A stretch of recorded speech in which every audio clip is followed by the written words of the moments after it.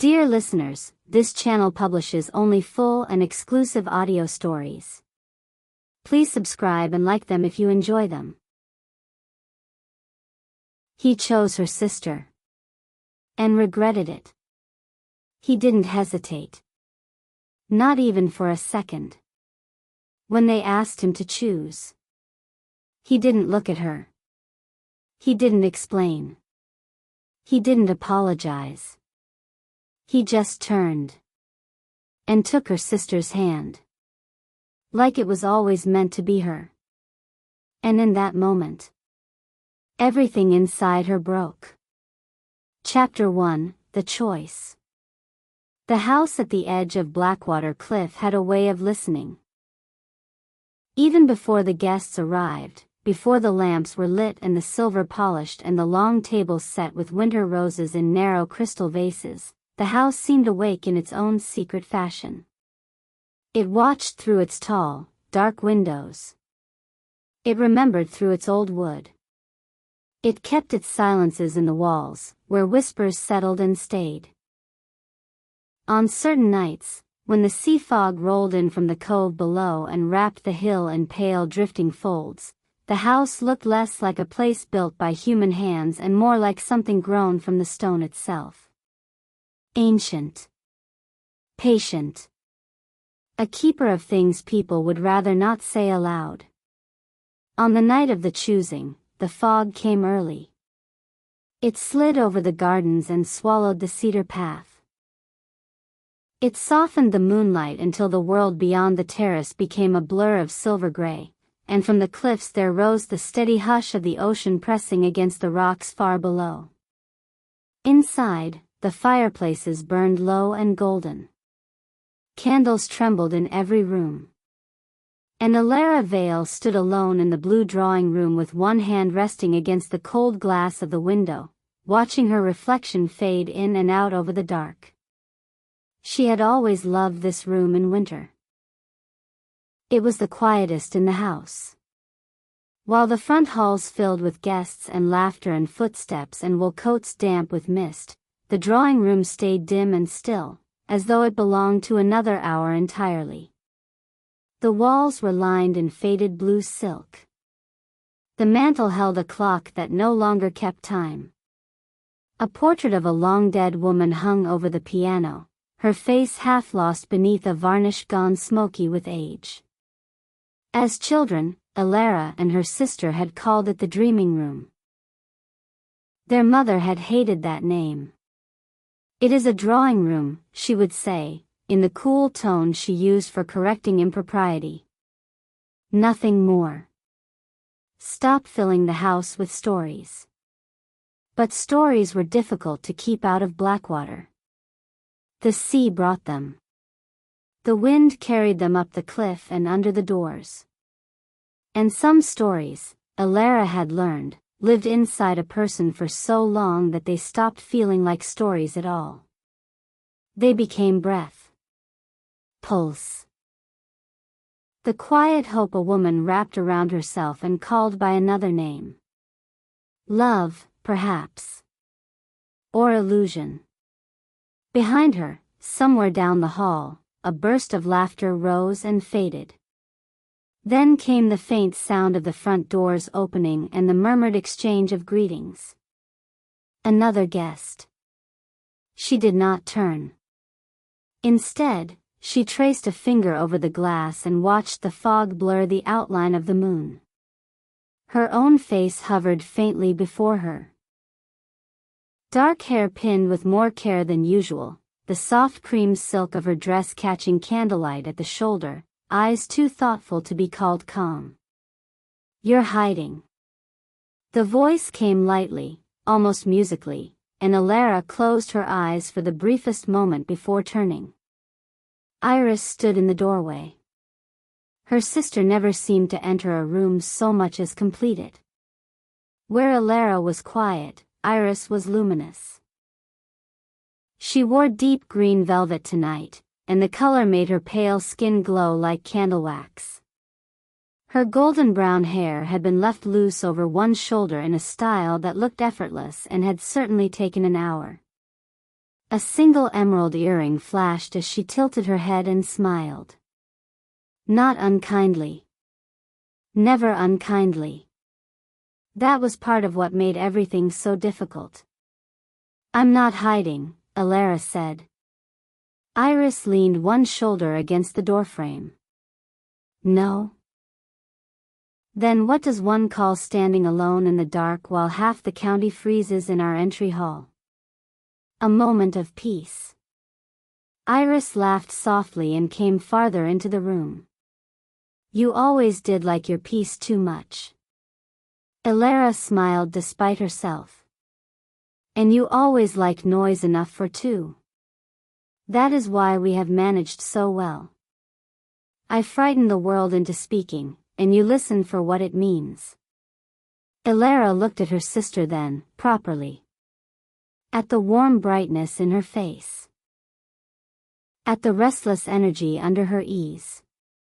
At the fine tension that only someone who had known Iris all her life would notice. You're nervous, Alara said quietly. Iris's smile thinned by the smallest degree. About tonight? Yes. That would imply tonight matters. It does. To Mother, perhaps. To you. Iris let out a breath and crossed to the fire. Everything matters to everyone too much in this house. She held her hands to the flames for a moment, though the room was not cold. The fire gilded her profile, sharpened the elegant line of her nose, lit the curve of her cheek. Then she glanced back over her shoulder. He's here, you know. There it was. The name unspoken between them, as though saying it aloud might alter something delicate and precarious in the air. Alara's heartbeat shifted, slow and hard. She lowered her gaze. I assumed he would be. You say that as if you haven't been watching the drive every 10 minutes. I have done no such thing. You have. Mara told me you asked twice whether the lanterns were lit by the east gate. Mara invents things to entertain herself. She does, Iris agreed. But not that. The clock on the mantel gave a dry, broken tick. One hand shivered and stopped again. Alara wished, suddenly and irrationally, that Iris would leave. Not because she disliked her company. Not because there had ever been a day in all their shared years when Alara had not loved her sister with the strange fierce tenderness that often replaces friendship between girls raised too close together. But because tonight she could not bear to be seen. Not by Iris. Not when every glance felt like a lantern turned toward a secret she had carried too long in the dark. Why are you really here? Alara asked. Iris turned fully, folding her arms loosely across herself. To see if you intended to come downstairs of your own free will before Mother sent someone to fetch you. That sounds more like Mother's concern than yours. Perhaps. Iris's expression softened. Or perhaps I know you well enough to guess that tonight is harder for you than you will admit. Alara looked back toward the window. The fog had thickened until even the terrace rail was barely visible. Somewhere outside, a bell clanged from the harbor below, the sound dull and lonely through the mist. It is only a winter gathering, she said. There have been 100 like it. Not like this. No, Alara thought. Not like this. For weeks the house had moved under a strain of expectation dressed up as festivity. Letters had come and gone. Guests had been invited with strange urgency. Her mother had chosen flowers herself, changed the seating arrangement 3 times, and spoken in that measured tone that meant she had made a decision long before anyone else knew it. Even the servants seemed to understand that tonight was meant to resolve something. Or reveal it. A month ago, at breakfast, Lady Vale had remarked in a voice too casual to be natural, "It is time certain uncertainties were put to rest." No one had asked what she meant. No one had needed to. There were only so many uncertainties in a house with two unmarried daughters, one dwindling inheritance, and one man whose presence had become a gravity all its own. Rowan Thorne. He had come into their lives 3 winters ago, when his father died and left him Thorne Hall, a crumbling estate inland from the marshes, along with debts, secrets, and a reputation he wore with the careless grace of a man who had long ago stopped trying to defend himself. He was not the sort of man Lady Vale should have welcomed. Too mysterious. Too self-contained. Too often absent.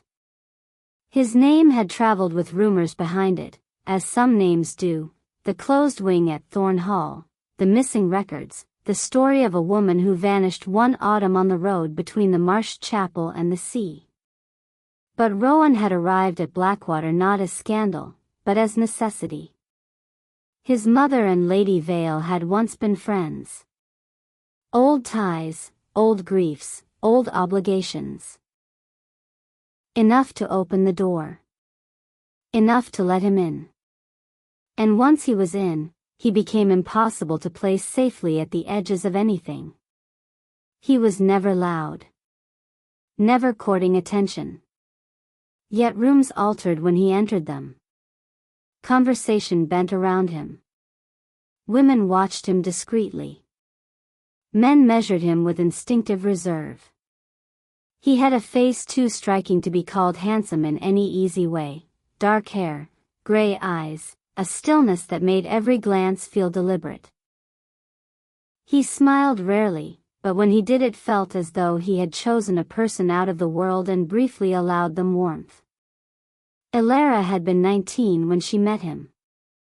She had spent the rest of that winter trying not to think about the sound of his voice saying her name.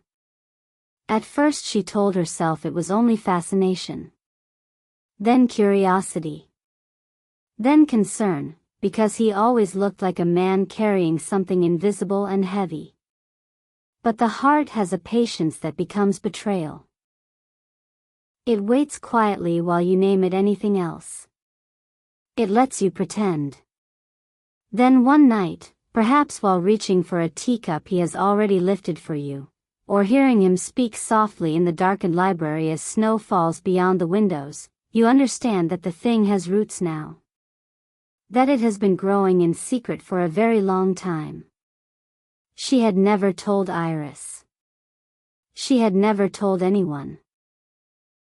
And for nearly 3 years, she had almost managed to believe that silence could protect her from what followed. Until now.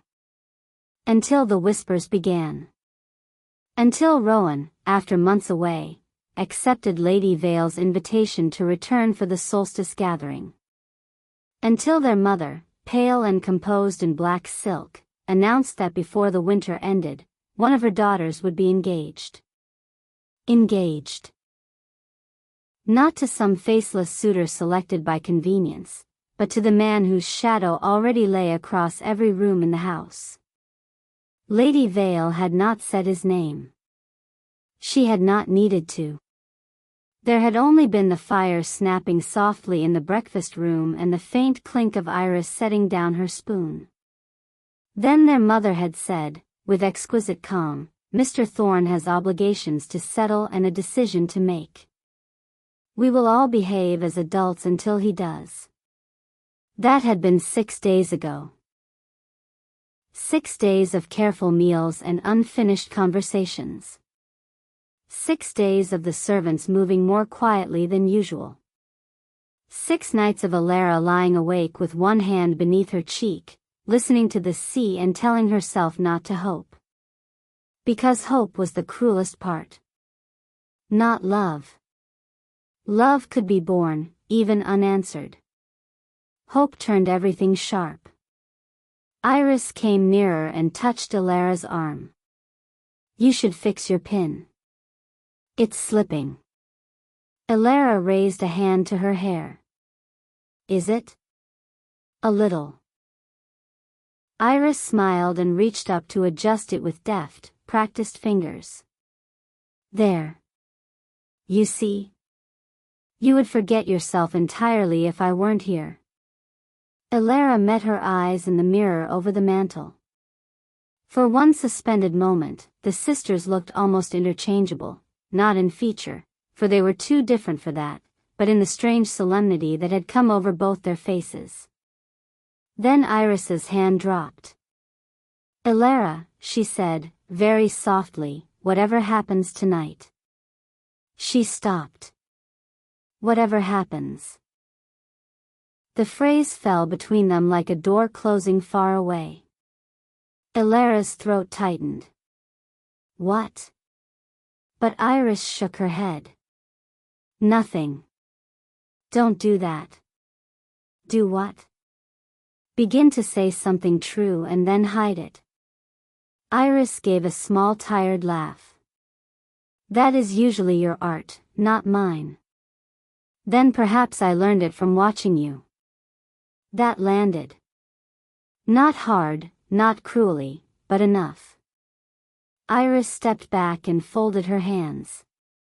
You think I've hidden something from you? Elara said nothing. Outside, the wind brushed the windows with a low hiss. At last Iris spoke again. We are both keeping our own counsel. Let us not pretend otherwise. The honesty of it stung more than denial would have. Elara looked at her sister for a long moment, trying to see past the elegance, past the composure, into whatever place tonight had hollowed out inside her too. And because she loved her, because love makes cowards of us in strange directions, Elara asked the safer question. Are you afraid? Iris considered. Yes, she said. Of him? No, a pause. Of being chosen. The answer moved through the room like a draft. Elara stared. That makes no sense. It does to me. Before she could ask more, footsteps passed outside the drawing room, followed by Mara's knock at the half-open door. My ladies, the maid said, flushed from hurrying, your mother asks that you come down. Dinner is nearly announced. Iris turned at once, all softness gone back beneath her social smile. Of course. Mara bobbed and withdrew. Elara remained still. Iris waited by the door. Must we go? Elara asked quietly. Yes. I would rather let the fog take the whole evening. That is not an option. No. Iris's expression gentled once more. Come. Better to face things while the candles are still high. The house was brighter downstairs. By the time they descended the main staircase, the entry hall shimmered with lamplight on marble and gilt. Coats and cloaks had vanished into the servants' care. Voices drifted from the music room, the library, the long western salon where Lady Vale preferred to gather her winter guests before supper. A violin, somewhere unseen, was being tuned in brief uncertain notes. People turned as the sisters entered. Not openly. Not rudely. But Elara felt the ripple of attention all the same. The valets were being watched tonight. She saw it in the smiles too carefully measured, in the subtle pauses before greetings resumed, in the way older women glanced from one sister to the other and lowered their lashes as though the entire evening were a pageant they had paid to witness. How quickly society learns the shape of a private wound before it even opens. Lady Vale stood near the salon doors, magnificent and severe in deep amethyst satin, one hand resting on the carved back of a chair as though the room itself existed by her permission. Her dark hair, once the same rich shade as Elara's, had silvered at the temples in a way that made her beauty colder, not softer. She acknowledged her daughters with a single measured look. "You are late." "By 3 minutes," Iris said pleasantly. "Then be grateful I am in too generous a mood to mention it." Elara nearly smiled. Their mother's gaze settled on her for half a beat longer. "Stand straight, Elara. This is not a funeral." "No," Elara thought. "Not yet." A footman crossed with a tray of sherry. Voices rose and blended into a soft warm current. Someone in the music room began to play the piano, lightly, half-formed chords drifting through the open doors. And then Elara saw him. He stood near the far hearth in conversation with Dr. Harrow, one hand in his pocket, head slightly bowed as he listened. Firelight cut across the side of his face, turning the line of his cheek to bronze and shadow. He wore black, as he usually did, with no ornament beyond a silver watch chain and the ring he had inherited from his father, a plain dark stone set in old tarnished gold. He looked older than when she had last seen him in spring. Not by years, but by weather. As though distance had carved something quieter into him. Something more remote. His hair had grown slightly longer and fell over his brow in a way that made him seem less polished, more dangerous. When he lifted his head at something the doctor said, Elara saw the fatigue in his eyes even from across the room. Then, as if he felt her looking, he turned. Their gazes met. It happened so simply. No music swelled. No one noticed. No one except her, and perhaps him. But the room vanished around the edges. He did not smile. He never smiled first across crowded rooms.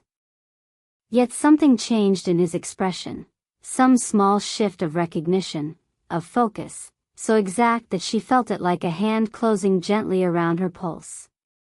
Elara. The word was not spoken. It was only there in the way he looked at her. And before she could steady herself, Iris moved slightly beside her, and the spell, if there had been one, broke. Rowan's gaze lifted to her sister. He inclined his head. Iris returned it. Then Dr. Harrow said something, and Rowan turned back to him. The room resumed. People spoke. Glasses touched. The piano wandered into a waltz. Elara realized she had stopped breathing normally. Beside her, Lady Vale said in a tone that reached only her daughters, "Compose yourselves." "We are composed," Iris said. "No," their mother replied.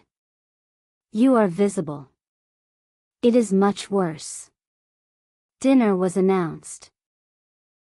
They entered the dining room in a drift of silk and polished shoes, candlelight reflecting in the long black windows.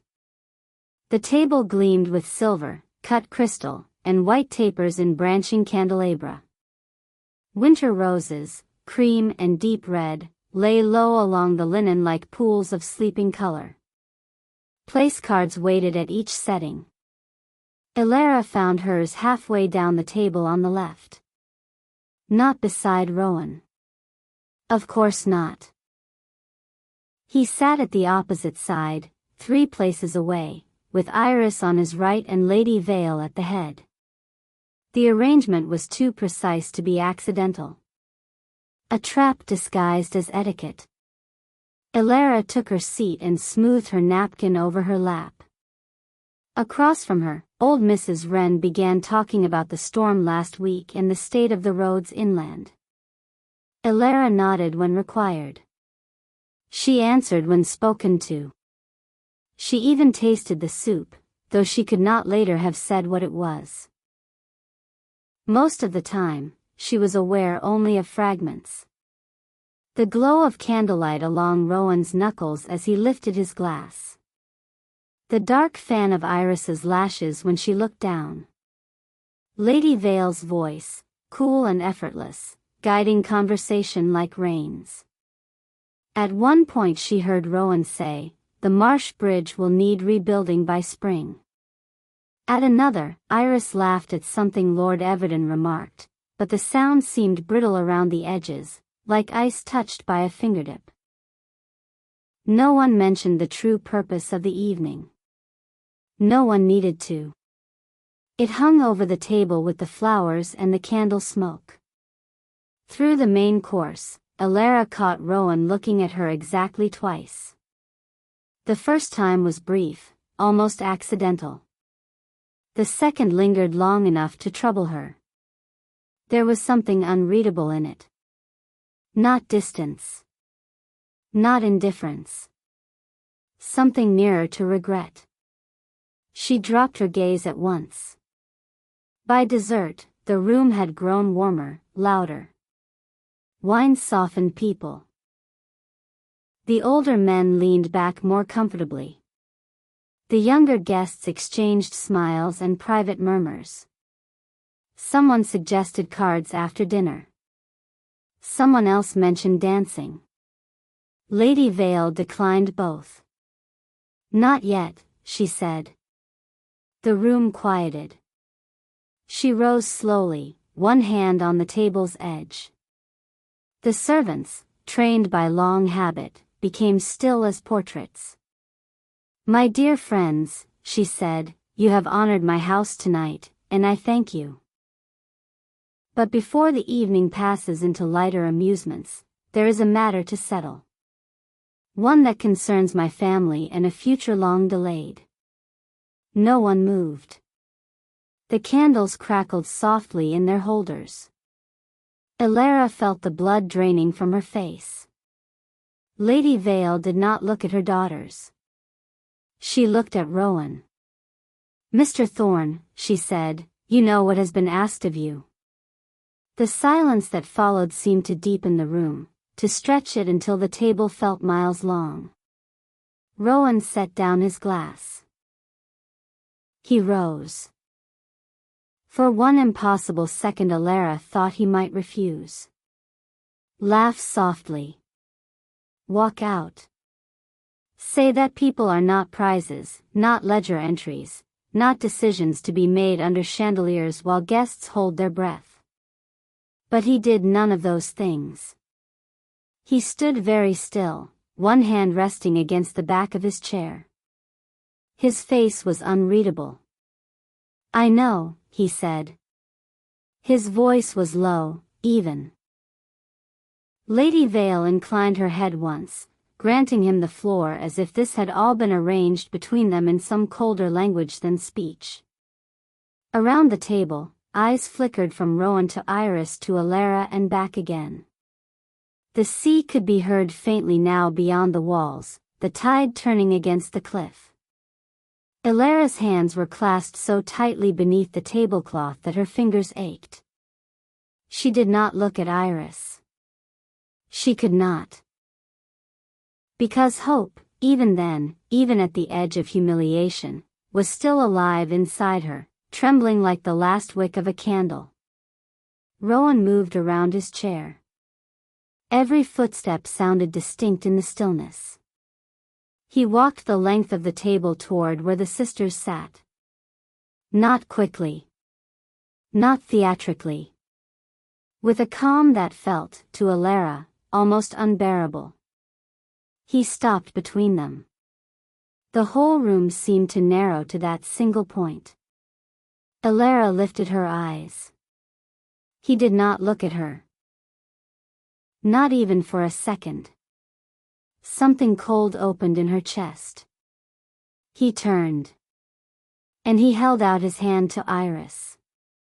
There was no flourish in the gesture. No triumph. No visible joy. Only finality.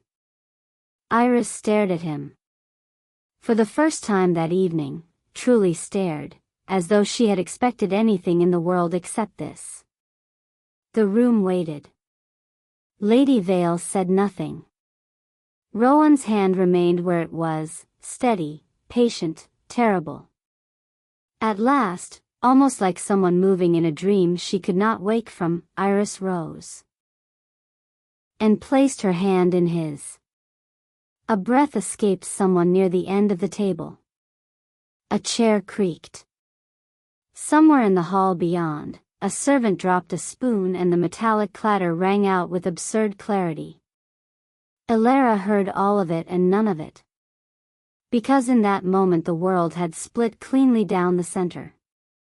She had thought heartbreak would feel dramatic, perhaps hot, violent, a shattering worthy of novels and storms. It did not. It felt quiet. So quiet that she could hear the clock in the next room trying and failing to count the hour. Rowan finally spoke. I have made my choice. That was all. No explanation. No apology. No glance toward the woman he had left standing in the wreckage of herself. Lady Vale rose, satisfied in some deep hidden way that made Elara feel suddenly ill. Then let this house bear witness, she said. Before the turning of the year, Mr. Rowan Thorne will be betrothed to my daughter Iris Vale. A murmur spread instantly, polite and controlled and hungry underneath. Congratulations formed themselves like birds taking flight. Glasses were lifted. Smiles returned with the peculiar eagerness people have when they are relieved to be present at someone else's pain rather than their own. Iris had gone pale. Rowan still held her hand, but his gaze had shifted, past the guests, past Lady Vale, past everything visible, to somewhere colder and farther away. Elara pushed back her chair. The sound was small, yet it seemed to strike the room. Heads turned. Lady Vale's eyes flashed. Elara, she said softly, a warning wrapped in silk. But Elara was already moving. She did not run. She would remember that later with strange gratitude. She did not break. She did not weep before them. She crossed the dining room with measured steps, her face calm enough that one might almost mistake her for composed. Only the white of her fingers where they gripped her skirts betrayed her. She passed through the open doors and into the hall. No one followed immediately. No one dared. The house, which had listened all evening, listened now with even deeper attention. Elara walked blindly past the music room, past the staircase, past the portraits of stern ancestors whose eyes followed every sorrow with equal indifference. The candles blurred. Her breath came too shallow. She thought, dimly, that she should go to her room. Instead she found herself in the eastern corridor, where the old nursery and the disused chapel room overlooked the sea. Few guests ever came here. The carpets muffled sound. The windows were taller, the air colder. At the end of the corridor stood the narrow door to the winter garden. She opened it and stepped inside. The room smelled of damp soil, stone, and sleeping things. Once, years ago, it had been full of exotic plants their father imported from warmer countries. Now only a few hardy ferns and pale climbing vines remained, tangled around iron trellises and cracked ceramic pots. Moonlight filtered through the glass ceiling in a dim silver wash, blurred by fog outside. Drops of condensation clung to the panes like tears that refused to fall. Elara went to the center of the room and stopped. At last, with no one to watch, she let her shoulders fold inward. Not sobbing. Not yet. Just the simple collapse of a body that has been holding itself upright by an idea, and has suddenly lost it. He chose her sister. The words did not feel real. They moved through her mind without landing, like winter birds over dark water. He chose Iris. And regretted it. No. That last thought was absurd. It had no place here. No truth to stand on. She pressed a hand hard against her mouth. Why had he not looked at her? That was what burned most sharply. Not that he had chosen Iris. Not even that the house would hum with it for weeks, that the county would talk, that their mother would sit vindicated in every drawing room from Blackwater to the inland estates. It was that he had not looked at her. As if she were not owed even the mercy of witnessing his face when he ended her world. The winter garden door opened behind her. She froze. In the glass reflection she saw a figure enter, tall, black-clad, moving with unbearable familiarity. Rowan. For one wild moment she nearly fled through the opposite door into the moonlit frost beyond. But pride rooted her where she stood. He closed the door gently. They remained apart, separated by fern shadows and silvered glass and the low soft dripping of water from some unseen leaf. "Elara," he said. His voice, even now, nearly undid her. She lowered her hand from her mouth and turned slowly to face him. "What do you want?" The question came out steadier than she felt. He stopped a few feet away. In this colder light, the strain in his face showed clearly. The room hollowed his eyes, sharpened the lines at the corners of his mouth. "I did not want you to leave like that." Her laugh was almost soundless. How thoughtful. He took the blow without flinching. "Please." "Please what?" "Do not make me crueler than I already seem." At that, something in her snapped into brightness. "Seem." The single word rang against the glass roof. He looked away then, just briefly, and that briefness felt worse than any defense might have. "I know what this looked like." "Do you?" Elara stepped back, as though distance might help. "Do you truly?" "Because from where I stood, it looked very simple." "It is not simple." "No. Of course not. It never is with you." Outside, the fog pressed thick and white against the panes, hiding the sea entirely. The winter garden might have been suspended in cloud. Rowan's hands were empty at his sides. She noticed, irrationally, that one of them trembled before becoming still again. "I would explain if I could," he said. The words landed heavily. Her eyes stung, but she refused tears. "That is a coward sentence." "Yes." The quiet agreement threw her off balance. She had expected denial. Resistance. A measured argument. Not this calm acceptance of his own failure. He took one step nearer. She held up a hand. "Don't." He stopped immediately. The obedience hurt more than defiance might have. Was it all false? She asked, before pride could stop her. The question seemed to move through him like a blade. When he answered, his voice was lower than before. "No." "Then why?" He closed his eyes once, briefly, as though the sound of her voice in pain was something he had prepared for and still could not bear. "I cannot tell you." She stared at him. The room seemed to tilt around its axis, very slightly. "Cannot," she repeated. "Or will not?" He opened his eyes. "Both." That was when the first tear slipped free. She hated it. Hated that it happened in front of him. Hated that his whole expression changed when he saw it, as though he would have crossed any fire in the world to stop it, and had chosen this one instead. "Elara." Don't say my name. He fell silent. From the house beyond came the faint muffled swell of voices, life continuing, guests congratulating, glasses ringing. Somewhere, impossibly, someone had begun to play the piano again. A slow nocturne. Soft as snowfall. It made the moment feel unreal. Like a dream that would dissolve if she moved too fast.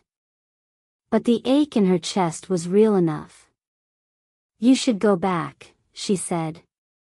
Your fiancé will be wondering where you are. The word fiancé cut visibly. Good, she thought, and then hated herself for wanting that too. He looked at her as if memorizing something he had no right to keep. Iris knows. Knows what? But he only shook his head. A silence fell between them then, deeper than the others.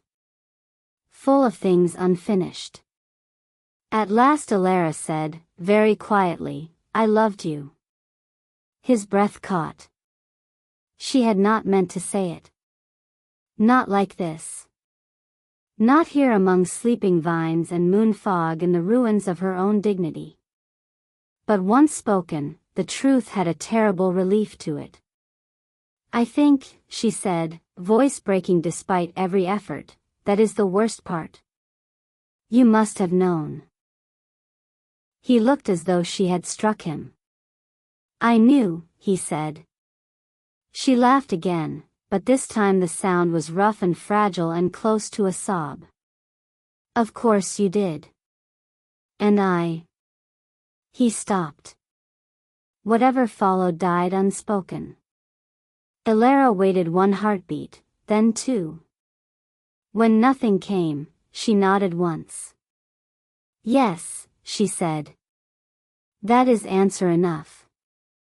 She turned from him and moved toward the door leading out to the frost-covered terrace. Her hand was already on the latch when his voice came behind her, low and urgent for the first time. Do not trust what you think you saw tonight. She looked back. He stood in the moon-dimmed garden with his face half in shadow, half in silver. A man divided by light. A man she suddenly realized she had never fully known. What does that mean? She asked. But before he could answer, another voice called from the corridor. Rowan? Iris. Close now. Too close. He shut his eyes for the span of a breath. When he opened them again, whatever had nearly surfaced in him was gone. Nothing, he said. The single word was calm. Final. Ruinous. Alara drew back the latch and stepped out into the freezing night. The terrace stones were slick with mist. The air smelled of salt and cedar and distant snow. Below the cliff, the sea moved unseen in the dark, its steady breathing rising through the fog. She stood there alone while behind her the winter garden door opened and shut once more.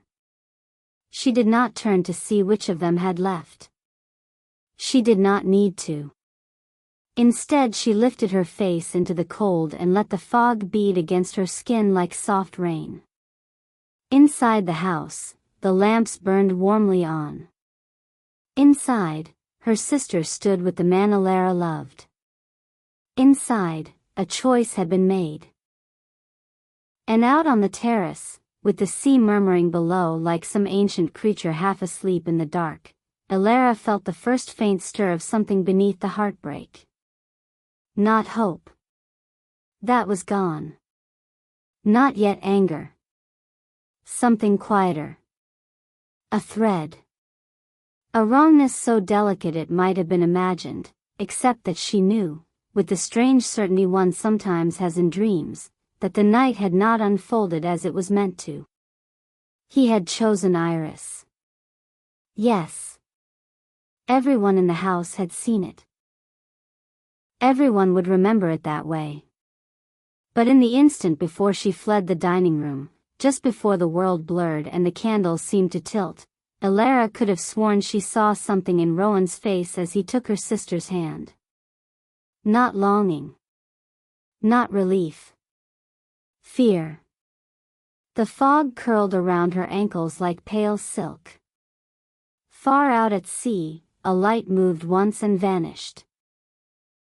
And from somewhere deep within Blackwater House, as though the old place itself had decided the evening required a witness, a door opened on its own with a long, slow creak. Then came silence. The kind that keeps secrets. The kind that waits. Chapter 2, The Moment It Broke. The night did not end when the choice was made. That, Elara would remember later with a kind of bitter wonder.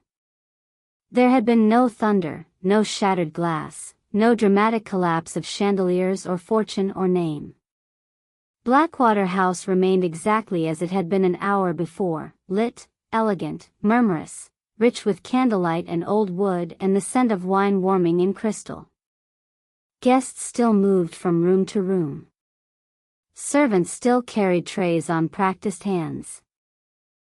The sea still breathed against the cliff below with ancient, uninterested rhythm. And yet for Elara, something had ended so completely that the continuation of ordinary things felt almost grotesque. She stayed on the terrace until the cold had worked its way through silk and skin and into bone. The fog shifted around the balustrade in long pale folds. The stone lions at the stairs' edge wore caps of damp silver. Somewhere among the dark hedges, winter branches clicked softly together, as though the garden were whispering to itself. Inside, music resumed. Not lively. Not celebratory. A piano, careful and subdued, as if whoever played understood that joy would be indecent, but silence impossible. Elara rested both hands on the wet stone rail and kept her eyes on the emptiness beyond the cliff. The sea could not be seen now at all. Only sensed. A black immensity under the fog, patient and hidden, swallowing all outlines. It matched the feeling inside her too well. She did not cry immediately. The tears had come in the winter garden, yes, but only a few, and anger, or something like anger, had stiffened her spine enough to keep the rest at bay. Out here, alone beneath the blank silver sky, she expected grief to take hold with greater violence. But it came instead as numbness. A hollowing. She kept waiting for the true force of it to arrive, and because it did not, she began to fear it was already worse than she understood. When at last the terrace door opened behind her, she did not turn. For one mad second she thought it would be Rowan again. That he had followed her despite everything, that he would say the one impossible thing that could still split the night open and undo it all. I was forced. I love you. Run with me. Any foolish, ruinous sentence the heart invents when it has been starved too long. But the footsteps were softer, lighter, and the figure who came to stand beside her smelled faintly of lavender water and candle smoke. Iris. For a time neither sister spoke. The fog gathered on Iris's dark green sleeves in tiny bright beads. Her hair, loosened by the damp, curled at the ends. She did not look triumphant. She looked oddly spectral, as if the house had sent out a version of her composed from moonlight and obligation rather than flesh. At last she said, very quietly, "You should come in. You'll freeze." Elara kept her gaze on the darkness beyond the terrace. Perhaps that would be convenient for everyone. Don't say that. Why not? Everyone else has had their performance. Let me have one line. Iris flinched almost invisibly. The sight gave Elara no satisfaction. Only a deeper weariness. After a pause, Iris stepped closer to the rail. Mother is asking after you. Then tell her I have taken ill. She already assumes that.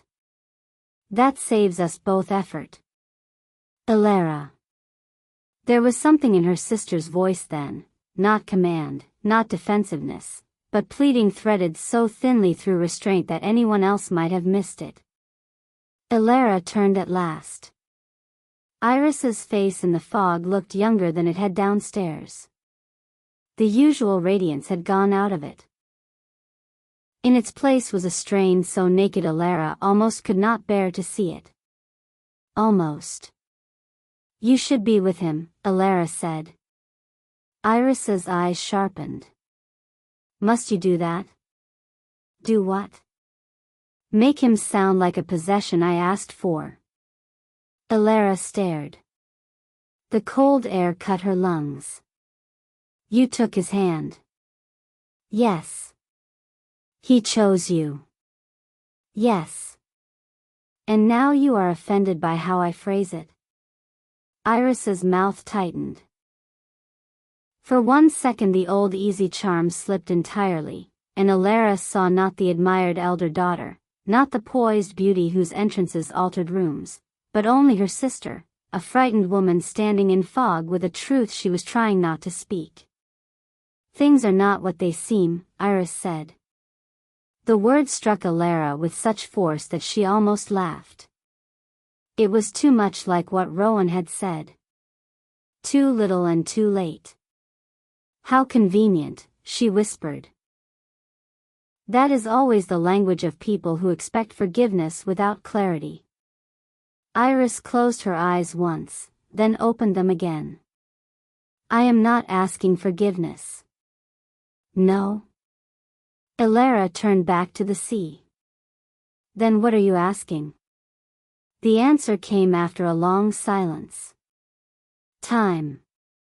Elara shook her head. You have no right. I know. And yet you ask. Yes. The honesty of it was unbearable. Elara wrapped her arms around herself against the cold. Did you know? Iris did not pretend not to understand. For how long? Elara asked. Iris looked down at her gloveless hands. I suspected. When? Last winter, perhaps. Or earlier. Her voice thinned. You were always careful. But not with him. Elara felt heat rise suddenly to her face despite the freezing air. And you said nothing. What would you have had me say? The answer sprang up immediately, raw and childish and true. Warn me. Tell me. Confess whatever game was already moving around me while I still had the dignity not to stand smiling in it. But she could not speak any of those. They sounded too wounded, too helpless. So she said instead, something honest. Iris looked at her then with such sorrow that for one dangerous moment Elara nearly stepped into her arms as she had done in childhood, when nightmares dissolved under the comfort of shared blankets and whispered nonsense. But those days had belonged to girls. Tonight belonged to women, and women could wound each other in ways children never imagined. I have not known what honesty would cost, Iris said. And now? Now I know too well. Elara laughed softly into the fog. Still not enough to tell me the truth. Iris's expression changed. Not hardening exactly. More like someone drawing a curtain over a lit window. It is not only my truth, she said. That ended something. Not the whole of sisterhood. Not love. Those were too old and stubborn to die in one exchange. But trust, perhaps. Or the ease of it. The thing that lets two people stand side by side and believe their silence means the same thing. Elara looked at her for a long moment and said, in a voice she barely recognized as her own, "Then go back inside, Iris." Her sister did not move. "Elara. Go." It was not loud. It did not need to be. Iris's face went still, then strangely gentle. She reached out as though to touch Elara's arm, stopped halfway, and let her hand fall. "I never wanted to hurt you," she said. "No," Elara replied. "That is what makes it worse." Iris inhaled sharply. Then, with the slow composure of someone stepping back from a precipice, she turned and returned to the house. The terrace door closed. Elara stood alone again. The fog shifted. Below, the sea kept breathing. For a long time she remained exactly where she was, listening to the small distant sounds of Blackwater House continuing without her. A burst of conversation. The faint chime of glasses. A floorboard settling somewhere deep in the eastern wing. Twice she thought she heard footsteps in the winter garden beyond the terrace, but when she looked, the glass reflected only the pale blur of mist and her own motionless shape. At last the cold drove her inside. The corridor beyond the winter garden was dimmer now. A single lamp burned at the far end beneath the portrait of some forgotten bishop. The patterned runner muted her steps. The whole eastern side of the house felt withdrawn from the festivities, as though the walls here belonged to an older, quieter century and tolerated celebration only as an inconvenience. She ought to have gone upstairs to her room. She knew that. A maid could bring tea. She could unpin her hair, dismiss the house from her ears, and let the night bury itself. Instead she drifted through the corridor with no clear intention at all, following the strange instinct that sometimes comes when grief is still too fresh to name, the need to keep moving, to pass through doorways and shadows as if the body, in motion, might outrun what the heart has understood. The old chapel room stood ahead on the left. Its door was ajar. Elara paused. The room had not been used for worship since her father's illness, years before. Lady Vale called it impractical and allowed it to remain mostly untouched, though the servants dusted it dutifully and kept the windows latched against salt. As children, Elara and Iris had played there when storms frightened them. They would sit in the tiny pews and invent elaborate histories for the faded saints in the stained glass, giving them scandalous secret lives to amuse each other until thunder passed. Elara had not entered the chapel in months. Tonight, something about the narrow strip of amber light under the half-open door drew her. She stepped inside. A fire had been lit in the small grate, though only embers remained. Candles guttered low on the side altar. The stained glass windows, blue, green, wine red, had turned nearly black in the night, but moonlight through the fog made them glow faintly at the edges like bruises under skin. And there, in the first pew, sat Lady Vale. Her mother did not turn immediately. She was dressed too magnificently for the room, her satin and jewels out of place among the old carved wood and dim candle ends. Yet she sat with such stillness that she might have been carved there herself, some stern matriarch set to judge whoever entered. "I wondered how long it would take you to come indoors," she said. Elara stopped just inside the door. "I was not aware you were waiting for me." "I was not." Lady Vale turned then, her eyes sharp and cool. "But I am not surprised to find you here. You always come to forgotten places when you wish to feel tragic." The cruelty was light, almost elegant. That made it more effective. Elara had no strength left for pretense. "What do you want, mother?" Lady Vale studied her face. A better question would be what you want. The candles crackled. From far away came a muffled laugh from the western salon. It sounded impossible that such a sound could still exist. I wanted, Alara said, before caution could stop her, not to be humiliated before half the county. Something flickered in Lady Vale's gaze. Not regret. Never that. Only impatience.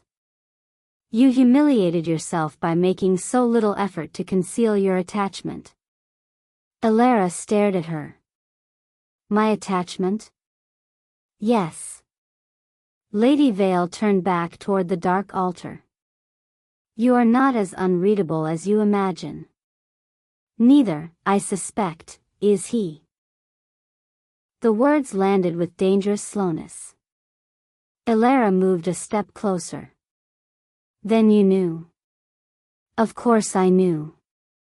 A chill went through Alara that had nothing to do with the terrace air still clinging to her skin. The chapel seemed suddenly smaller. The candles lower. And still you arranged this? She asked. I arranged nothing, Lady Vale said. I presented necessity and allowed the man to answer it. That is arranging. That is adulthood. Alara let out a short, disbelieving breath. For whom? Her mother rose gracefully from the pew. For all of us. You mistake this for a sentimental drama because you have been fortunate enough, until now, to live mostly inside your own feelings.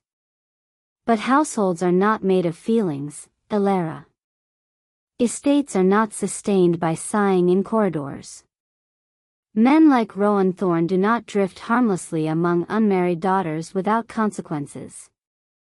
The name in her mother's mouth felt wrong. Too clean. Too administrative.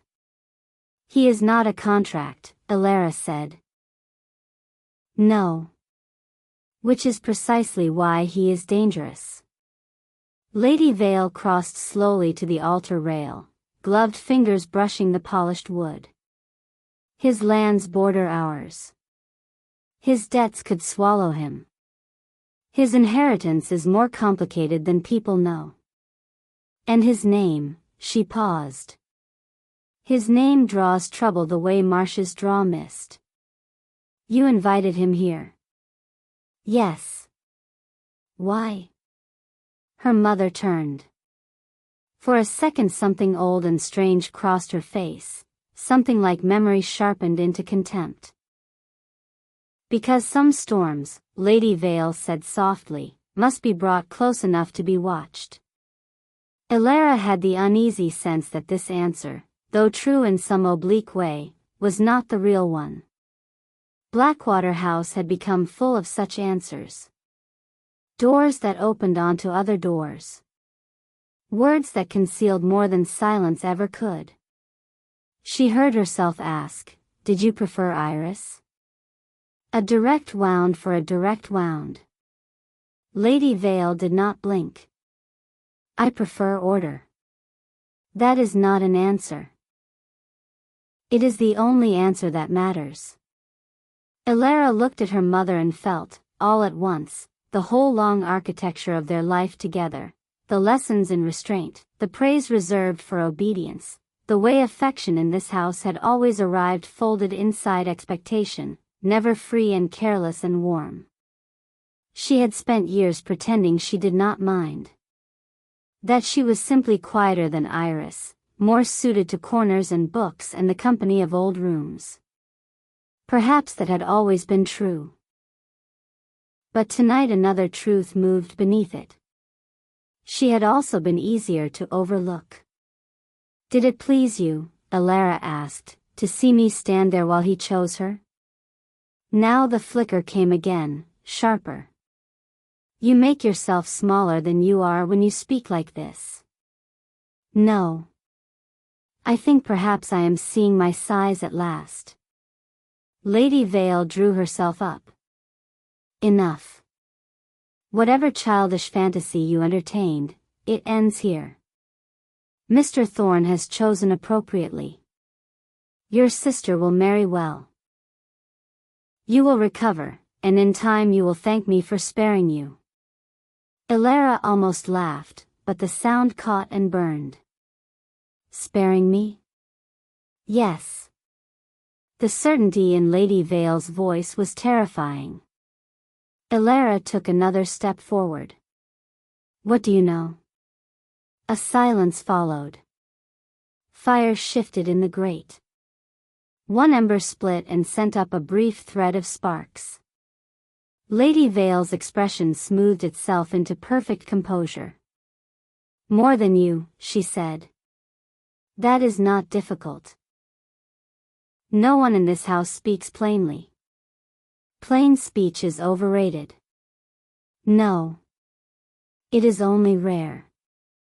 For one suspended instant the two women faced each other across the dim chapel, alike enough to be unmistakably kin and opposite enough to seem born of different worlds. Then Lady Vale said, "Go to bed, Elara." It was dismissal, command, mercy, and warning all at once.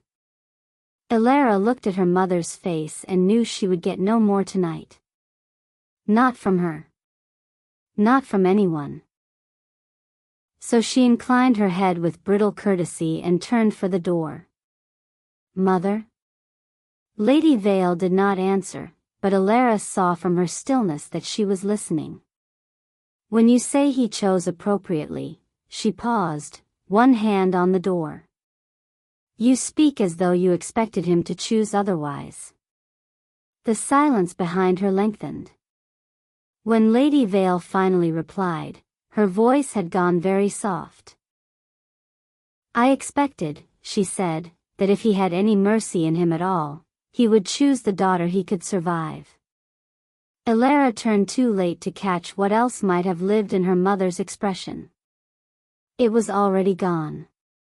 Only the hard beautiful mask remained. The corridor outside felt colder than before.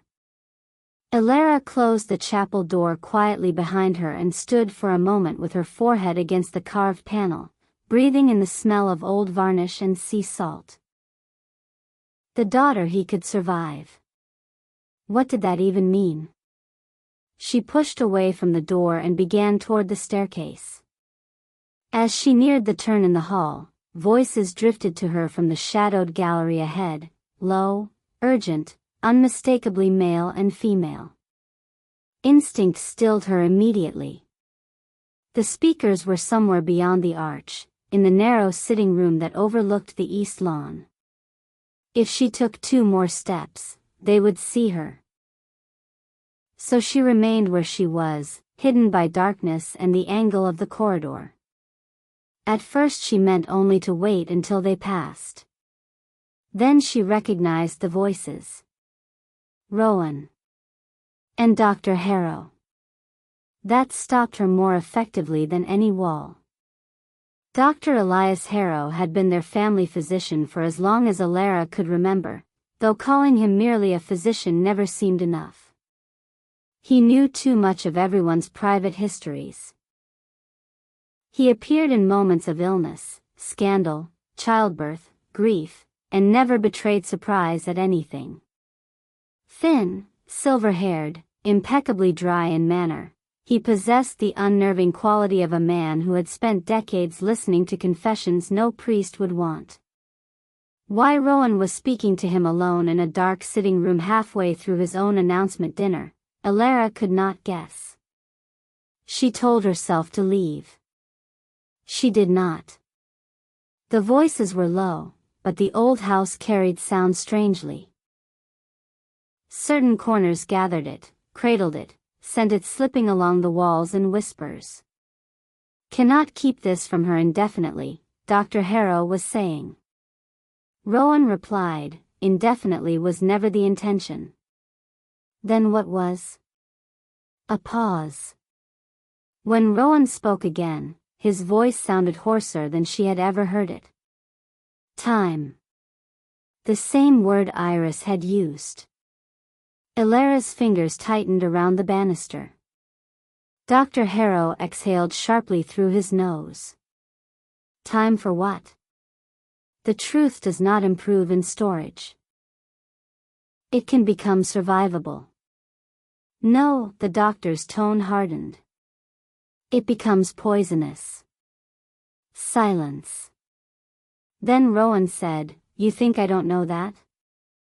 There was such strain in the question that Alara pressed herself more tightly into the shadows without meaning to, as though nearness to his pain might expose her. Dr. Harrow lowered his voice further, and she caught only fragments. Already done enough. Lady Vale. If she learns it this way. Then more clearly. You should have left Blackwater the moment you understood. Rowan gave a bitter sound, almost a laugh. Yes. Then why didn't you? A long pause followed. Long enough that Alara wondered if Rowan would answer at all. When he did, the words were so quiet she nearly missed them. Because she asked me not to. Dr. Harrow said something too soft to catch. Rowan answered, not Iris. Everything inside Alara went still. 100 interpretations rose and shattered in the same instant. The house creaked overhead, settling into the deep of night. Then footsteps sounded within the sitting room. Alara barely had time to slip behind the heavy velvet curtain at the archway before Dr. Harrow emerged, adjusting his cuffs with rigid deliberation. He moved past her without pause, down the corridor toward the western rooms, face unreadable. Rowan did not follow immediately. For several seconds nothing moved. Then he stepped out into the gallery alone. He stood in the half-light beneath a wall sconce, his head bowed, one hand braced against the mantel of a marble side table as if the strength had gone out of him. Alara could see him through the slight gap where the curtain did not fully meet the wall. The sight of him like that, unguarded, weary, struggling for composure, struck her with all the old devastating tenderness she had thought the evening might have killed. It had not. Of course it had not. The heart does not become wise merely because it has been wounded. It only becomes more secretive. He lifted his head slowly. His face, when it came into view, looked almost frighteningly blank. A mask reassembled. Then, from the far end of the corridor, a footstep sounded. Iris approached. She came without haste, though Alara saw at once how tense she was. Her hands were clasped too tightly at her waist. Her hair had loosened further from its pins. Even her beauty looked thinner now, stretched over unease. Elias has gone? She asked. Rowan nodded. For a moment they simply looked at one another. Not like lovers. Not like newly chosen partners flushed with secret understanding. Like two people standing beside a grave. Alara felt an irrational flicker of anger at the thought. If they suffered, let them suffer plainly. Let them at least have the courage not to look haunted while leaving her in darkness. Iris spoke first. She knows something. Your mother always knows something. That is not wit, Rowan. No, his gaze dropped. I am not in a condition for wit. Iris took another step toward him. This cannot continue. It must. You heard Elias. I heard him. And nothing has changed. Iris's voice sharpened. Everything has changed. He looked at her then with sudden intensity. Not the thing that matters. The words hung in the narrow gallery like frost. Iris lowered her voice. You think I can carry this? You must. That is easy for you to say. A dark, exhausted smile touched his mouth and vanished. No. Nothing about this is easy to say. Something moved in Iris's face then, pain, guilt, fear, perhaps all three. Elara looked at me as if I had betrayed her. Rowan closed his eyes. When he opened them, he said, "You have." The bluntness of it made Iris recoil as though struck. From behind the curtain, Elara felt the world tilt again. Not because of the accusation itself, but because of the grief in Rowan's voice when he spoke it. He was not defending Iris. He was condemning her. And yet he had taken her hand. Why? Why? The question pulsed through Elara so powerfully she had to bite the inside of her cheek to remain silent. Iris steadied herself against the wall. "And you?" "I know what I have done." "That is not what I asked." He said nothing. The silence gave Iris her answer. Her face went very white. "So," she whispered, "you do love her." Rowan did not move. Did not speak. Did not need to. Elara felt the blood rush roaring to her ears, loud as surf. For one mad vertiginous instant she thought she might step out then and there, tear aside the curtain, force the whole house to witness the truth writhing beneath the evening's polished surface. But something held her still. Not fear exactly. Something more like instinct. A knowledge, sudden and cold, that whatever secret bound these people together was bigger than wounded pride and more dangerous than a broken engagement could account for. Iris's next words confirmed it. "You should have told her before tonight." "I tried." "When?" "Last spring. Then again in October." Iris shook her head. "No. Not half words. Not those strange warnings and disappearances and looks that make a woman feel chosen and abandoned in the same breath. You should have told her the whole thing." "I could not." "You mean you would not?" "I mean," Rowan said, and now there was steel under the weariness, "that if I told her without proof, it would destroy her and save no one." A silence followed. Elara's nails pressed crescents into her palms. Destroy her. Save no one. The fog outside the gallery windows shifted over the glass in pale waves, like breath on a mirror. At last Iris asked, "Do you really believe the proof still exists?" "Yes." "And if it doesn't?"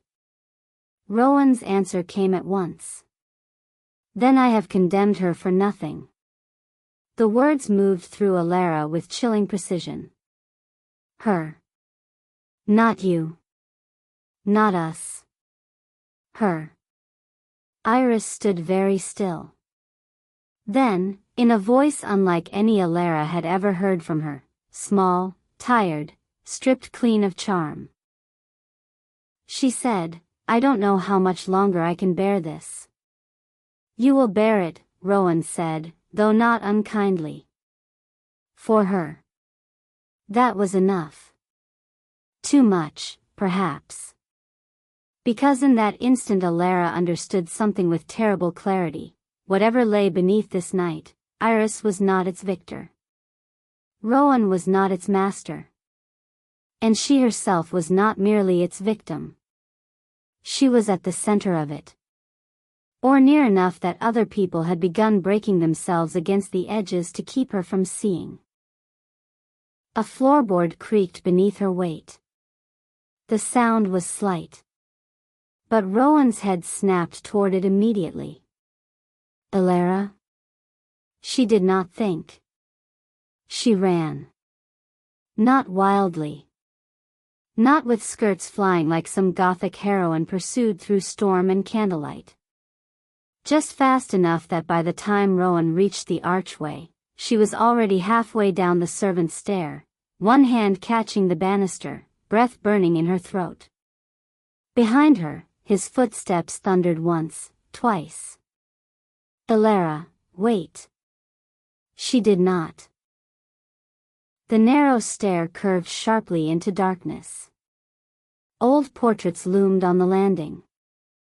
Somewhere below, a scullery maid gasped and flattened herself against the wall as Elara swept past. She crossed the lower passage, turned through the linen room, and emerged in the back corridor near the library before slowing enough to breathe. The library door stood open. Without hesitation she slipped inside and shut it behind her. Darkness received her. Only the banked coals in the hearth gave any light.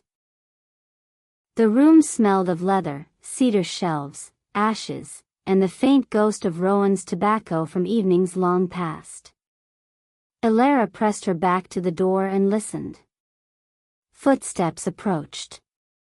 Stopped outside. For a suspended moment she thought he would enter anyway.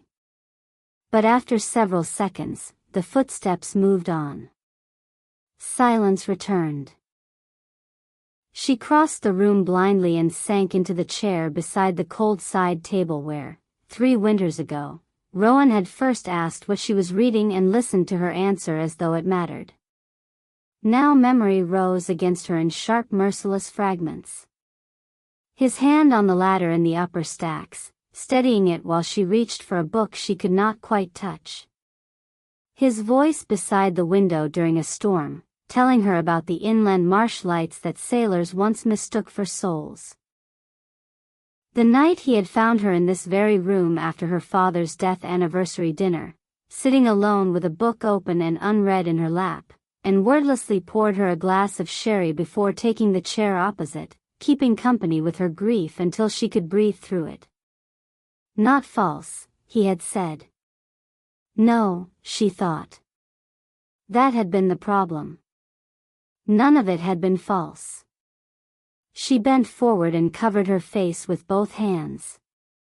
This time the tears came properly. Not loud. Not broken. They slipped through her fingers and down her wrists with a hot silent persistence that felt almost more exhausting than sobbing would have. She let them come because there was no dignity left in stopping them. The library, shadowed and old, did not care. The books had held worse confessions than hers. At length, when the sharpest wave had passed, she lowered her hands and sat very still.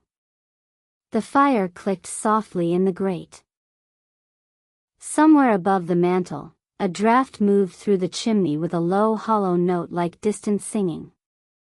Her mind replayed the overheard fragments again and again, reshaping them, testing them, trying to force meaning from pieces that refused to lie flat. Time. Lady Vale. Proof. Destroy her. For her. And that most impossible shard of all. You do love her.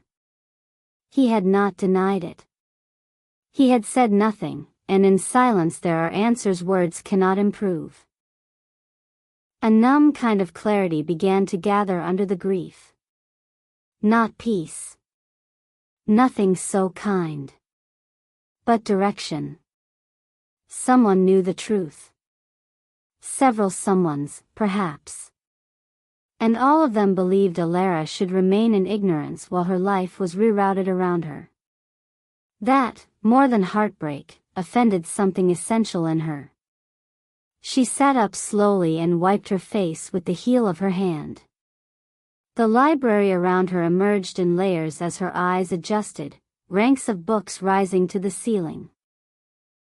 The globe near the south window, the narrow ladder, the portrait of her grandfather over the hearth, glowering at posterity, the writing desk in the far alcove where her father had once kept estate papers locked in orderly drawers. The desk. Elara looked at it. A memory stirred, small, almost ridiculous in its timing. As children, when storms kept them indoors, she and Iris had invented treasure hunts using old house maps and scraps of paper. The hidden object was usually something absurd. A biscuit stolen from the kitchen, a ribbon, a copper penny. Their father, laughing, would sometimes add clues of his own and tuck them into books or desk drawers, insisting that every old house deserved at least one harmless mystery. Every old house deserved at least one harmless mystery. Blackwater, Elara thought, had many more than one. She rose and crossed to the desk. It was locked. Of course it was. Her father's papers had been sorted after his death.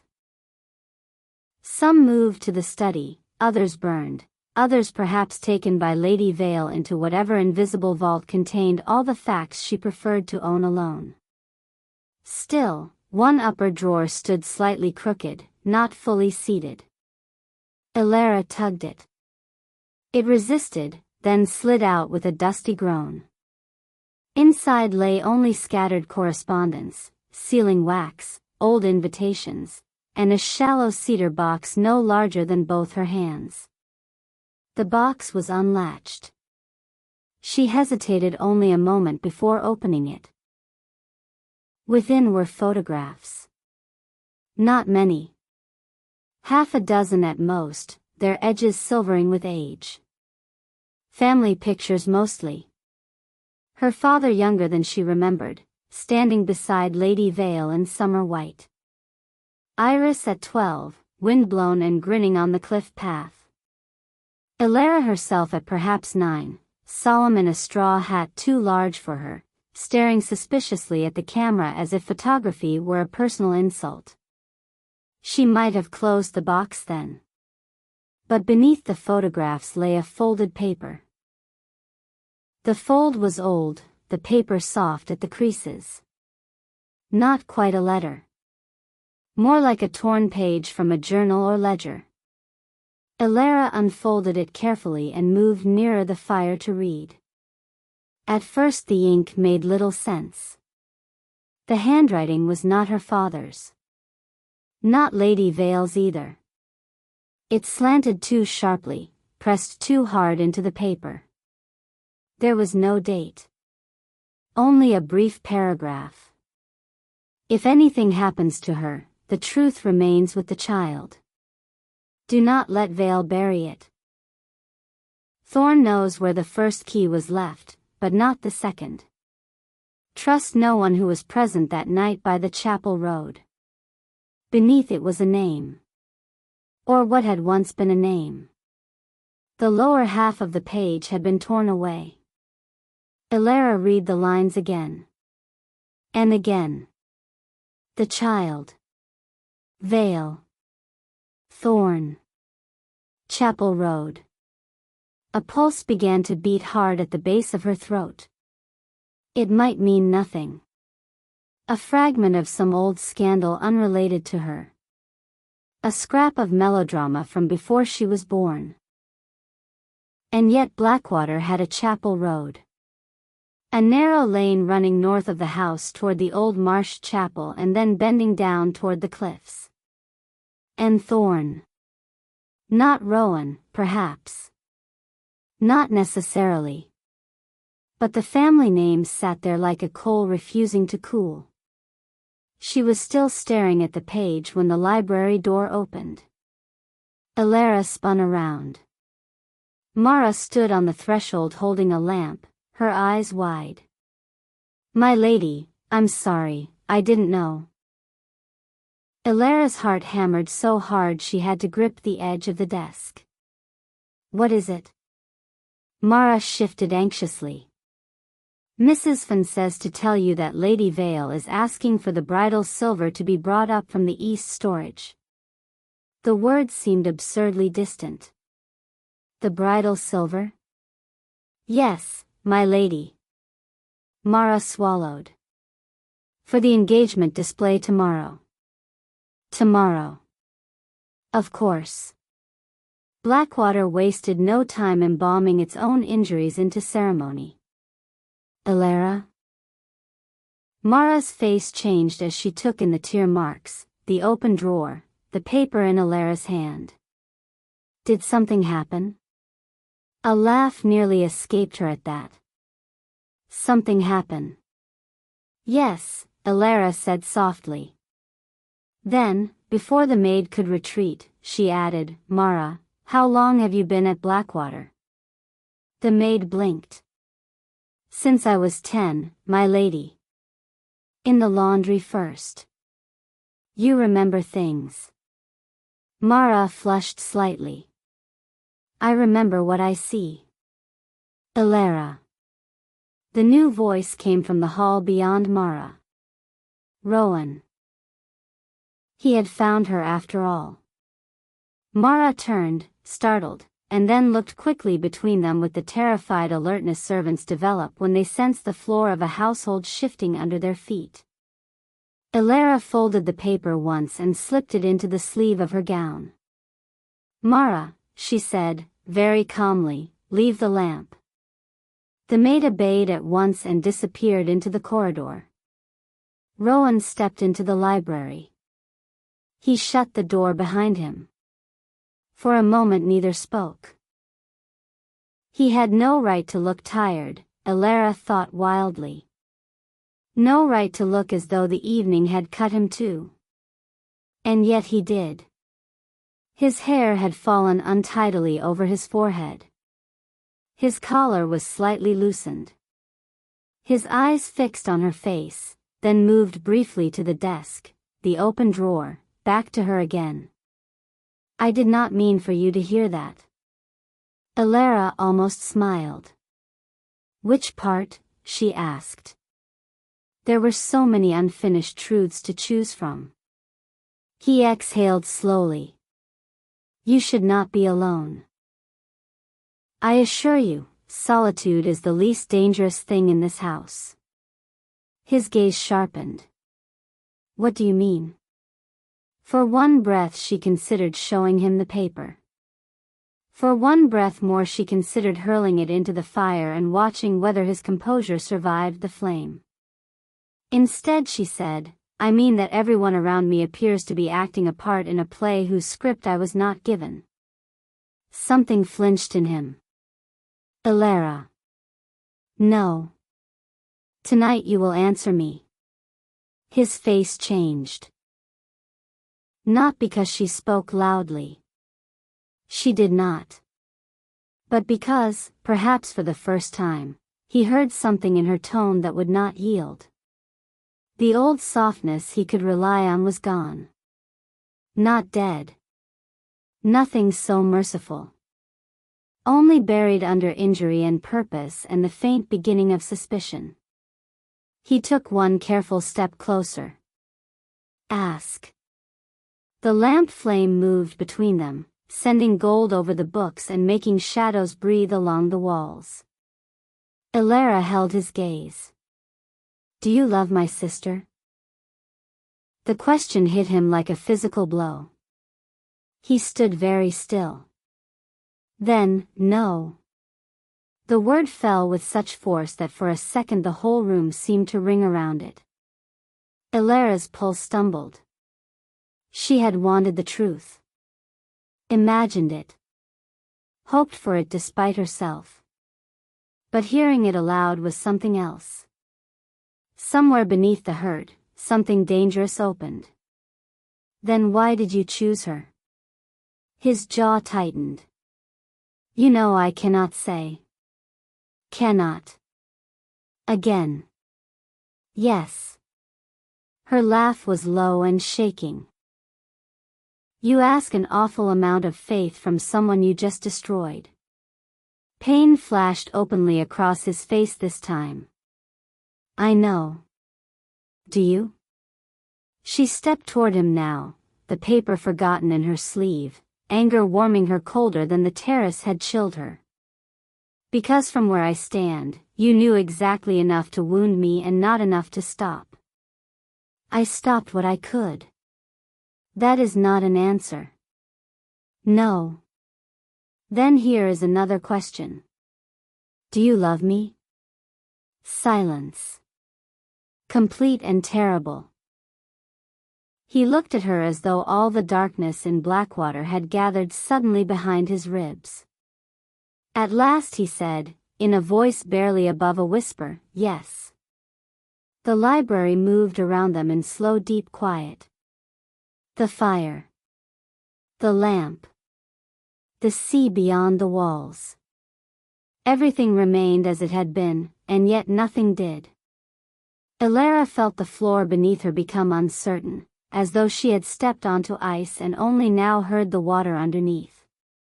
He loved her. He had chosen Iris. Both things were true.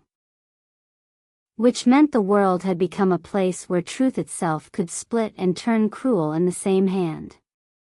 A tear slipped down her cheek before she could stop it.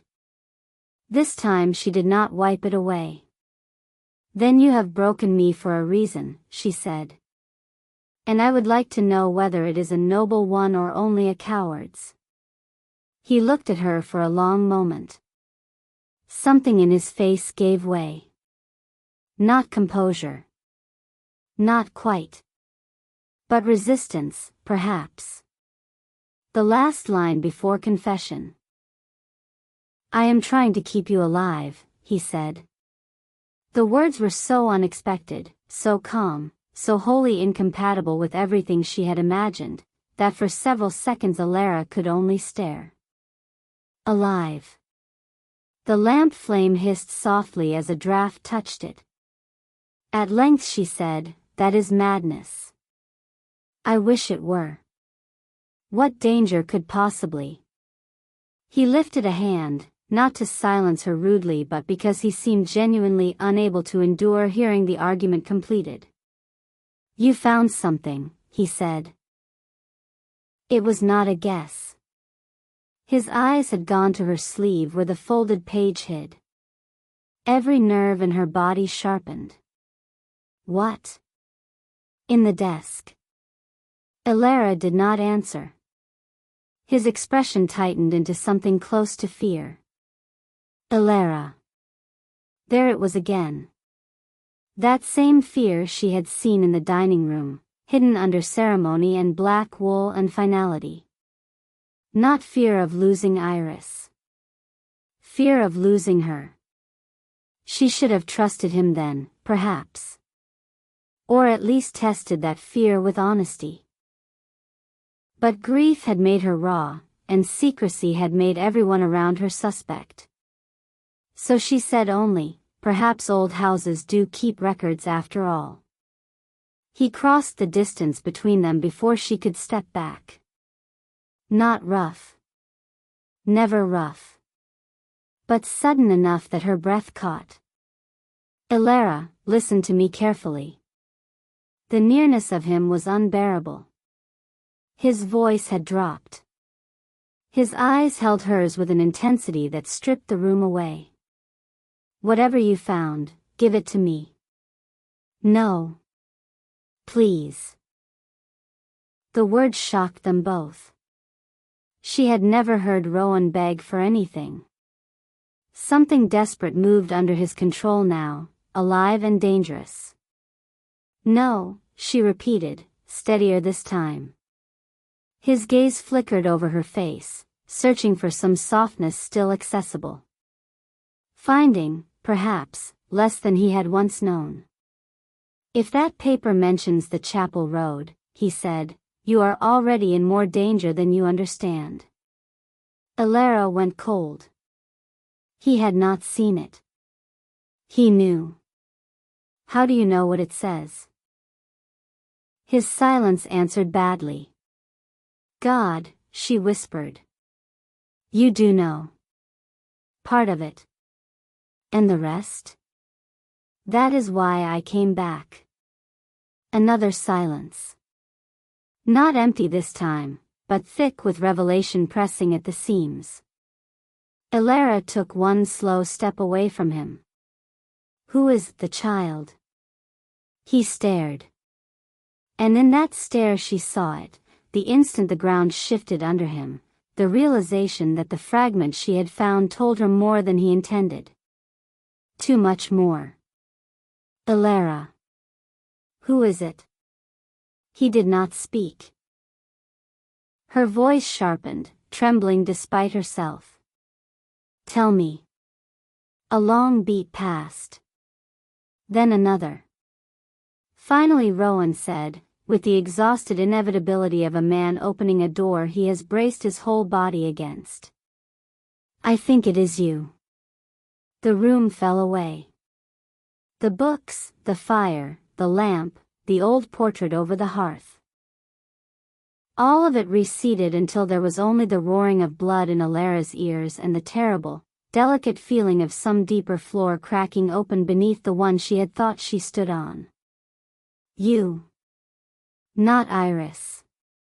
Not some vanished cousin or buried village scandal. You. She had expected heartbreak tonight.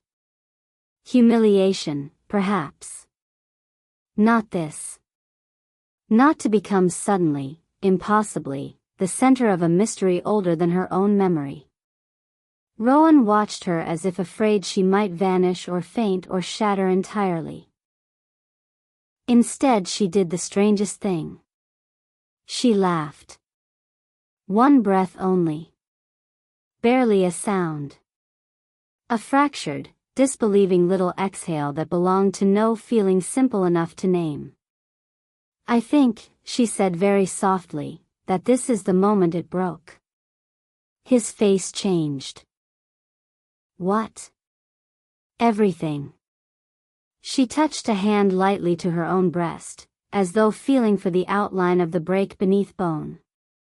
Whatever version of the world I lived in until tonight. Whatever I thought my life was made of. Her gaze lifted to his. You should have told me before you took her hand. I know. The gentleness of it undid her more effectively than any defense. She turned away at once. The room blurred. He loved her. He had chosen Iris. He was trying to keep her alive. And somewhere behind all of it, in some hidden chamber of Blackwater's past, there was a truth with keys and buried names and a road by the chapel. The heart could not contain so many fractures at once. Neither, perhaps, could the night. Because at that exact moment, from somewhere high in the house above them, there came a scream. A woman's scream. Sharp. Sudden. Cut off almost at once. Both of them froze. The sound had come from the eastern wing. From the upper floor. Near the old family rooms. Rowan reached the door first. Elara was just behind him.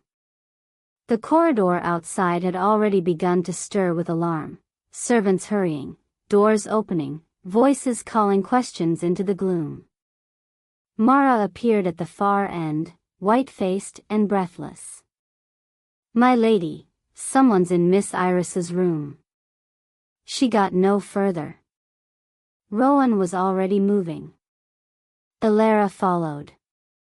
Not because it was wise. Not because she wanted to face her sister. But because the night, which had begun with heartbreak, had now opened onto something far stranger. And once a house begins to reveal its secrets, it rarely stops at one. Chapter 3, The Sister She Trusted. The scream did not echo for long. Blackwater House was too old for clean echoes. Sound was swallowed in its corridors, caught in curtains, broken against carved wood and velvet and the weight of winter air. What remained after that single sharp cry was not noise but disturbance, the sensation of it moving through the house like a hand through still water, reshaping every room it touched. Doors opened. Footsteps quickened.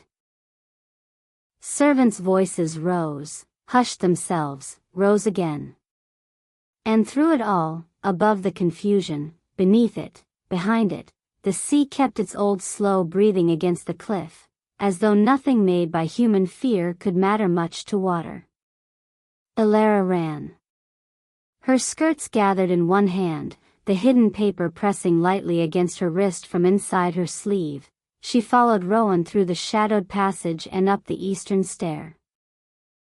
The lamp flames along the walls fluttered in their sconces as they passed, casting long restless shapes over the runner and banister. A house that had seemed grand and composed an hour ago now felt watchful in another way entirely, as though its silences had stood up.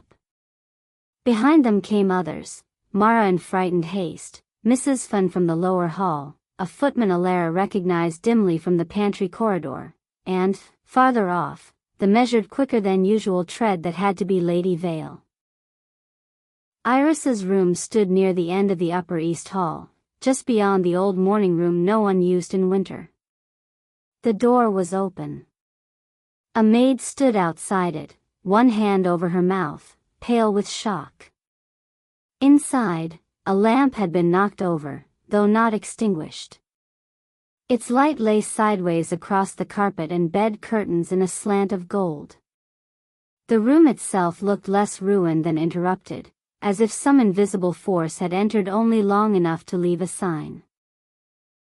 Iris stood near the dressing table in her green velvet gown, one hand braced hard against the marble top.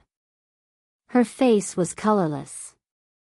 At the foot of the bed, shattered over the rug like dark spilled water, lay the remains of a mirror. Not the large dressing mirror. That still stood, tilted slightly. This was smaller, oval, silver-backed, the hand mirror Alara knew Iris kept near her jewelry box. Its glass had broken inward from a single hard blow. And beneath the fractured pieces, half caught under the frame, was an envelope. Rowan crossed the room first. Iris. She looked up, but not at him. Her eyes found Alara. For one suspended second the sisters simply stared at one another across the broken glass. Alara could not explain later why that gaze chilled her more than the scream had. Perhaps because there was no surprise in it. Only fear, and beneath fear, recognition. Lady Vale entered behind them with terrible composure.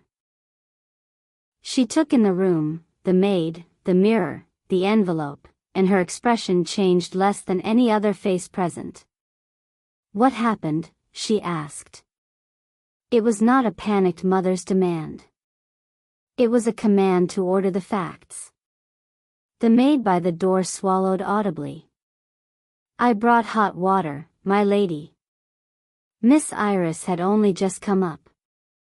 The door was shut, and then I heard. She stopped to steady herself. I heard the crash, and Miss Iris cried out, and when I came in, the mirror was on the floor like that. "Did you see anyone leave?" "No, my lady." Lady Vale turned to Iris. "And you?" For a moment Alara thought her sister might not answer. Then Iris said, very quietly, "I was standing by the wardrobe. The window was latched. I heard something strike the floor, and when I turned, the mirror was broken." "That is all?" Iris hesitated. "Yes." Alara watched her. "No. Not yes." Something in the shape of the pause said no. Rowan had crouched by the broken pieces. Without touching them yet, he looked at the envelope under the silver frame. The lamplight caught the sharp line of his cheekbone and the tension in his jaw. "Do not move," he said to no one in particular, though his eyes had gone briefly to Alara. "There may be glass." Lady Vale's gaze followed his. "What is that?" "The reason someone came here," Rowan said. He took a handkerchief from his pocket, used it to lift the broken frame carefully, and drew out the envelope. It was cream-colored, unsealed, with no name written outside. The room had gone utterly silent. Even the maid by the door seemed to have forgotten how to breathe. Rowan opened it. Inside was a single folded sheet. He looked at it once, and every trace of color left his face. Alara saw it happen. So did Lady Vale. So did Iris. "Give it to me," Lady Vale said at once.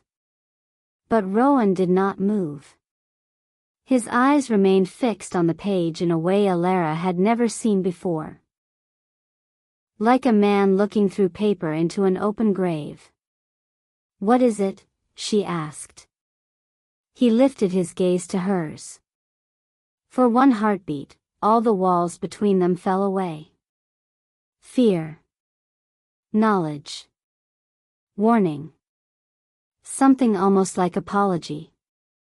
Then Lady Vale crossed the room with startling speed and took the page from his hand. She read.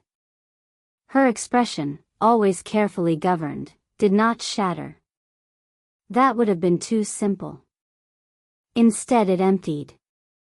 When she looked up, she looked older than Alara had ever seen her. "Everyone out," Lady Vale said. No one moved. Now. The maid fled first. Mrs. Finn pulled the footman after her. Mara lingered only half a breath longer, darting a frightened glance at Alara before disappearing into the corridor. But Alara did not leave. Neither did Rowan. Iris still stood by the dressing table, one hand pressed white against the marble. Lady Vale folded the note once, very precisely. Alara. No. The word came before thought. Her mother's gaze sharpened. "Do not test me." "You already have." "Alara," Rowan said softly. She turned on him with a swiftness that shocked even her. "Do not. Not tonight. Not after all of this." He fell silent. Iris closed her eyes briefly, then opened them. "Let her stay." Lady Vale looked at her eldest daughter as if the disobedience were almost beneath notice. "This does not concern her." That decided something in Alara at once. "It concerns me if it concerns this house," she said. "And if it concerns Rowan, it concerns me. If it concerns you and Iris and whatever secret every person in Blackwater seems willing to bleed for except the one person kept ignorant, then I think it concerns me most of all."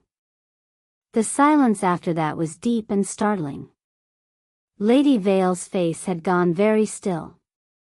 Rowan looked at Alara with something like alarm. Not at the boldness itself. At the risk of it. Iris was the one who spoke. "She's right." The words were almost inaudible. Lady Vale turned slowly. "Be careful, Iris." "No." Iris's voice strengthened, though her hand shook where it gripped the marble. "No, I am tired of careful." It was the first openly rebellious thing Alara had heard her sisters say to their mother in years. Perhaps ever. Lady Vale folded the note once more and slipped it into her palm. "You are tired because you do not understand the cost." At that, Rowan said in a tone flat as winter iron, "She understands more than either of us wanted." Lady Vale's gaze cut to him. "And whose fault is that?" He did not answer. The question hung there, heavy and old. Alara felt, absurdly, as though she had stepped into a room where a conversation had begun before she was born and never properly ended. "I would like," she said, keeping her voice steady only by force, "to know what was in that note." "No," said Lady Vale. "Yes," said Iris. The sisters looked at each other. There, in the wrecked stillness of the room, over broken glass and spilled lamplight, something passed between them. Some old current not yet dead. It did not erase the night. It did not heal what had happened. But it reached beneath it, into years of shared breath and whispered confidences and hands sought in darkness. For one moment, Alara saw not the woman Rowan had chosen but the girl who had once climbed through a nursery window in the rain because Alara was afraid of sleeping alone after thunder. The sister she trusted.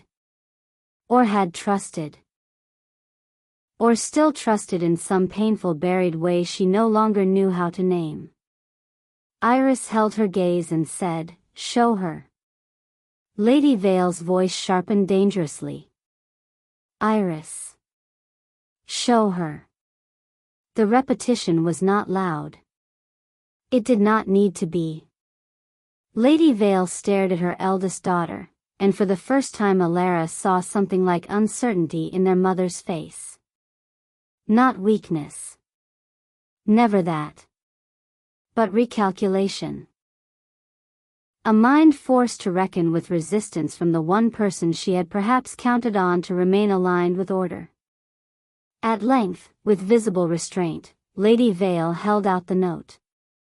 Not to Alara. To Rowan. "You," she said. "Read it." He took the page. His eyes flicked once to Alara's face, then lowered. When he spoke, his voice was controlled, but only just. "One sister will die for what was done on the chapel road. The other already has. Ask Vale what she buried under the white stones. Ask Thorn why he came back before winter." The room did not move. No one seemed to breathe. Then Alara heard herself ask, "What does that mean?" No one answered. Her gaze went to her mother first. Lady Vale stood with one hand resting against the bedpost, elegant and cold and utterly unreadable once more, though Alara could still see the faint residue of that first emptied shock beneath the surface. Then to Rowan, whose grip on the paper had tightened enough to crease it. Then to Iris, who looked not surprised exactly, but confirmed, as if the note had spoken aloud a fear she had been carrying in secret. "The other already has," Alara repeated. The words seemed to darken the air. "What does that mean?" Iris swallowed. Lady Vale said, "It means someone is trying to frighten us." "Us?" Alara turned to her. "No. Someone is trying to tell us something. And unless the whole county has decided to descend into theatrical riddles, they know exactly which words to choose. Theatrics are often more effective than facts. Then give me facts. You are in no position to demand them." "No," Alara said. "I am only in the center of them." Rowan stepped in then, not between them exactly, but close enough that the room's tension altered around his presence. "This changes things," he said to Lady Vale. "Everything changes things to you," she replied coolly. "It is one of your less useful qualities. This is not a private threat any longer." Her eyes flashed. "Do not presume to instruct me about my own house. Then stop treating it like a mausoleum with curtains." The words landed hard. Iris closed her eyes. Alara stared. Lady Vale went very still in the way she did before saying something devastating. "When a man cannot control his own inheritance," she said, "he should be careful before critiquing how others manage theirs." The blow struck. Rowan did not visibly flinch, but Alara felt the impact all the same. His face went expressionless in a way that was somehow more revealing than pain. "It is late," Lady Vale continued. "My daughters will retire. This note will be burned. And tomorrow this house will proceed as planned." "No," Alara said. Their mother looked at her as if from a great distance. "No," she repeated. "You do not get to put fire to everything I'm not allowed to understand." Watch me. She turned toward the hearth. Elara moved without thinking. So did Iris. And then, astonishingly, all three women were in motion at once. Lady Vale toward the fire, Elara from the foot of the bed, Iris away from the dressing table with a speed born of fear rather than grace. It was Iris who reached their mother first.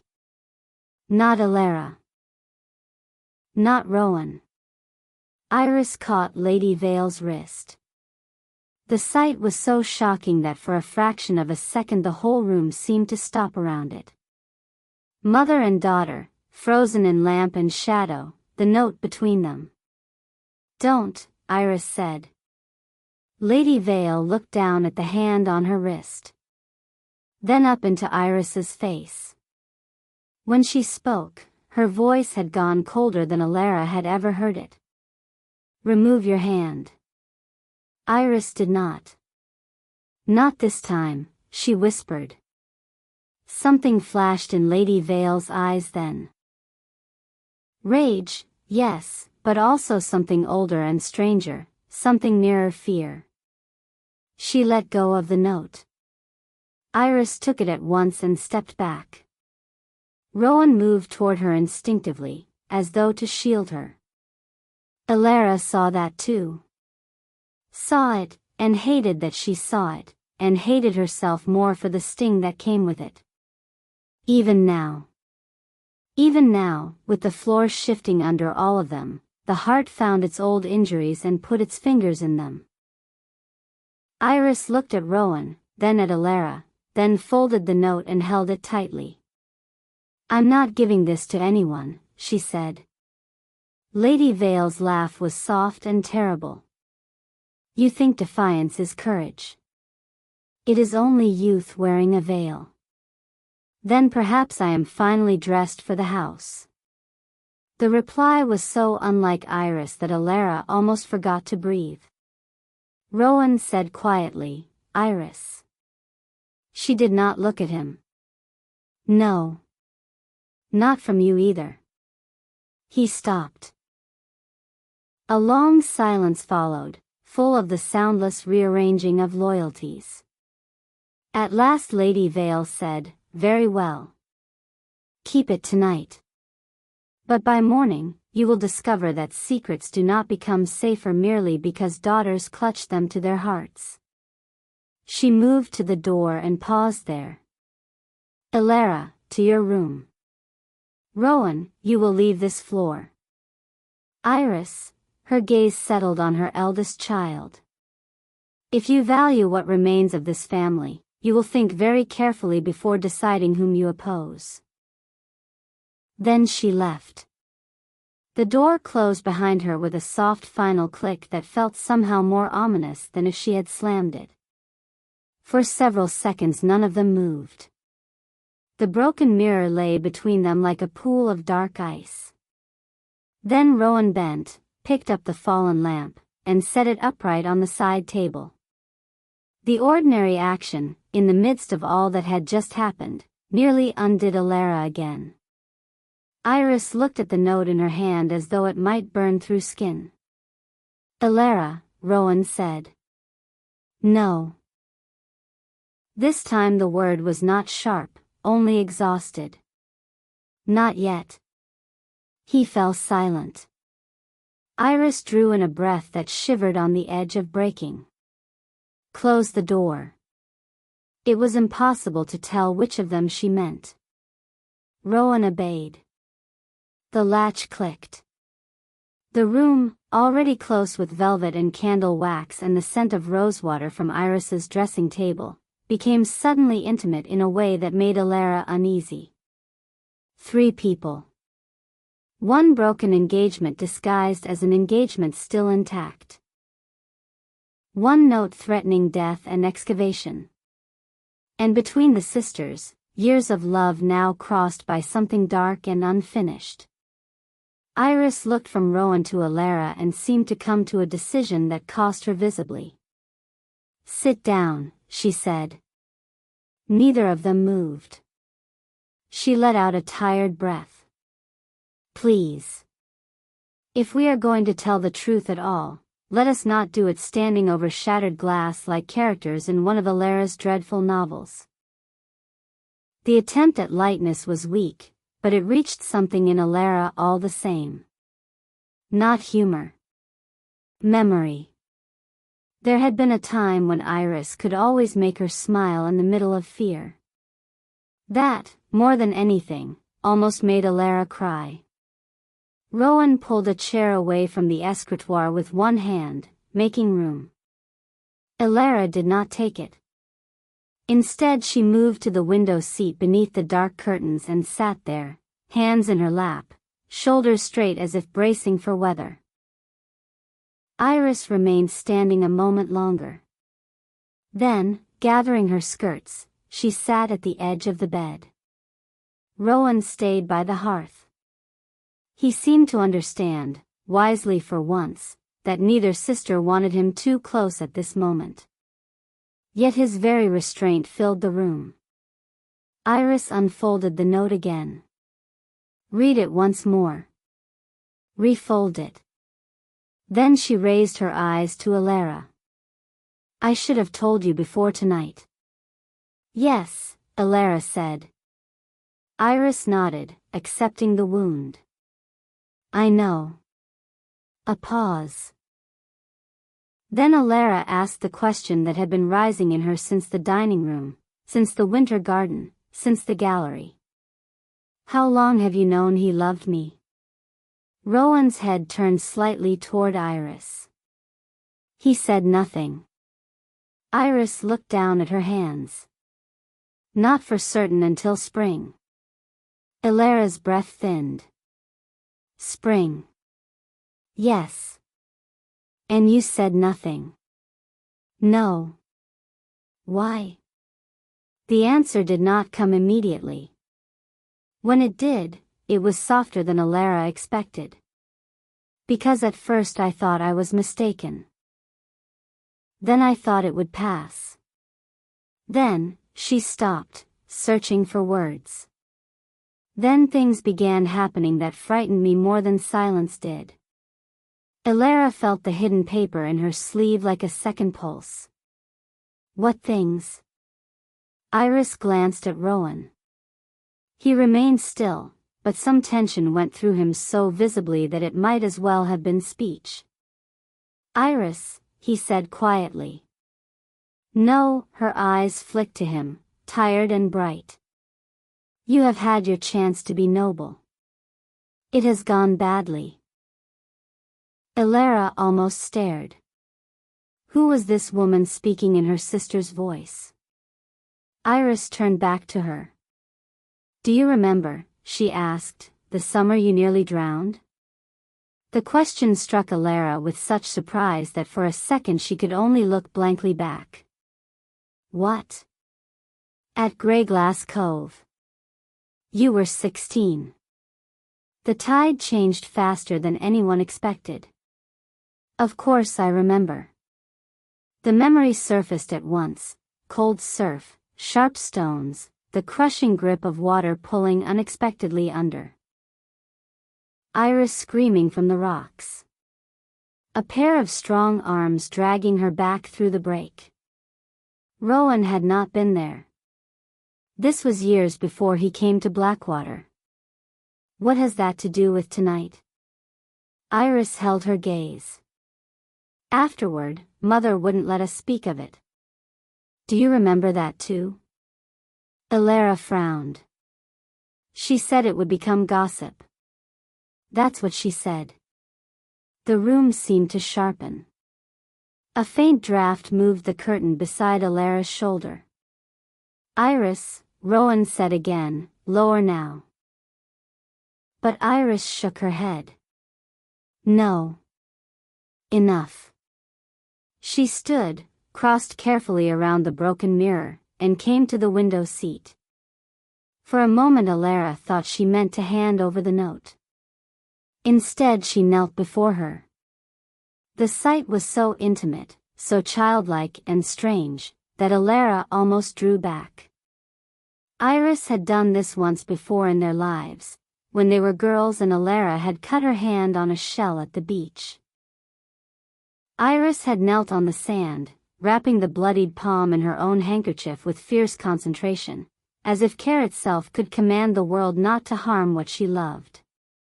Now, in lamplight and winter's shadow, she lifted her face and said, "I think Mother has been afraid for you since before we understood why."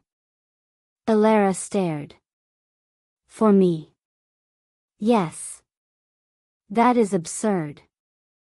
"It should be." "Should be?" She heard the edge rising in her own voice. "Do you hear yourself?" "Yes," Iris said, and there was almost a wince in the word. "That is part of the misery." Alara stood abruptly, forcing Iris to rise too. "Stop speaking in fragments. I am not fragile enough to require riddles. Not anymore." Something in Rowan's face changed at that, not disagreement, but grief. Iris turned to him. "Tell her." He was silent. "Tell her," Iris repeated. At last Rowan said, 22 years ago a woman died on the Chapel Road." The world narrowed. The hidden page in Alara's sleeve seemed suddenly heavy as stone. He continued, voice flat with old restraint. "It was reported as an accident. Carriage overturning in fog. She was returning from the Marsh Chapel to the house."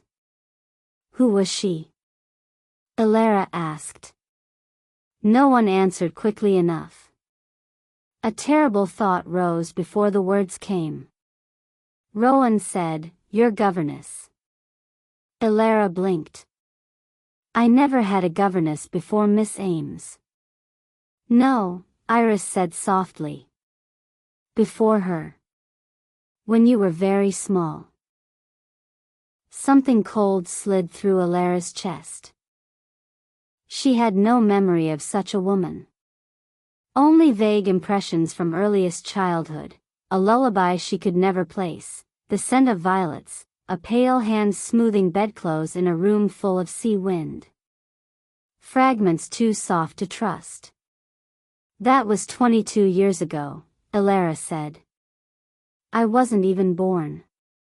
Iris and Rowan exchanged a glance. And in that glance, the room changed shape. Not because of what was said. Because of what wasn't. Alara looked from one to the other and heard her own voice come out almost inaudibly. "How old do you think I am?"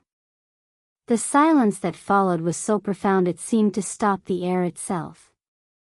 Then Iris whispered, 21. Alara laughed once, disbelievingly. "Because that's how old I am." Iris did not speak. Rowan did not move. And then Alara understood. Not fully. Not with reason. But with that brutal instinct by which truth sometimes arrives in the body before the mind can organize it. Mother changed my age. No one denied it. The room swayed, very slightly. Alara put a hand against the wall beside the window. "That's impossible." "It should be," Iris said again. "But why?" This time Rowan answered. "Because if the records matched the date of the accident, questions would follow." "What questions?" He looked at her with unbearable steadiness. "Whose child survived?" The words fell softly. That made them worse.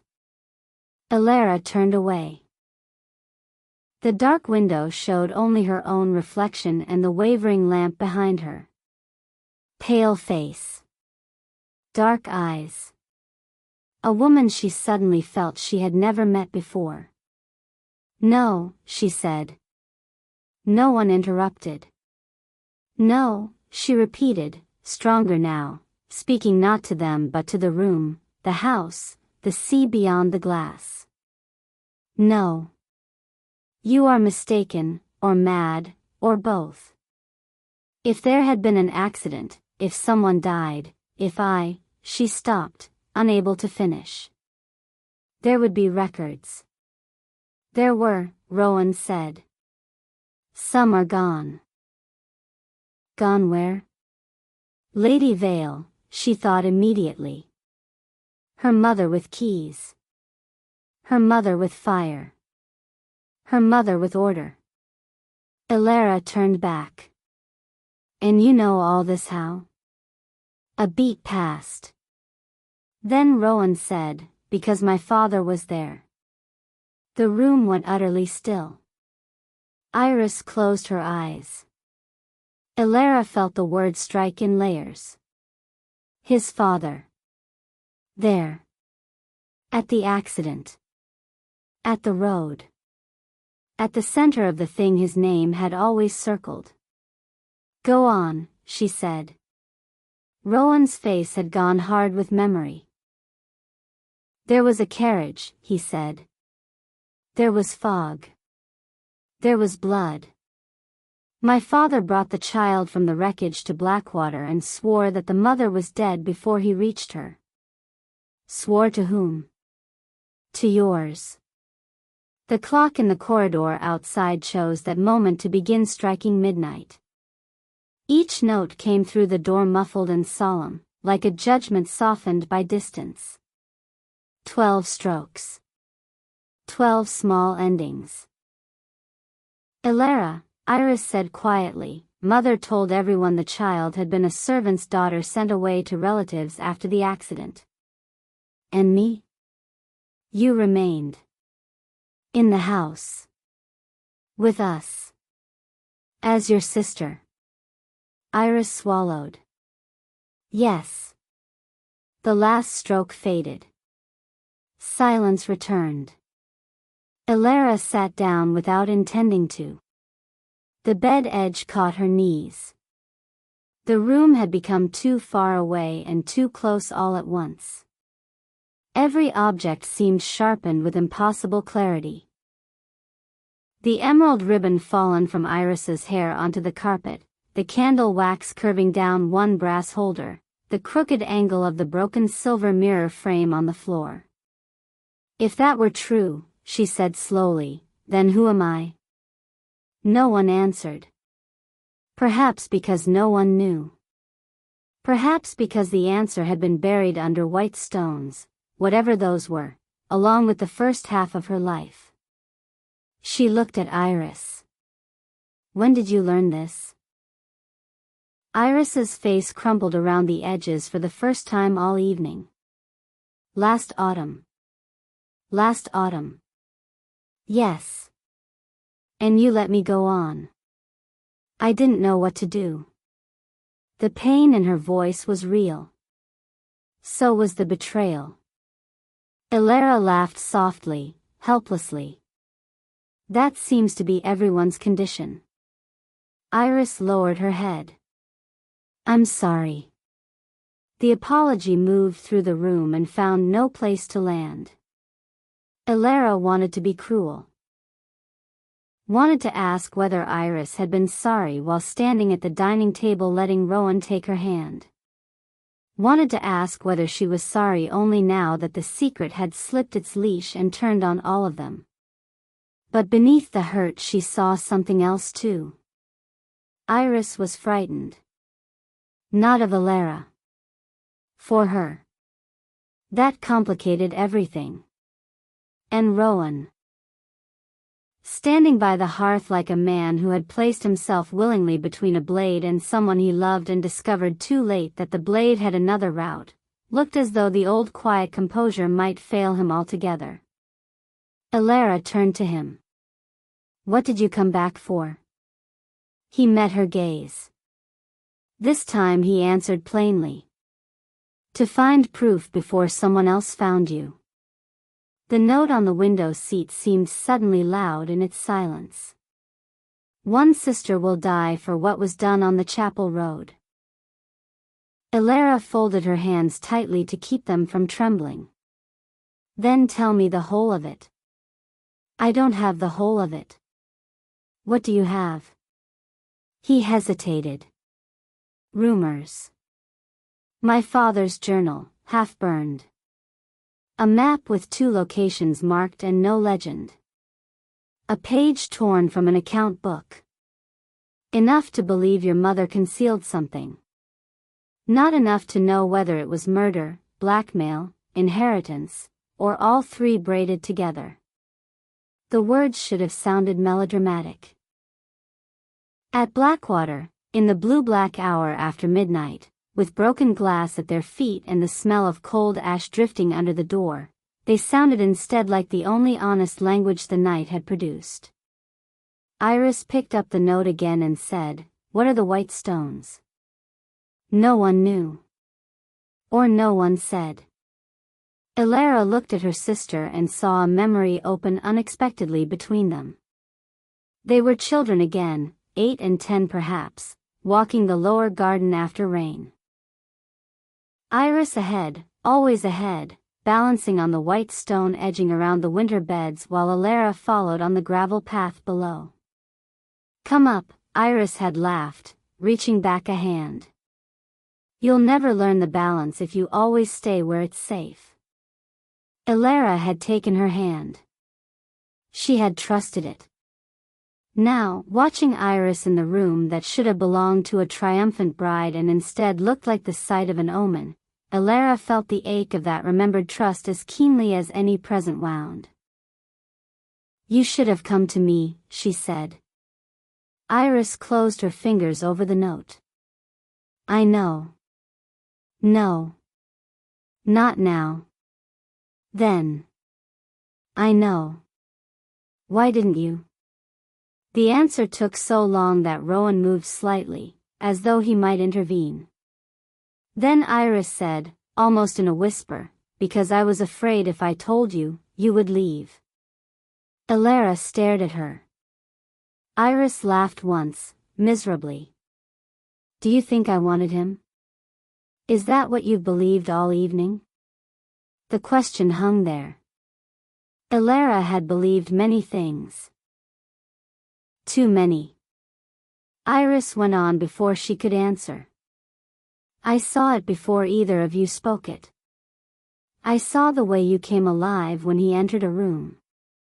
The way he never quite looked away from you even when he should. I hated it for a week because I thought it had changed us. Then I realized it had only named what was already there, and I was ashamed of the hatred." She swallowed hard. "So no, Elara. I did not want him. I wanted you to remain mine in the only selfish way sisters sometimes do." And then, when Rowan told me what he suspected about the accident and mother and you, her voice broke. "Then I wanted to keep you here because I was afraid the moment you knew, Blackwater would lose you." The confession landed with devastating softness. Rowan looked away. Elara could not move. This, perhaps, was the deepest wound of all, that beneath the deception there had been love. Flawed, controlling, frightened love. The kind that decides for someone else and calls the theft protection. It would have been easier to forgive malice. And yet this was her sister. The girl who had once slept on the nursery floor because Elara's fever frightened her.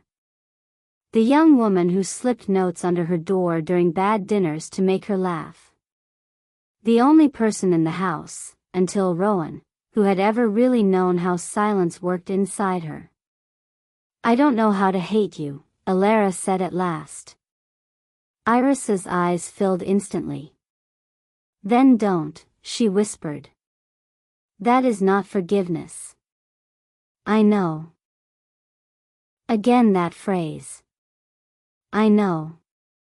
As if they were all suddenly fluent in knowledge and starving for absolution. The fire settled with a sigh in the grate. Outside, wind touched the eastern windows and passed on. At length Rowan said, "We do not have until morning." The practical tone sounded almost brutal after so much feeling, yet Elara was grateful for it. Emotion had made the room too close. Mystery made it navigable. The note means someone knows where to strike, he continued. And if they believe the truth lives with Alara, they may act before we can uncover what your mother hid. Iris wiped at her eyes with the back of one hand and went still again by force of habit. Then we find the white stones. That is a start, Rowan said. And the first key? Alara asked quietly. He looked at her sharply. So he had not forgotten the paper in her sleeve. No one in the room had. Alara reached inside her cuff and drew out the folded fragment from the library desk. Iris inhaled. Rowan went motionless. Without speaking, Alara handed it to her sister. Iris read it once, then passed it to Rowan. As his eyes moved over the lines, the set of his mouth changed. Not surprise exactly. Recognition sharpened by dread. This is my father's hand, he said. The words felt like another stone dropped into dark water. So, Thorn knows where the first key was left, Alara said. That meant him. Yes. And he told you? No. He held the paper carefully, almost reverently. But he left me enough fragments to follow. I think he intended to tell me more before he died. Alara watched him. There was grief in his face now too. Old grief, worn smooth by time and still dangerous. Did he kill her? She asked. The question struck all three of them. No one flinched outwardly. But the room tightened. I don't know, Rowan said. And because he said it without adornment, Alara believed him. Iris moved to the hearth and stared into the low flames. If Mother knew, why keep her here? No one needed to ask whom she meant. Alara. The child. The question had been waiting all along. Lady Vale, for all her frost and calculation, did not strike Alara as a woman who sheltered danger out of sentiment. Rowan looked at the note in his hand. Because whatever happened, she believed keeping Alara close was safer than letting anyone else claim her. Claim me? Alara repeated. The word left a bitter taste. From whom? He was quiet. Then, that may be the wrong question. Then what is the right one? He raised his eyes to hers. Who did your mother think would come for you if they knew you lived? The answer was silence. Not because none existed. Because too many did. The room felt suddenly airless. Alara crossed to the dressing table and poured water from the untouched carafe into a glass just to have something cold and real in her hand. The water trembled against the crystal. I need air, she said. No, Rowan replied instantly. She turned. His face had hardened into that iron calm she was beginning to recognize as the surface of fear. This is not a request, he said. No one should be alone tonight. Anger flashed up at once. You have no authority over me. His gaze did not waver. No. Only reason. Alara nearly snapped back at him. Nearly told him exactly what she thought of his reason and where it had gotten them. But Iris spoke first. He's right. The alliance stung. Then again, perhaps everything stung tonight. Then what do you suggest? Alara asked. That we sit here until dawn while Mother burns the rest of the houses past around us? No, Iris said. She turned from the fire, and something steadier had come into her face, less brightness than she usually wore, but more truth. We go where she doesn't expect. Rowan frowned slightly. Where? Iris looked at Alara. The lower garden. A memory opened at once in both sisters' faces. The winter beds. White stone edging. Paths no one walked in frost except gardeners and children playing forbidden games. Alara felt the blood shift in her veins. The white stones, she said. Iris nodded. Rowan looked between them, already understanding less through memory than inference. There are many stones in the lower garden. Yes, Iris said. But only one place Mother ever forbade us to dig. No one spoke for a second. Then Alara remembered it too. A crescent bed near the old sundial, bordered in pale limestone brought years ago from inland quarries. In summer it held climbing roses and lavender. In winter it was bare except for thorn canes and frost-silvered soil. Once, when Alara was perhaps 7, she and Iris had tried to bury a dead linnet there wrapped in ribbon. Lady Vale had seen them from the terrace and come down herself. Not angry, exactly, but white with a fury so controlled it had frightened them more than shouting would have. Never there, she had said. Never disturb those stones. At the time, they had thought it some eccentricity of gardening. Now the memory returned sharpened to meaning. Rowan was already moving toward the door. We go now. Alara should stay, Iris said instantly. No, Alara answered at the same time. Their eyes met. For one moment the old pattern nearly reasserted itself. Iris protecting, Alara resisting too late. This time Alara held her ground. You do not get to decide what I can bear, she said quietly. Iris's face shifted, pain, apology, pride perhaps. Then she inclined her head once. All right. Rowan opened the door and listened to the corridor. Quiet now. Most of the immediate commotion had died. Blackwater, disciplined by habit and fear of scandal, had likely smoothed the story already into something harmless for the remaining guests. A fallen mirror. A faint spell. A bride overtired. The house was skilled at such disguises. He looked back at them. We use the back stair. No lamps. No lamps? Alara asked. If someone left that note, he said, I'd rather not announce where we're going. Reason again. Cold, exhausting, necessary reason. Iris tucked the note into the bodice lining of her gown. Rowan folded the library fragment into his inner pocket. Alara pulled a dark wool shawl from the chair by the dressing screen and wrapped it over her silk. They looked absurd, all three of them, dressed for dinner and disaster at once. Before leaving, Alara glanced once more at the broken mirror on the floor. Her reflection in the scattered pieces had become many reflections. Eye. Mouth. Jaw.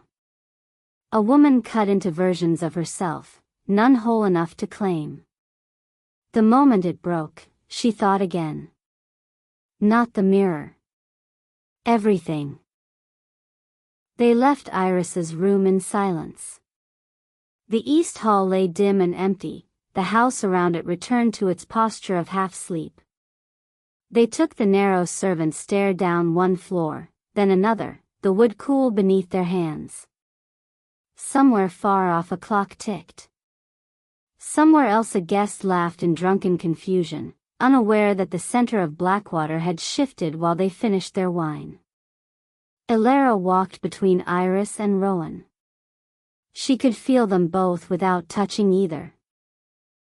Iris's nearness like a remembered song she no longer knew how to sing, Rowan's like heat withheld just out of reach. At the bottom of the stair, Rowan paused by the passage door and looked back at them. "If we find anything," he said, "you let me touch it first." Elara almost smiled despite the hour. "You issue commands as if the night appointed you." "No," his mouth tightened faintly. "The night merely proved no one else is inclined to." Something like sorrow crossed Iris's face. She touched Elara's wrist briefly. A small contact. Gentle. Almost nothing. Yet it carried whole years in it. "I should have trusted you," she whispered. Elara looked at her sister in the shadowed stairwell and knew with aching certainty that whatever they found in the lower garden, whatever truth lay under white stones or behind old names, some part of this night would remain lodged between them forever. But another part, older, more stubborn, still reached. "I know," Elara said. "Not forgiveness. Not yet. But not rejection either."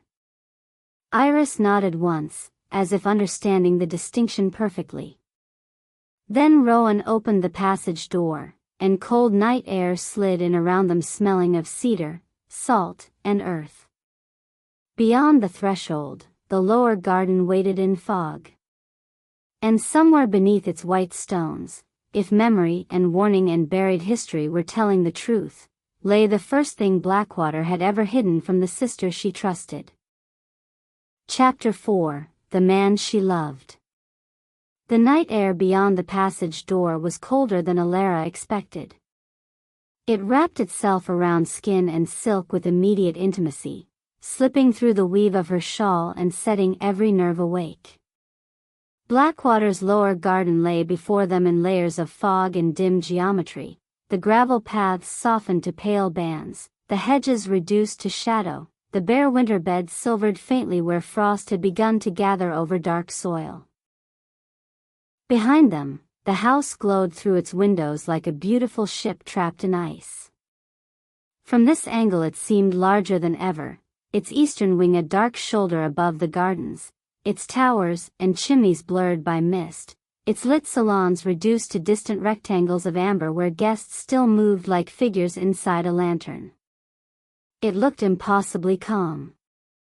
As though it had not spent the last few hours rearranging every truth Elara thought she knew. Rowan stepped out first, then held the passage door while the sisters followed. When it shut behind them, the sound seemed to vanish at once into the fog. For a moment the three of them stood still. No one spoke. The garden itself seemed to be listening. "Which way?" Rowan asked quietly. Iris lifted one hand and pointed toward the northern side, where the old sundial stood beyond the yew walk. "Past the cedar arch." Her voice was steady again. Not because she had recovered. Elara could tell she had not. But Iris had always known how to gather herself into elegance when fear threatened to spill out untidily. Tonight the elegance had cracks in it. Even so, it held. They began down the path. Gravel shifted softly underfoot. Bare branches overhead clicked together in the wind like dry bones. A rose arbor, stripped of bloom and heavy with black-thorned canes, rose out of the fog to their left and then drifted behind them.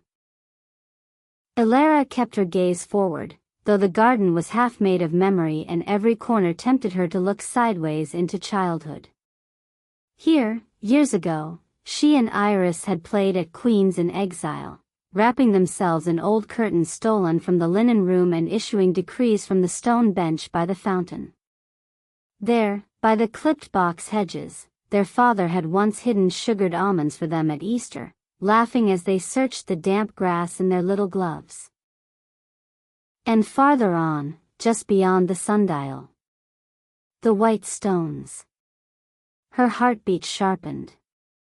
Rowan walked slightly ahead now, alert in a way that made his stillness seem dangerous. He moved without wasted sound, his black coat absorbing what little light the house offered, his attention turning not only to the path but outward, to the hedges, the upper windows, the shadows between the espaliered pear trees against the wall. He was afraid. Not with the dramatic wildness of panic. Not visibly. But with the cold efficient fear of a man who had already imagined too many ways a night could go wrong and was measuring which one would come first. Elara saw it, and because she knew him, perhaps better than she wanted to, she also saw the restraint layered over it. The care with which he did not reach back for her hand. The care with which he did not turn too often to make sure she followed. The care with which every small protection had to be disguised as practicality now that his declaration in the library could no longer be unsaid. Yes, he had chosen her sister before a room full of witnesses. Yes, he had broken her. And yet here in the fog, with the sea somewhere breathing beyond the cliff and danger no longer abstract, there was also this other truth walking beside her. The man she loved. The phrase came into her mind with painful clarity. Not the man she had imagined. Not the mystery she had embroidered in solitude. The actual man. The one who lied by omission. The one who carried half-buried histories in his pockets. The one who, when pressed beyond escape, had said yes in the library with a voice quiet enough to ruin a life. The one she loved still. That was the worst of it. Or perhaps not the worst. Merely the most helpless. They passed under the cedar arch. Needles whispered overhead. A drift of fallen brown cones lay half hidden in the gravel.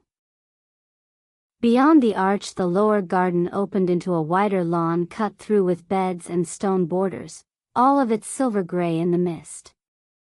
The old sundial rose ahead, its pedestal furred with lichen, its bronze face tilted toward a moon the fog had almost entirely erased. And there, beyond it, lay the crescent bed with its pale rim of stone. Elara stopped. So did Iris. Even Rowan slowed, following their gaze. The white stones were unmistakable even in darkness. They curved around the bed in a low arc, damp and chalk-bright against the black soil, each one broad as a man's forearm, sunk halfway into earth and set close enough together that as children the sisters had once balanced along them, heel to toe, pretending the dark ground beneath was enchanted water. Tonight the bed looked less like a border and more like the outline of something sealed. Wind moved lightly over it, carrying the smell of damp roots and lavender long since cut back. Iris spoke first. This was the place. Elara nodded once. A memory came back whole now. She was small again, no more than 7, kneeling in the dirt with a dead linnet wrapped in a ribbon from Iris's doll trunk. The bird's body was so light it barely seemed to exist in her palm. Iris beside her, solemn and earnest, insisting they must give it a proper burial where the roses would protect it. And then their mother appearing at the terrace steps, not running, not shouting, only descending toward them with such controlled fury that the afternoon itself seemed to turn cold around her. Never there. The words had frightened Elara then. Now they returned with meaning. Rowan stepped off the path and crouched beside the nearest stone. He ran his fingers lightly over its damp surface, then along the seam where it met earth. His brows drew together. These have been moved before, he said. How can you tell? Elara asked. He glanced up.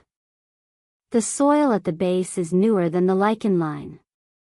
Iris knelt opposite him, heedless of her gown, and touched the next stone. Do you think something is beneath them? I think your mother does not forbid harmless things with that much force. Elara moved closer and dropped to her knees as well. The cold soaked through silk instantly. She did not care. At this angle the stones seemed larger, more deliberate. Not decorative exactly. Too regularly placed for accident, too heavy for ease.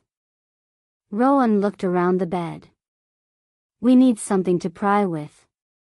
Iris gave a short humorless breath.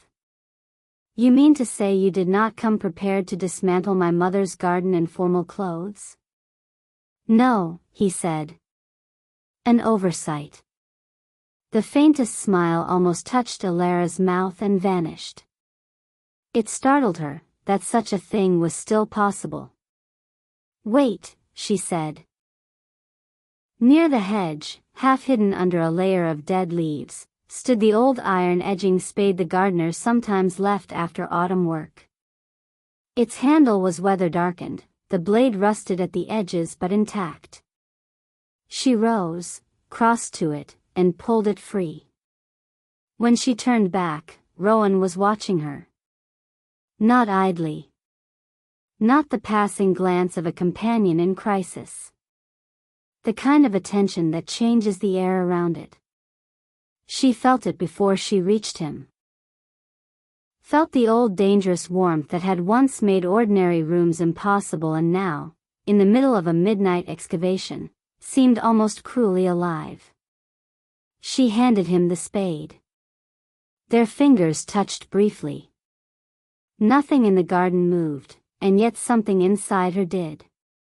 He took the tool as though it were breakable. Thank you, he said. The simple civility of it pressed against the library confession, against the winter garden, against the dining room. Against everything. It made her want to strike him and cling to him in the same breath. Instead she sat back on her heels and said, "Get on with it." A strange look crossed his face, something very like regret disguised as obedience. He set the spade blade into the soil at the inner edge of one of the stones and leaned his weight into it. The earth resisted at first. Then gave slightly with a wet sucking sound. Again. And again.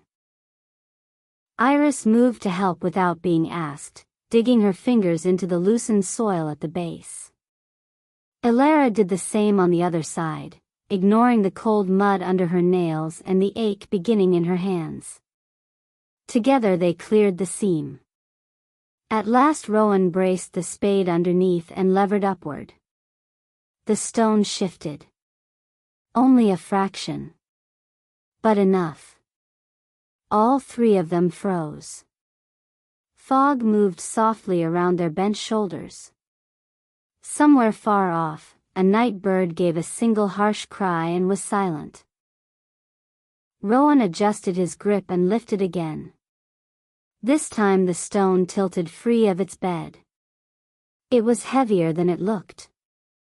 He nearly lost it in the mud before managing to lower it carefully onto the gravel beside the path. Beneath it, there was no cavity. No small casket. No obvious secret. Only a square of darker soil, packed more tightly than the rest. Iris let out a breath she must have been holding. There. Set into the compact earth was a flat iron ring scarcely visible under the dirt. A handle. Alara's pulse leapt. Rowan scraped the rest of the soil away by hand. Little by little a narrow iron-bound wooden panel emerged, no larger than a serving tray, fitted flush into the ground beneath the stone. A hatch. The three of them stared at it. For one absurd moment Alara thought of her childish treasure hunts. Of hidden biscuit tins and folded clues tucked in boots and flower pots. The memory felt like something from another species of life. Rowan curled his fingers through the iron ring and tested it. Locked. Do you think this is the first key? Iris asked. No, Alara said before he could answer. The phrase from the paper had already settled in her thoughts with unnatural weight. Thorn knows where the first key was left, but not the second. This was not a key. This was a door. Rowan sat back on his heels. We will need light. And a key, Iris added. He looked at the hatch, the removed stone, the dark path leading back toward the house. Yes. Elara wrapped her muddy hands in the edge of her shawl. Do you know where your father left the first key? He was silent too long. Then, I know where I think he hid it. Iris rose at once. Then why are we still here? Because if I'm right, Rowan said, standing too, it's not in the house. A current of dread moved through Elara. Where? He looked toward the cliff. Even in fog, the line of the land could be felt there, dropping away into blackness beyond the garden wall. Below that, narrow goat paths and old smugglers' steps wound down toward the cove, though many had fallen to ruin over the years. The boathouse, he said. The word changed the night.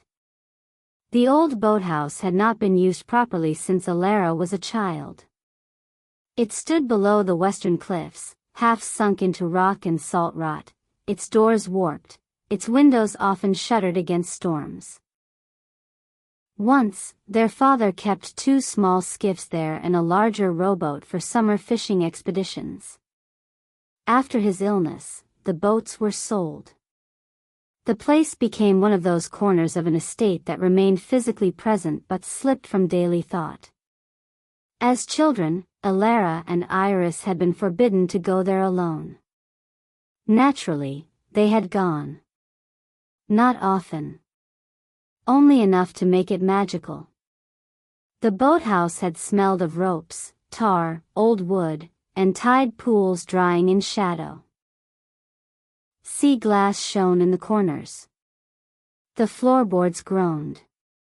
One wall had been lined with shelves where broken lanterns, rusted hooks, and odd maritime debris slept under dust. It had felt like a place where secrets would be comfortable. Iris looked uneasy. At this hour? There may not be another, Rowan said. If whoever left that note suspects we've understood it. He did not finish. He did not need to. Elara rose slowly, brushing dirt from her skirts. Then we go. Rowan's gaze moved to her face, questioning despite his own urgency. The path is steep. I'm aware. I was not raised entirely among cushions. A faint, unwilling warmth touched his eyes and vanished. I know, he said. That again. Always those 2 words tonight, arriving with a history behind them. Iris pulled her shawl tighter and looked back toward the house once. Through the fog, Blackwater's windows glimmered faintly like distant embers. If Mother notices. She will, Elara said. Yes. Then let her. Iris stared at her sister for a second, then laughed softly, an incredulous, exhausted little sound.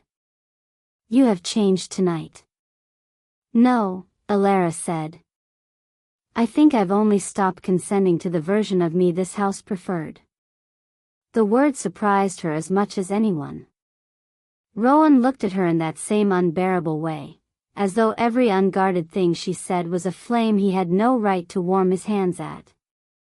He turned away first. Come, he said. They replaced the stone as best they could. Not perfectly. In daylight the disturbed earth would be visible to anyone looking. But the fog was thickening and the house slept behind lit windows. There was no help for it. Once the stone was back in place, Rowan erased the drag marks with the flat of the spade and returned the tool to the hedge where Elara had found it. Then he led them westward through the lower garden. The path narrowed as it approached the old yew walk. Branches arched overhead like dark ribs. Moisture gathered on Alara's lashes. Somewhere below, faint beneath wind and distance, she could hear the sea throwing itself rhythmically at the cliff base. The farther they moved from the house, the less Blackwater felt like an inhabited estate and the more it became a silhouette against fog, an old listening shape full of lit rooms and buried histories.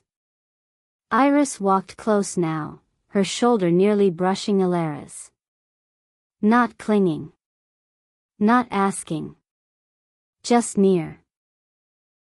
The old instinctive closeness of sisters returning under pressure, even while injury still lived between them.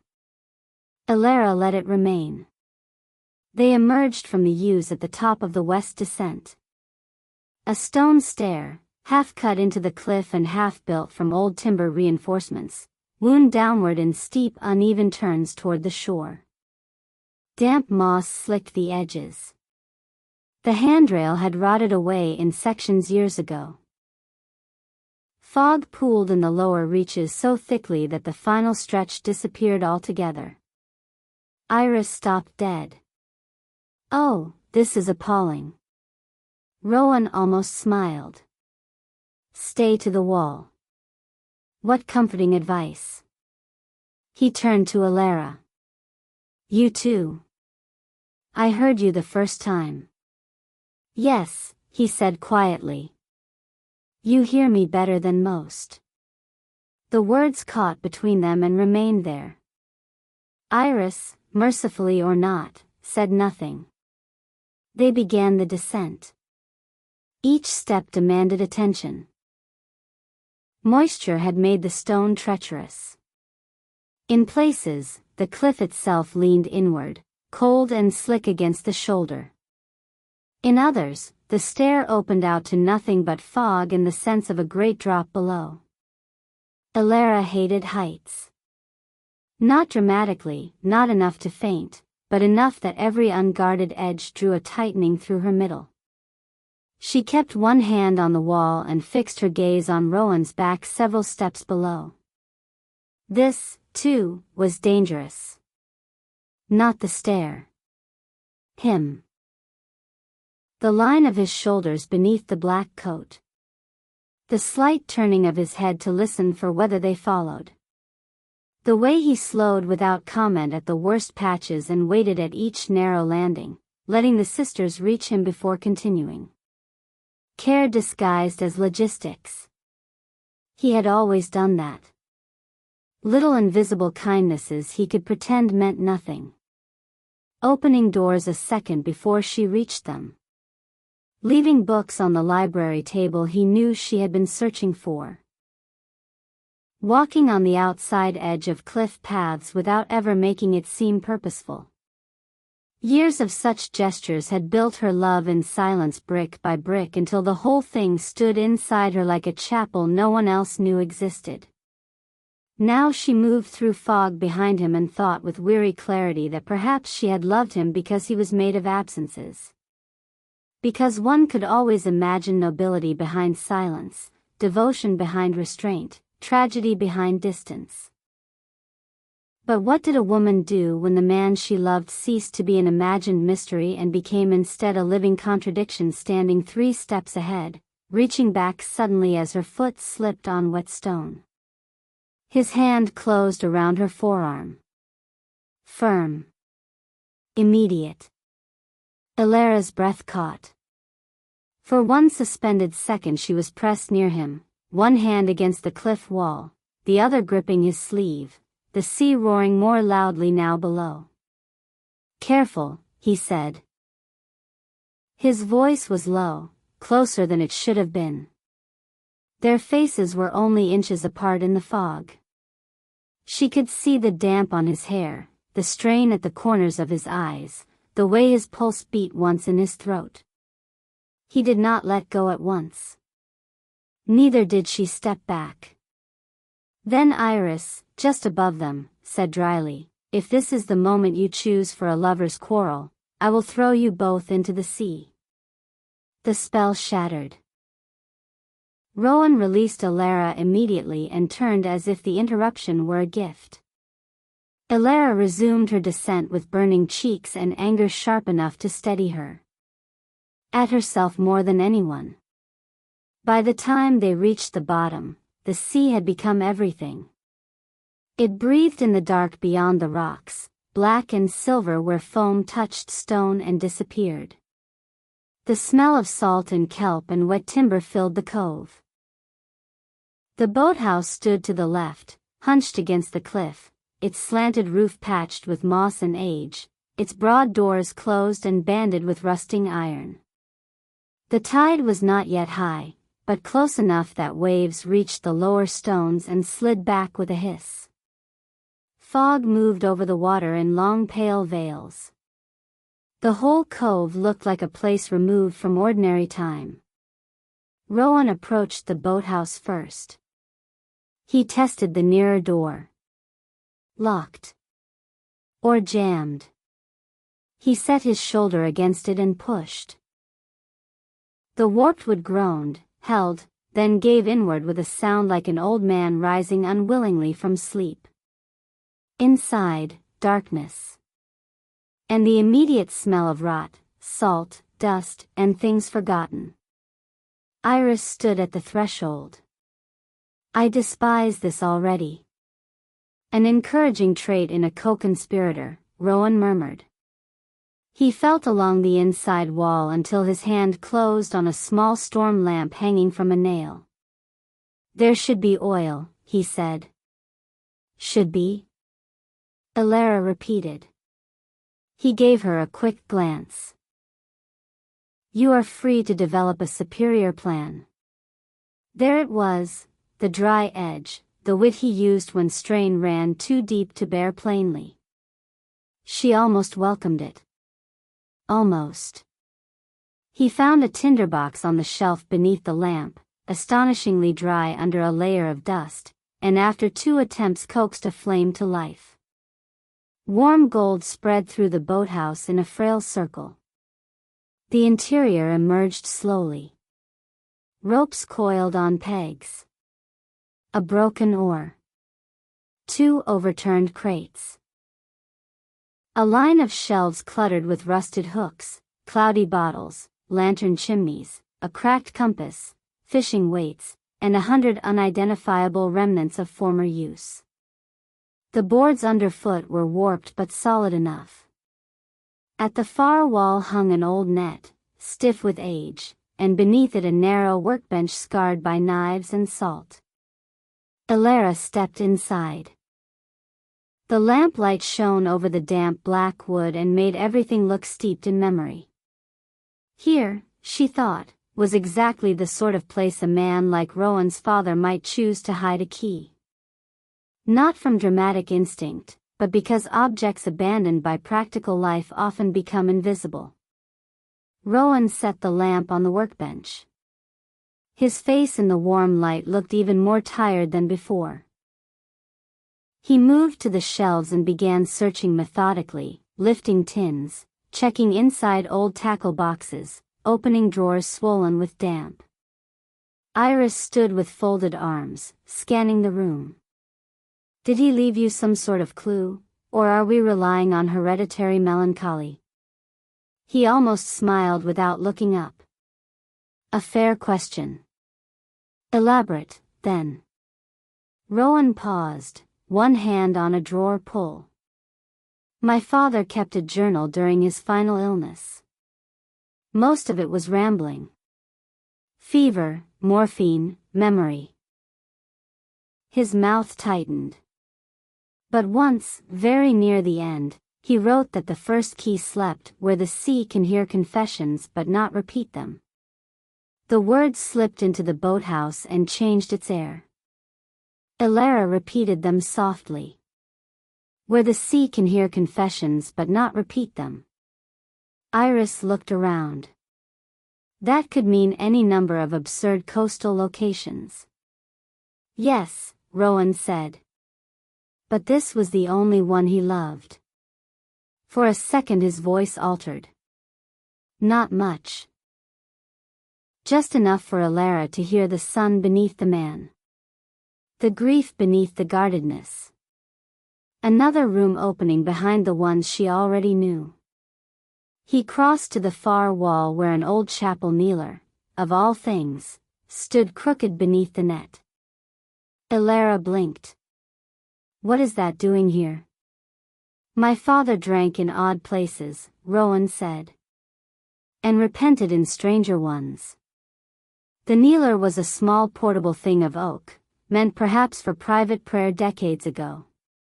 Its cushion had long since mildewed.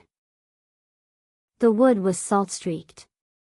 Why it should be here at all was anyone's guess. Rowan crouched beside it and turned it over. The underside showed nothing. He set it down harder than intended. Dust rose. Iris moved to the workbench and lifted a tarnished brass bell with no clapper, then set it down again. How romantic this all is. Betrayal, inheritance, hidden compartments, risk of drowning. That is one word for it, Alara said. Iris glanced over, some tired apology flickering in her eyes at the sharpness of Alara's tone. Neither addressed it. The boathouse held too much of other things. Alara looked at Rowan's bent head, at his hands moving carefully through relics of his father's life, and was struck by an odd tenderness that coexisted stubbornly with hurt. How many times had he stood alone in forgotten rooms trying to assemble his father from fragments? From journals and half-burned notes and the bad inheritance of secrets? How long had he carried this, knowing pieces of a danger attached somehow to her and unable, or unwilling, to speak? Love, she thought bitterly, did not make a man easier to forgive. It only made every understanding painful. Here, she said suddenly. A small built-in cupboard had been cut into the wall beside the bench, its door nearly invisible under peeling paint. She might not have noticed it if lamplight had not caught the outline of hinges. Rowan came at once. Of course he did. He always came when she spoke in that tone, alert, intent, as though the rest of the room had dimmed around her. He tried the latch. Stuck. Together they pulled at it until the warped wood gave with a crack. Inside lay 3 shelves. On the top, oilcloth, mold-specked. On the middle, a bottle of lamp oil, half full, and a folded canvas tarp. On the bottom, an old carved box. No larger than a family Bible. Black with age, banded in iron, and fitted with a tiny keyhole. The lamp flame moved softly. No one spoke. Then Iris whispered, "Well." Rowan lifted the box onto the bench.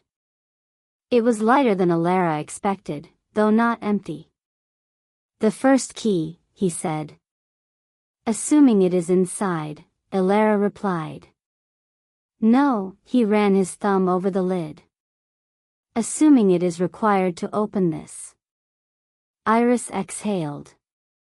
"And where is the key to the key?" No one answered. The obvious problem settled over them. At last Rowan said, "If my father hid the key here, then perhaps the box itself is the clue." He turned it over. The underside bore a carving almost worn smooth by time, a gull in flight over stylized waves, and beneath it a line of text in Latin so faded Alara had to lean closer to make out the shapes. "Can you read it?" she asked. Rowan narrowed his eyes. "Testis tacet," he paused. "The witness is silent." The sea struck the outer wall with a low boom. Alara drew back. "The witness is silent." Something about the phrase tightened the skin at the back of her neck. Iris looked toward the closed doors as if she, too, had felt the night shift. Charming. Rowan opened the carved box by force, sliding a thin knife from the workbench into the seam at the hinge. No, Alara said instinctively. What if you damage? It was not meant to survive untouched. He worked the blade deeper. Only hidden. With a splintering crack the lid gave. Inside lay no key. Only a folded square of oilskin and a small object wrapped in linen. Very carefully, Rowan unfolded the oilskin first. It contained a map. Not of the estate as a whole. Of the coastline near Blackwater and Thorn Lands, sketched in hurried dark ink. Landmarks were marked with initials rather than names. The Marsh Chapel. The Cliff Path. The Cove. A line running inland toward the old ruined watchtower beyond the salt meadows. And at 2 points on the map, matching the note's promise, were drawn tiny symbols. A circle. And a cross. 2 places. 2 keys. Iris leaned over his shoulder. Which is which? He pointed to the circle near the cove. Likely the one he hid. And the cross? Unknown. Alara's gaze had gone not to the map but to the linen-wrapped object still lying in the box. Open that. Rowan did. Inside was a ring. Not jewelry in any ornamental sense. A heavy iron key ring, empty except for one small brass tag etched with a single word. Chapel. All 3 of them stared. No key, Iris murmured. Only the name. Perhaps the first key was removed, Rowan said. By whom? He did not answer. Alara touched the edge of the map. Or perhaps whoever found it left the ring to say where it belonged. The witness is silent. The chapel. The chapel road. The pieces pressed closer. Outside, wind rose briefly over the cove and rattled the boathouse doors. Iris drew back from the bench.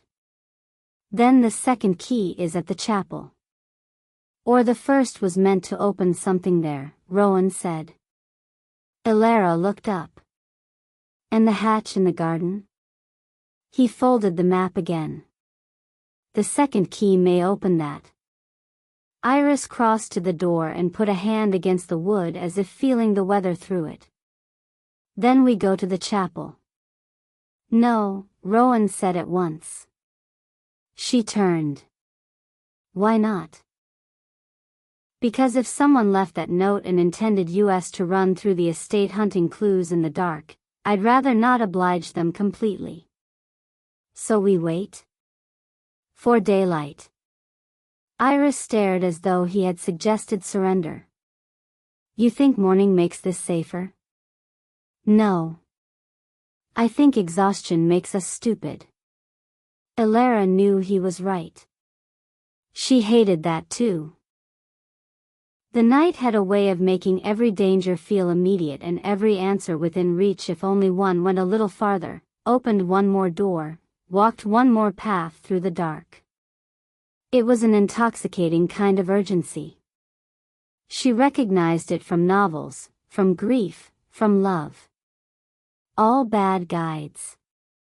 Still, the thought of returning to Blackwater and its rooms and stairs and mother and watchful walls felt suffocating. She moved to the open boathouse door and looked out. Fog rolled over the black water. The cliff stairs disappeared upward into whiteness. Beyond the cove, somewhere to the north, lay the road to the chapel, and beyond that whatever accident or crime or concealment had set all this in motion before she was born, or before she was said to be born. She folded her arms against the cold. Rowan came to stand a little behind her. Not close enough to presume. Close enough that she felt his presence like warmth deferred. You should be indoors, he said. She almost laughed at the absurd gentleness of it. So should you. Yes.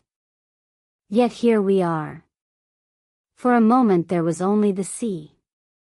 Then he said, very quietly, I would undo tonight if I could.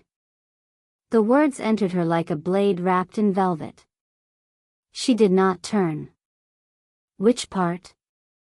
He was silent a long time. At dinner, he said at last. Only that. Not because it was all he regretted. Because it was the only part he believed he had the right to name. Elara kept her eyes on the fog. Would you? Yes. And what would you have done instead? He did not answer. She turned then, unable not to. His face in the dim light was stripped of almost everything except fatigue and that terrible ungoverned sincerity she had forced from him in the library. It was worse now, because she knew it was real. You see, she said softly, that is the cruelty of loving a man like you. Even when you finally tell the truth, it arrives with a locked door. Pain crossed his face like shadow over water. Yes, he said. She should have stopped there. Should have let silence protect what remained. Instead she asked, when did you know? His eyes held hers. That I loved you? Yes. The air in the boathouse seemed to vanish. Behind them, Iris had gone very still, pretending not to hear and hearing every word. Rowan answered with the gentlest ruthlessness. The night your father's portrait fell. Elara blinked. It took her a second to reach the memory. A winter storm 2 years ago. The library fire high. Wind worrying the west wing until one of the old portrait hooks gave way and the large oil of her father crashed half off the wall in the gallery. Everyone else had rushed for servants and blankets and exclamations. Elara, alone at the end of the corridor when it happened, had stood staring at the fallen frame in shock. Rowan had appeared from the dark almost instantly. He had steadied the portrait first, then looked at her. She remembered that look now. Not prolonged. Not dramatic. Just a stillness in him so sudden and complete it had frightened her more than the crash. You remember, he said. Yes. I wanted to touch your face. His voice remained low, controlled only by force. You looked as though the world had dropped at your feet and you were trying not to break in front of it. Elara could not breathe properly. Instead she remembered exactly what had happened after. He had not touched her face. He had only asked whether she was hurt. She had said no.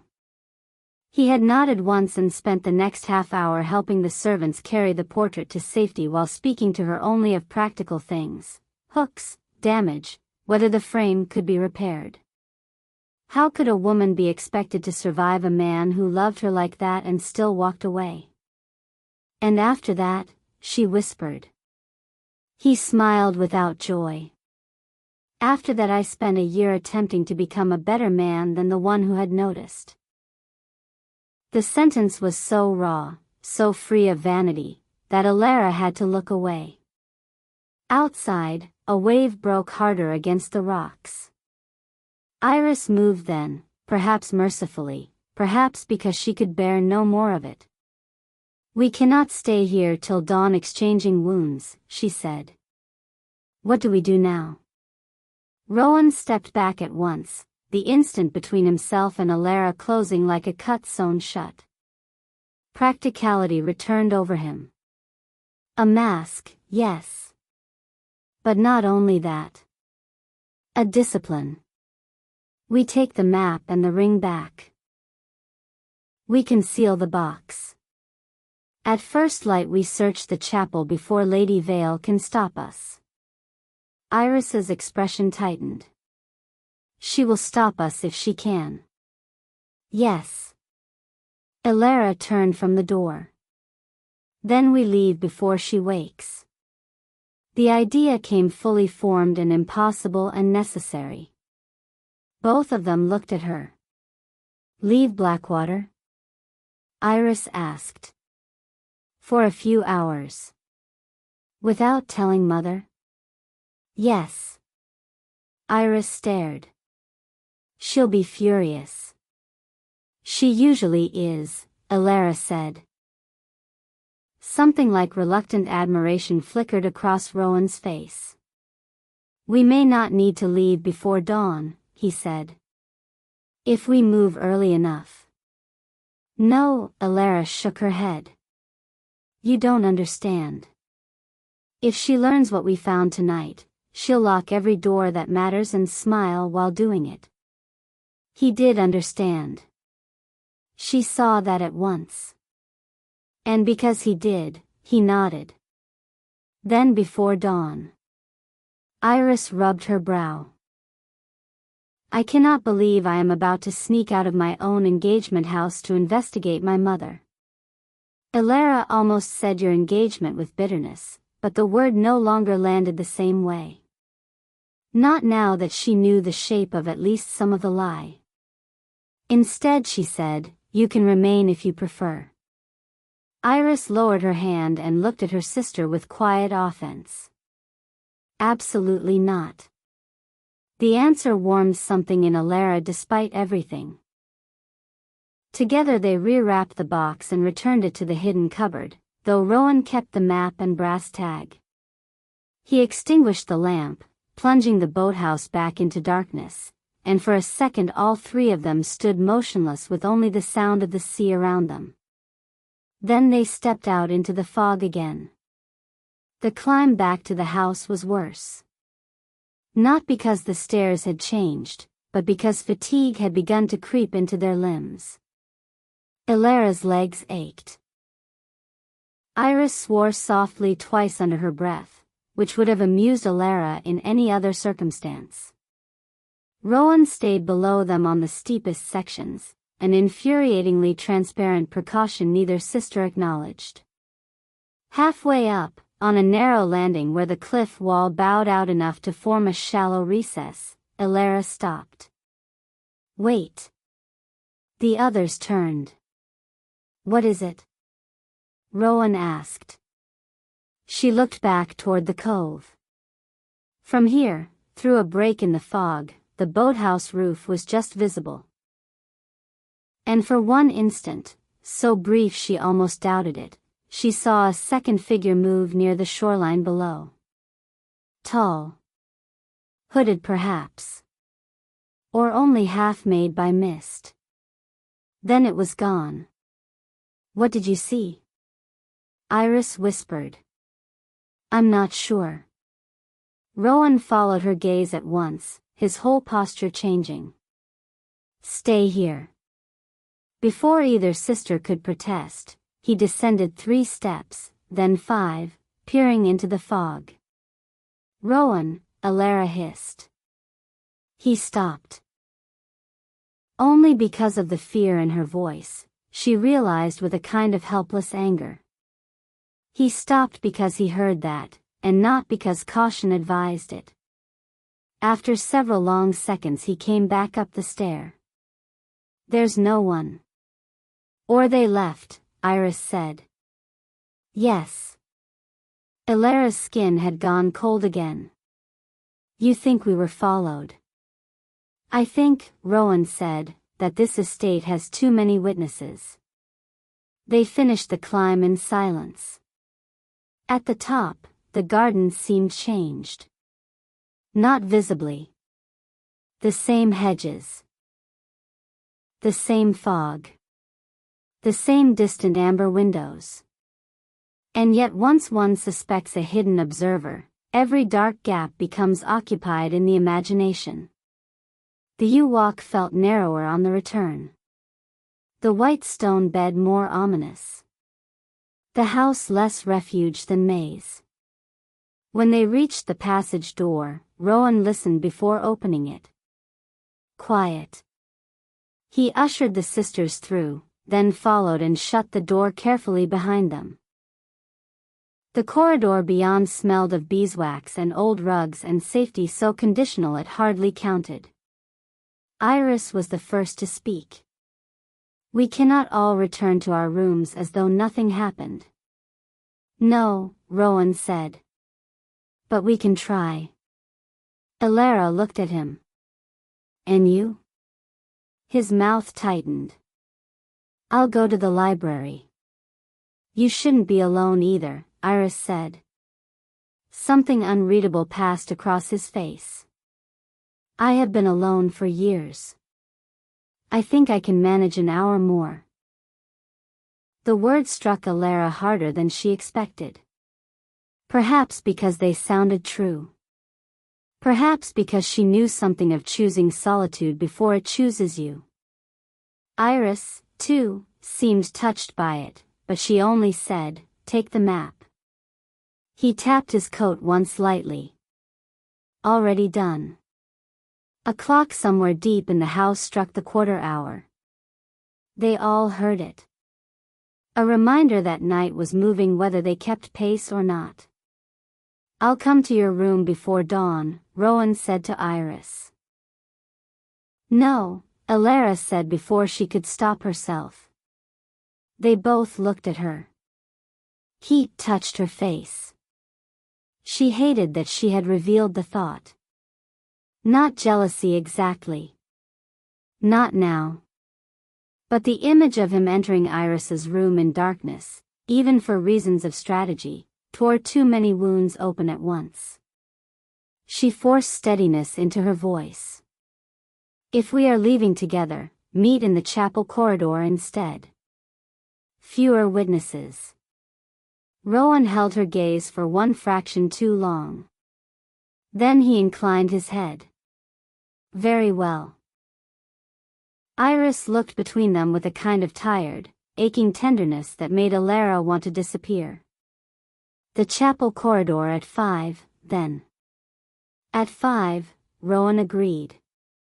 He turned to go. Something in Elara rebelled at the thought of simply watching him walk away again, carrying his map and his truths and the unanswered burden of the man she loved. She didn't know what she meant to say until it was already leaving her mouth. "Rowan." He stopped. The corridor was dim enough that his face was half shadow, half the weak gold of a wall lamp. He looked back. "Were you ever going to tell me," she asked quietly, "if tonight hadn't gone wrong?" He considered the question with more honesty than comfort. "Yes." "When?" His expression shifted, and she understood before he answered that the truth would hurt. "At the chapel." The word struck like cold water. "Of course. The chapel. Always the chapel. The road. The tag. The note. The hidden center of the thing. He had meant to take her there. Perhaps to confess. Perhaps to reveal. Perhaps to shatter her in a holier silence than a dining room. She did not know whether to be grateful or furious. Likely both. He seemed to read that on her face.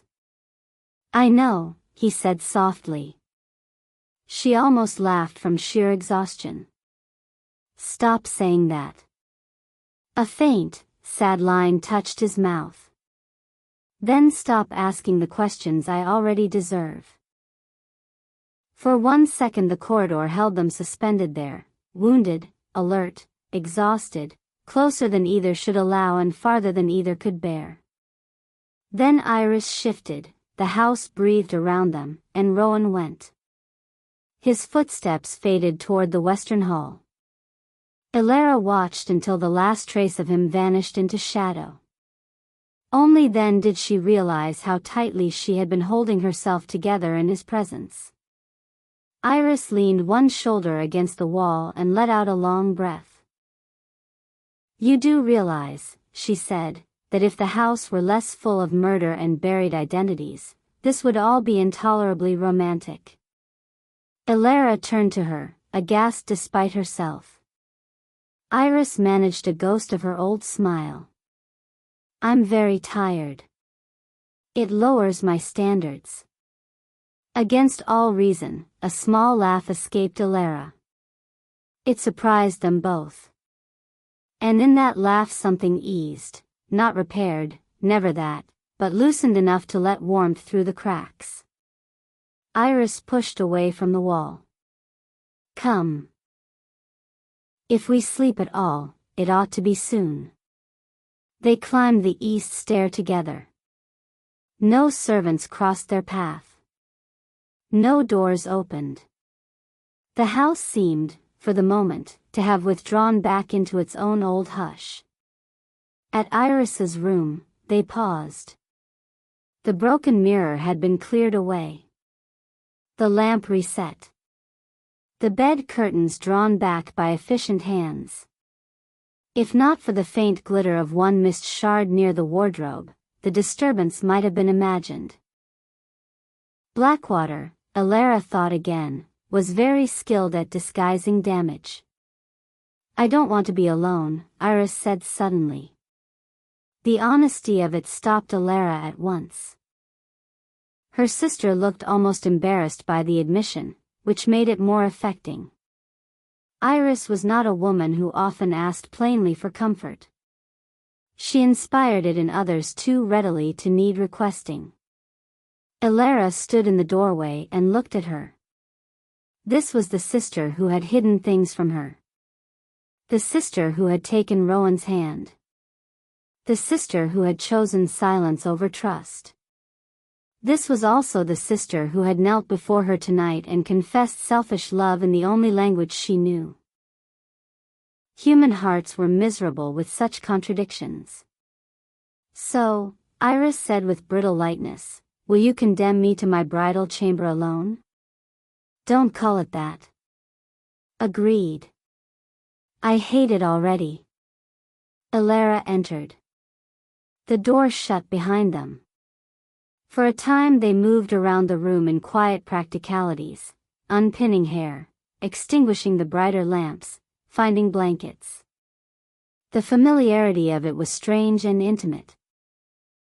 They had not slept in the same room since girlhood, except during storms when roof leaks made necessity of old habits. At last Iris sat cross-legged near the headboard in her shift and robe, her hair dark gold and loose around her shoulders. Elara remained in her underdress and shawl on top of the coverlet, not yet ready for the vulnerability of full rest. Neither lay down. Outside, the fog pressed thick against the windowpanes. After a long silence, Iris asked, do you still love him? The question should have angered her. Instead it exhausted her. Yes, Elara said. No point in lies now. Iris lowered her gaze. I thought so. And you? Iris looked up, startled. Did you ever love him? Elara asked. A shadow of rueful amusement crossed her face. No. I admired him at first, perhaps. Everyone did. It was easy to. He looked like the answer to a question no one could phrase. Elara stared. That, she said slowly, is exactly how he feels. Iris laughed softly. Yes. I know. The room gentled around the sound. Then Iris's face grew thoughtful. But admiration is not love.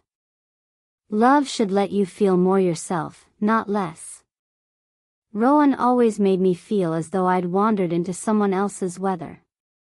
The description was so precise Elara could only sit very still. Yes, she whispered. Iris watched her sister for a moment, then said, he never looked at me the way he looked at you. The sentence entered the room softly and stayed. Elara pressed her fingers together in her lap. Then why did you let him choose you? Iris did not answer immediately. Because the truth mattered now, Elara thought. Because at last it all had to matter enough. Finally Iris said, because he came to me 3 nights ago and asked for my help. Elara's heart turned over. He told me he believed the danger was attached to you, Iris continued. He said Mother would never permit him to bring you close to whatever truth remained. That she had already suspected his interest in you and would move against it. He thought, she swallowed. He thought if the house believed he had chosen me, attention would shift. You would be safer for a little while. Elara stared at her. A little while. Safer. Humiliated, yes. Broken, certainly. But hidden. It was monstrous. It was exactly the sort of logic Rowan would devise when trapped between love and threat. And you agreed? Yes. Just like that? No. Iris smiled without mirth. I said some very ugly things first. The image was so startling Elara almost wished she had witnessed it. Iris went on. But in the end, yes. I agreed. Because I could not bear the thought of waiting for danger to find you while we all pretended not to see it. And because some part of me, she hesitated. Some selfish part of me still thought perhaps this would keep you here. The room dimmed further as one candle guttered low. Elara looked at the bed curtains, the dressing screen, the vase of winter greenery on the mantel. All ordinary things. Anchors. She needed them. I should despise you both, she said. Iris gave a weary little nod. Yes. But I don't know what to do with the fact that you meant it as love. At that, Iris's eyes filled again. Neither do I. The sisters sat in the soft dark and let that truth remain between them. At last Elara asked, what if we find nothing tomorrow? Iris leaned her head back against the carved headboard. Then we find something the next day. And if Mother stops us? She will try. That is not an answer. Iris turned her face slightly and looked at Elara through the dimness. No, she said, echoing Rowan with unsettling accuracy. It's survival. A silence followed.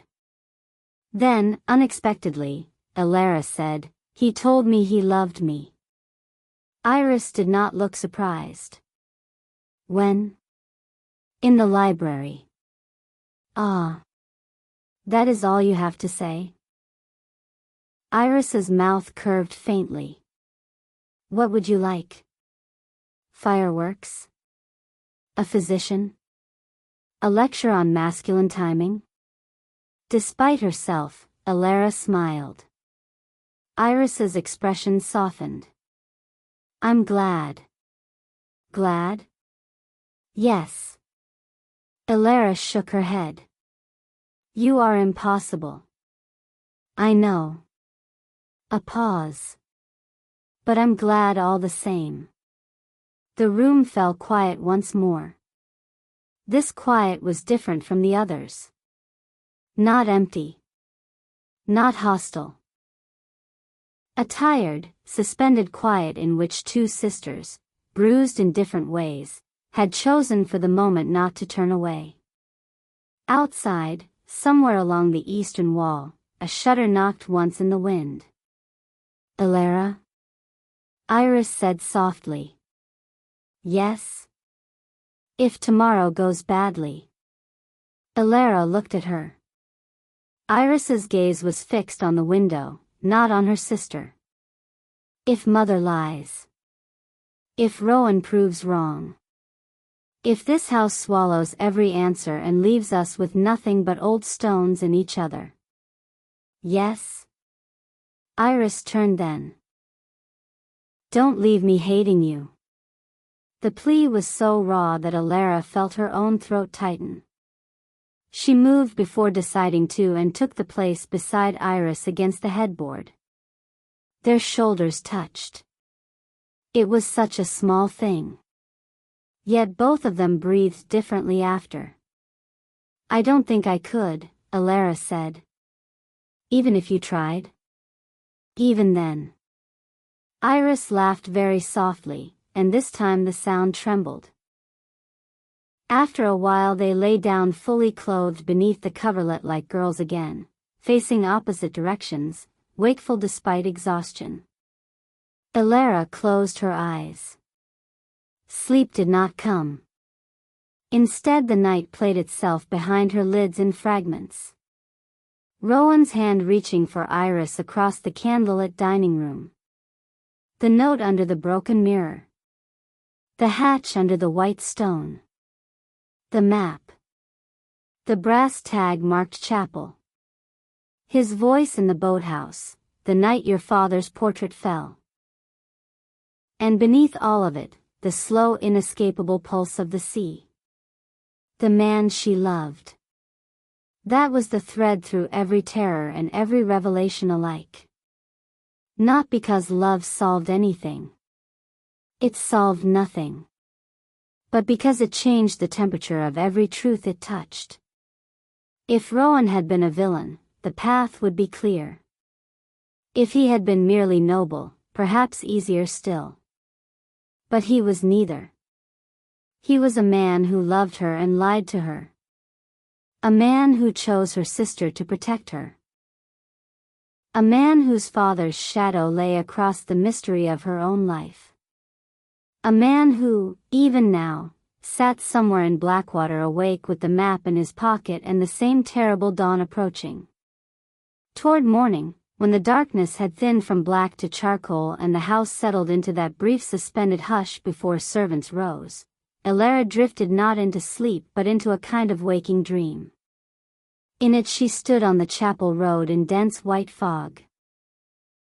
A woman ahead of her held a lantern that gave no light. She wore a dark cloak and had her back turned. At her feet lay a scatter of white stones. One by one they darkened, as though rain were falling on them, until Alara realized it was not rain. It was blood. The woman turned. But before her face came clear, a bell began to ring. Not in the dream. In the house. A real bell. 3 small, urgent peals from far below. Alara's eyes opened at once. The room was dim blue with pre-dawn. Iris was already sitting upright.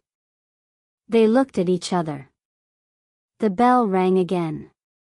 Not the front door. Not the chapel bell beyond the grounds. The servant's bell from the lower corridor. Someone had come early. Or someone had found something. Iris pushed back the coverlet. It's not yet 5. Alara was already on her feet. Somewhere in the house, far off but distinct in the morning stillness, a door opened. Then hurried footsteps. A voice. Mara's, perhaps. And another voice below that made Alara's blood run cold before she could even place why. Male. Strained. Unfamiliar and yet somehow not. Rowan had said they would leave before dawn. Dawn, it seemed, had arrived with company. Chapter 5, The Truth Behind His Decision. The bell did not ring a third time. It hung in the silence after its urgent peals like a held breath, and that quiet was somehow worse than continued alarm.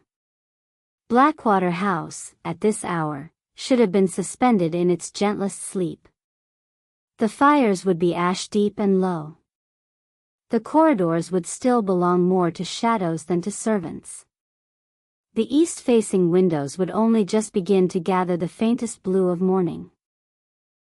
Instead, the whole house now seemed poised on the edge of interruption. Elara stood in the middle of Iris's room with one hand against the bedpost, listening. Below, footsteps moved quickly and then hushed themselves. A voice rose, too far away to make out words. Then came the sound of a door closing, firmly, with the particular finality of someone trying to contain disturbance before it reached the upper floors. Iris was already out of bed, gathering her robe around herself. Her hair, unbound and sleep-soft from the little rest she had managed, fell over one shoulder in a wave that made her look younger and more frightened all at once. "That wasn't Rowan," she said. Elara shook her head. "No." For one instant both sisters remained very still, as if movement itself might bring the shape of the morning into sharper focus than they wanted. Then Iris crossed to the dressing screen, snatched up her gown from the chair where it had been draped, and began stepping into it with brisk, practiced movements. "Elara, your shoes." Elara had not realized she was barefoot until then. The carpet was cold under her feet. She bent, found her slippers where she had pushed them half under the chair, and slid them on without taking her eyes off the door. Another voice sounded below. This time clearer. "Male, yes." Roughened by fatigue, by the morning air perhaps, or by emotion poorly controlled. Not Rowan. Not anyone she knew by habit. What if it's mother? Iris said. At this hour? She does not sleep when she means to control a day before it begins. That was true enough. But the voice from below still troubled Elara in some harder-to-define way. It was not merely unfamiliarity. It was a sensation nearer memory, a bell struck lightly in another room of the mind. Without speaking, the sisters moved to the door and opened it. The east corridor beyond lay in blue-gray shadow. Lamps burned low in their sconces, their flames paling against the first weak spill of dawn through the far stair window. The carpet muffled everything but the most hurried steps. No one was in sight. But from below came another murmur. Then Mrs. Finn's unmistakable voice, pitched low and strained. "No, sir, you cannot simply." A man answered. Too low to catch the words. Iris closed her fingers around Elara's wrist. "We were meant to meet Rowan in the chapel corridor." "Yes." "Then let's go before anyone sends for us." They slipped into the passage and closed the door softly behind them. The house in early morning had a different kind of secrecy than at midnight. The darkness had lifted just enough to make corners appear innocent again, and yet the day had not quite claimed them. Rooms existed in suspension. The banisters were cold. The air smelled of cinders, linen, and the faint metallic tang of dawn.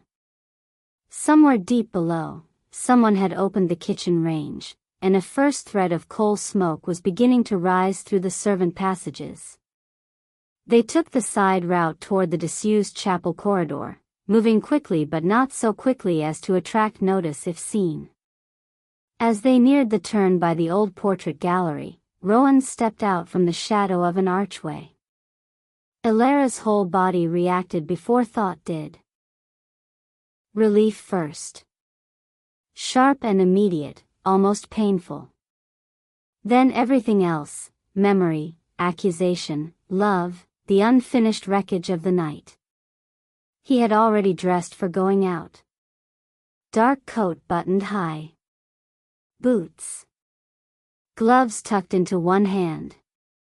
His hair was still damp at the temples, as though he had splashed cold water on his face and found it insufficient.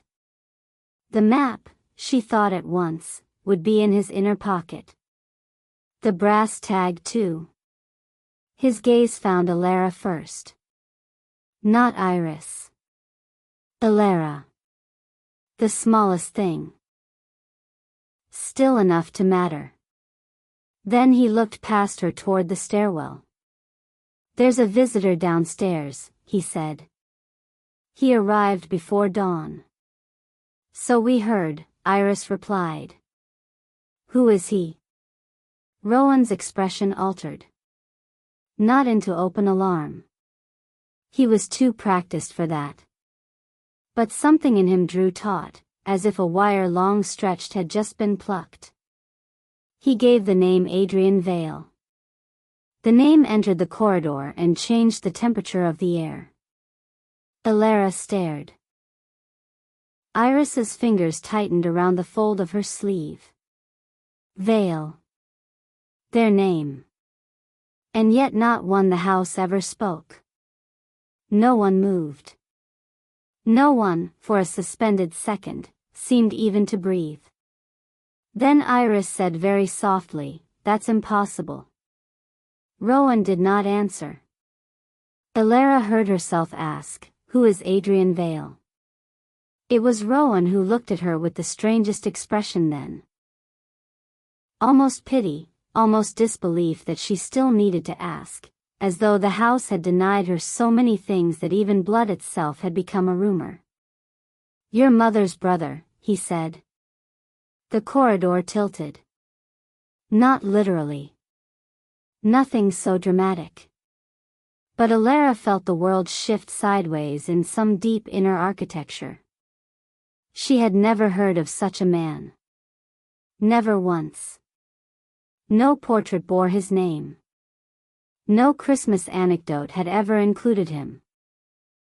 No servant, not even the oldest, had let the existence of a brother belonging to Lady Vale slip into common household air.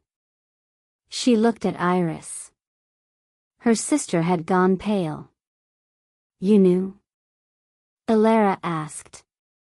Iris shook her head once. Only that there had been someone.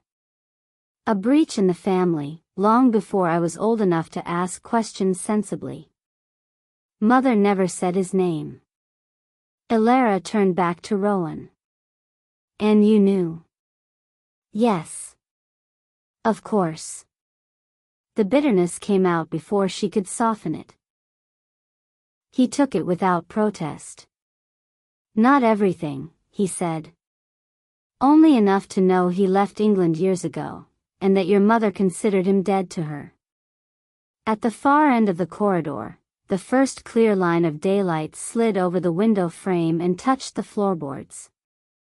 The house was waking. That made urgency harden instantly in Rowan's face. "We need to decide now," he said. "If Adrian Vale is here, then whatever was hidden is no longer contained. We go to the chapel before your mother can close the day around us, or we stay and let him bring the next truth to us." "Why would he come now?" Iris whispered. No one answered. Because too many reasons were possible. Because the note under the mirror had named Vale. Because some buried history had begun to move. Because secrets, when disturbed, draw their keepers home. Alara looked toward the stair. Below them, muffled but distinct, she heard a chair scrape and a man's low voice speaking again in the drawing room. There was nothing monstrous about the sound. That made it worse. If a nightmare announces itself howling, the soul can prepare. But when it arrives speaking quietly in the familiar tones of a guest at dawn, dread has no proper shape. "I want to see him," Alara said. Rowan's gaze sharpened. "No." She turned instantly. "No? Not yet. You seem unreasonably fond of those words." "This is not fondness. It is strategy. It is secrecy. It is protection." The reply came too fast. Too clean. Something long fermenting in Alara rose at last. Protection. She gave a breathless, incredulous little laugh. Yes. We have arrived exactly where I expected. The noble architecture of concealment. The grand decision made for me by men with grave eyes and women with trembling hands. Be fair, Iris said softly. Elara did not take her gaze off Rowan. No. I have been fair to him far longer than wisdom advises. The corridor held them there, pale dawn climbing the walls, the old house listening through its carpets and portraits. Rowan's face gave away almost nothing. But Elara knew him well enough now to see strain in the stillness. I chose your sister, he said quietly, because the threat was no longer theoretical. Iris looked away. Elara's pulse thudded once, hard. There it was. Not the whole truth perhaps, but the beginning of the one she had asked for. The truth behind your decision, she said. At last. His gray eyes met hers fully. Yes. No irony. No evasion. For one moment she thought he might tell her plainly there in the corridor while dawn bled slowly into the eastern windows. Tell her everything. Strip the whole thing down to bone and let it stand between them. Instead he said, "Come with me." Iris inhaled sharply. Where? The old schoolroom. Elara frowned. Why there? Because no one goes there at this hour. Because it has a lock. Because if I speak downstairs your mother will hear, and if I speak in the chapel corridor the servants will. There was sense in it. She hated that too. Iris looked from one to the other. I'm coming. Rowan hesitated.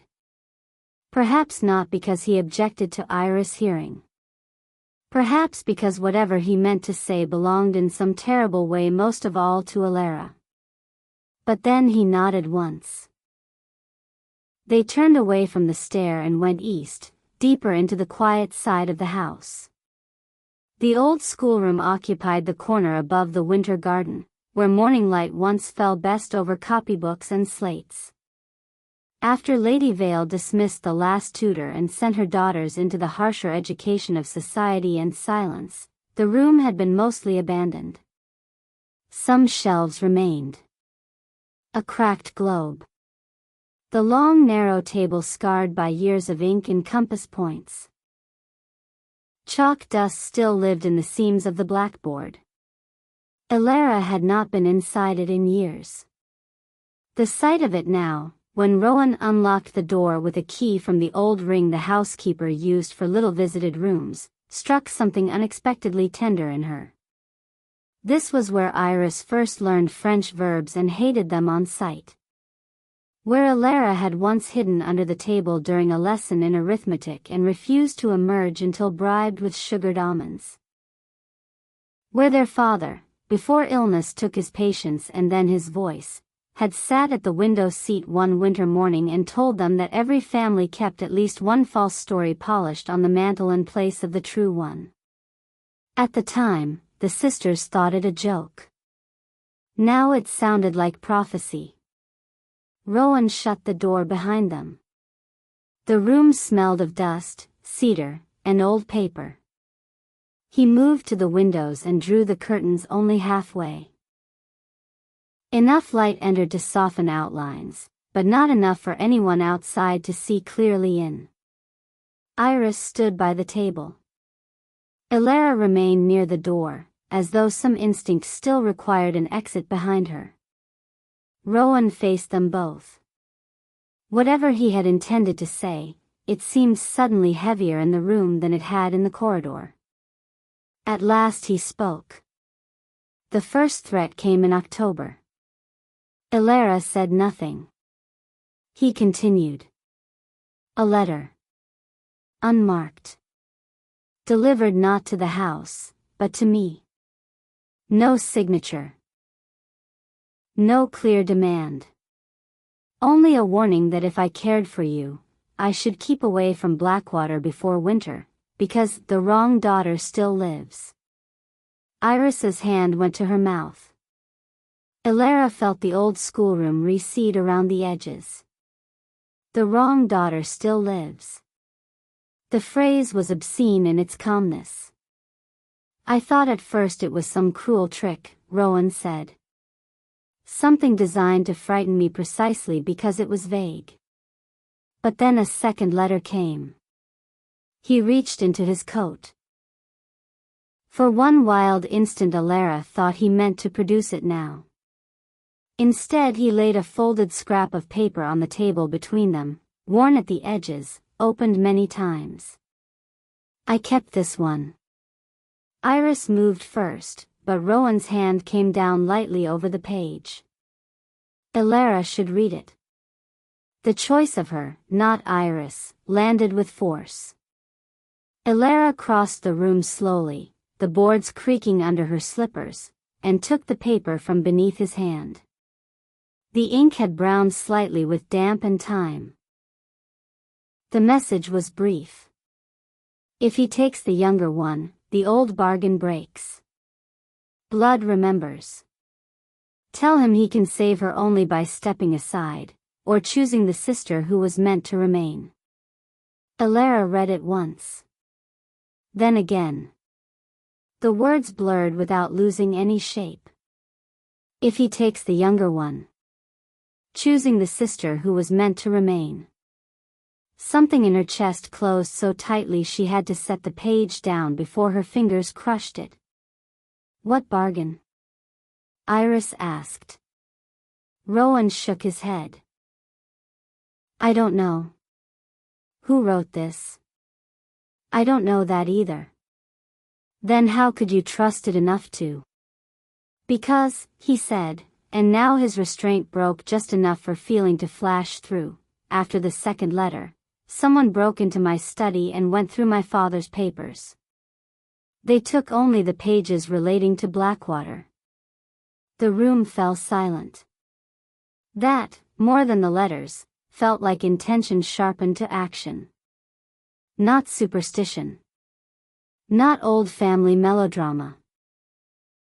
A hand moving in the present against the past. I found one page they missed, Rowan said.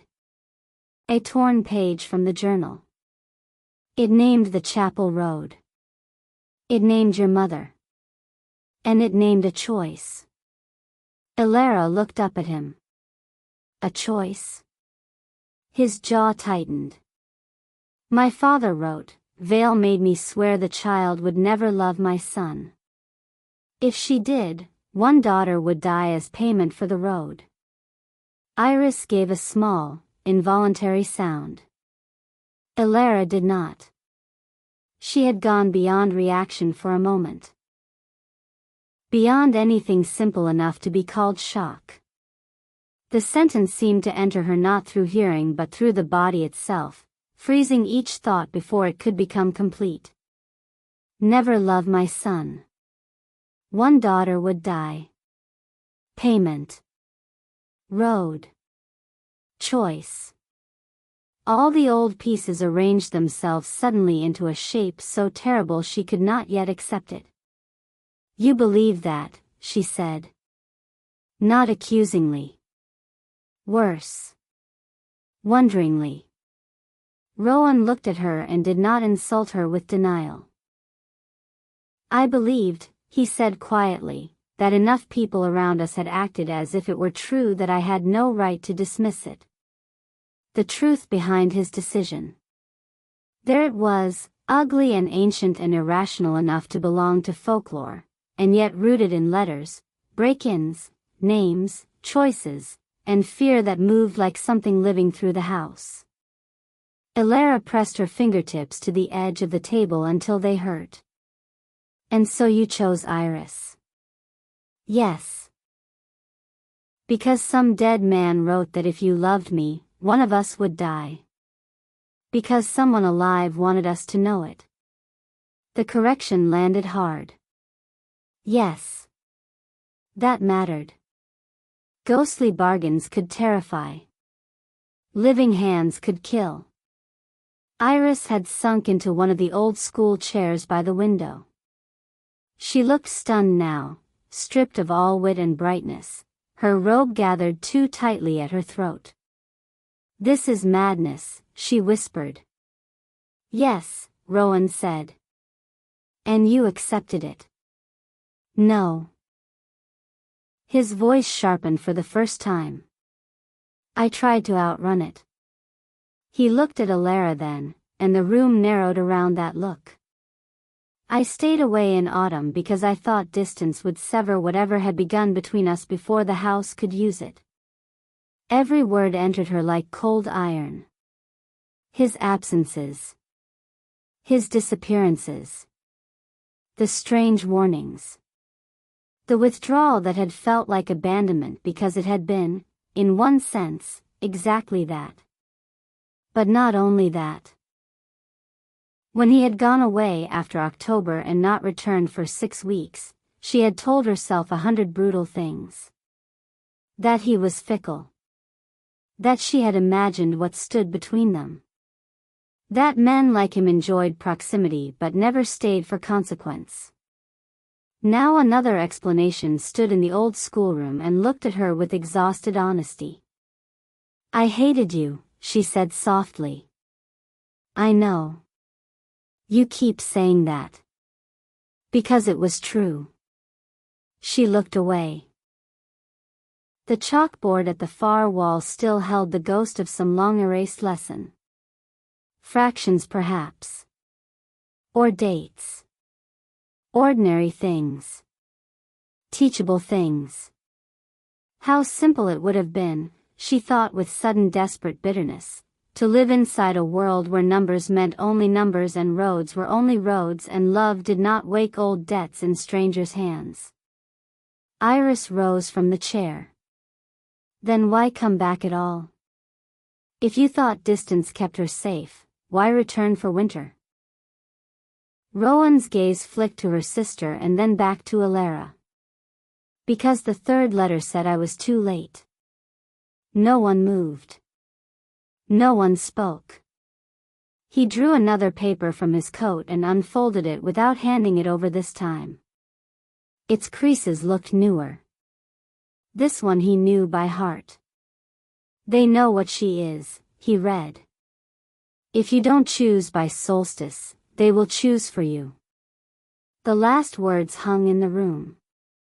Alara shut her eyes. Behind her lids she saw again the dining room candlelight, the long white table, Rowan stepping between the sisters, turning without looking at her, taking Iris's hand. A choice.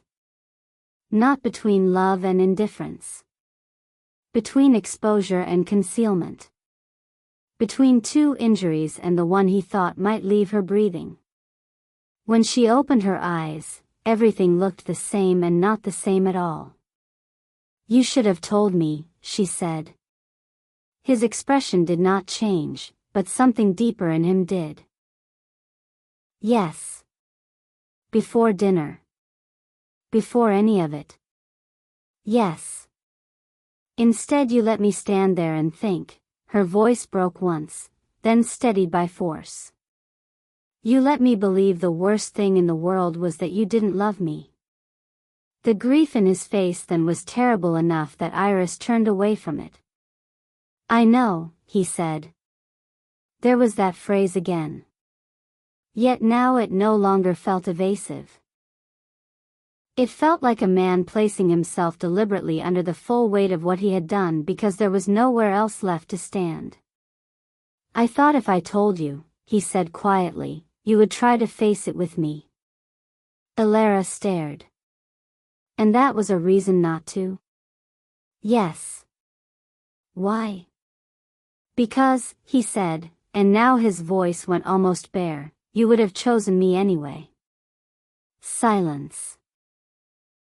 The old schoolroom, with its dusty globe and narrow windows, its ink-scarred table and little ghosts of lessons, became suddenly unbearable in its intimacy. He had known her that well.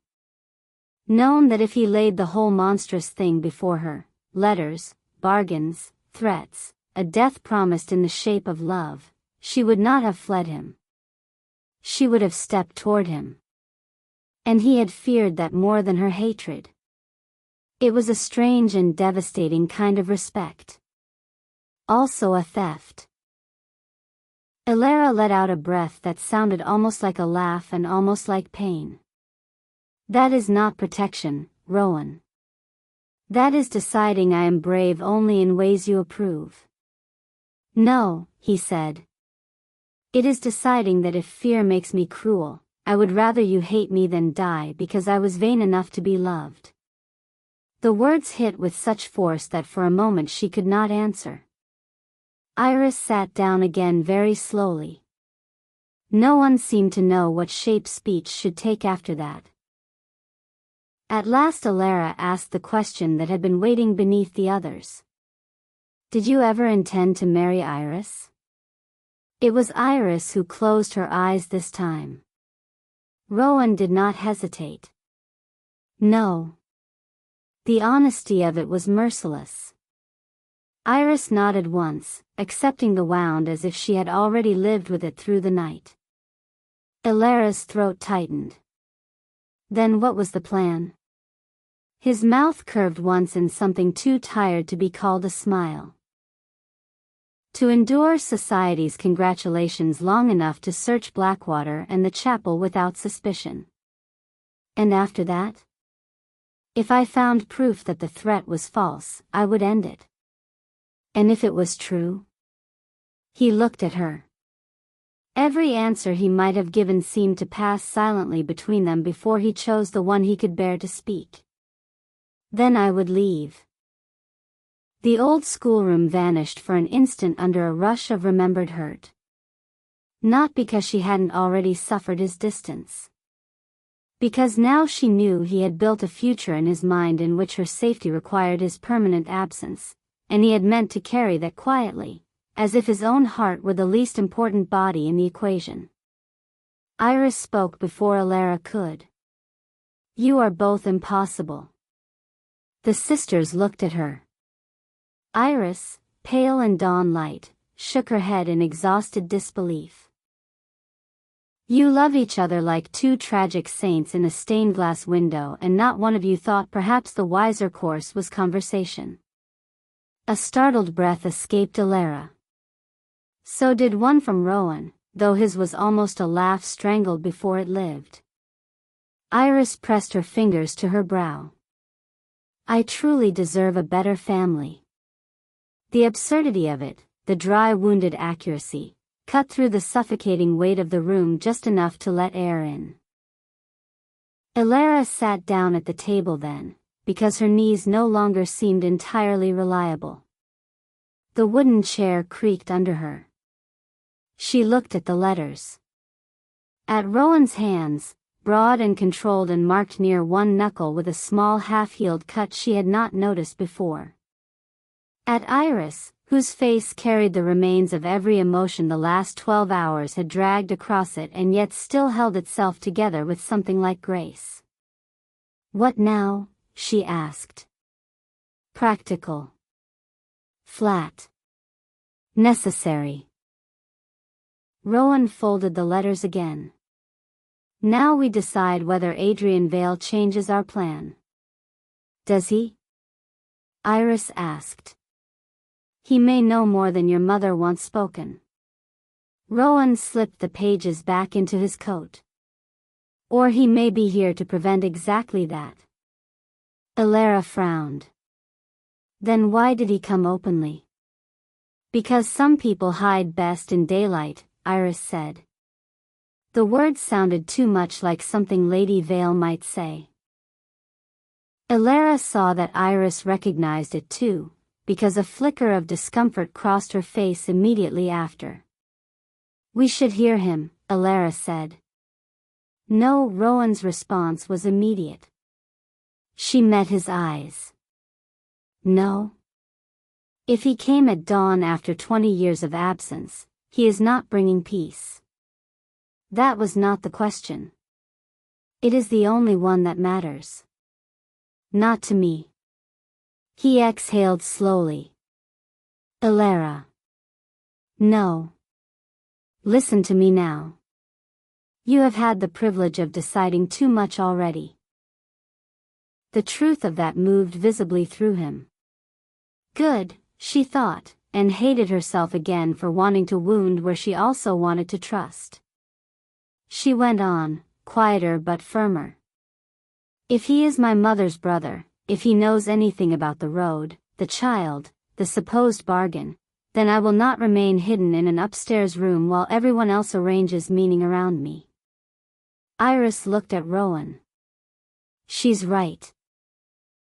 He gave Iris the briefest incredulous glance, perhaps because hearing his own argument returned against him from her mouth would have been funny on any other day. Then he looked back at Elara. The moment he sees you, he may understand what your mother concealed. He already may. Yes. Then the danger has already changed. A long pause. At last Rowan said, "We see him together." Iris straightened slightly. Downstairs? No. We bring him somewhere private before Lady Vale can shape the meeting. And how do you propose we do that? Elara asked. His answer came without hesitation. You don't. I do. Absolutely not, Elara said at once. Iris nodded. Agreed. He stared at them both with an expression hovering somewhere between disbelief and surrender. This is becoming unmanageable. Elara stood again. Welcome to honesty. For one brief second something warm flashed through his eyes. A reluctant admiration, or perhaps simple recognition of the woman she had become overnight under pressure. Then a knock sounded at the schoolroom door. All three froze. Not loud. Not insistent. 3 measured taps. Everyone in the room looked instantly toward it. No voice followed. No servant announced themselves. The dawn outside the half-drawn curtains seemed suddenly too pale. Rowan moved first, every line of him changed in an instant from weary lover to alert threat assessor. One hand went into his coat, not for a weapon, Elara realized, but likely for the key ring or simply by instinct toward control. He motioned the sisters back with the smallest turn of his wrist. They did not obey fully, but they did not interfere. The knock came again. 3 taps. Then a man's voice, low and resonant through the old wood. Rowan Thorne. I know you're in there. Elara felt her pulse leap into her throat. Not because the words were loud. Because the speaker sounded so calm. Lady Vale has an unfortunate habit, the voice continued, of hiding the wrong people in the wrong rooms. Open the door. No one moved. Rowan looked at Elara once, then at Iris. He seemed to be calculating too many possibilities at once. Open it, Elara whispered. His jaw tightened. Then, with visible reluctance, he crossed to the door and turned the key. The door opened inward. A man stood on the threshold in traveling clothes still dusted with road chalk and dawn mist. He was perhaps in his late 40s, though fatigue and weather might have added or subtracted years in either direction. Tall. Narrow-faced. Dark-haired once, now threaded heavily with silver at the temples. His coat was expensive but worn from actual use. One glove remained in his left hand, the other tucked into his belt. A small scar cut through one eyebrow and vanished into the hairline. His eyes went first to Rowan. Then to Iris. Then to Elara. And in that instant the whole room changed. It happened not because he gasped or cried out or spoke her name with melodramatic certainty. It happened because his face, composed until then with the guarded civility of an unwelcome family arrival, went utterly still. Not blank. Still.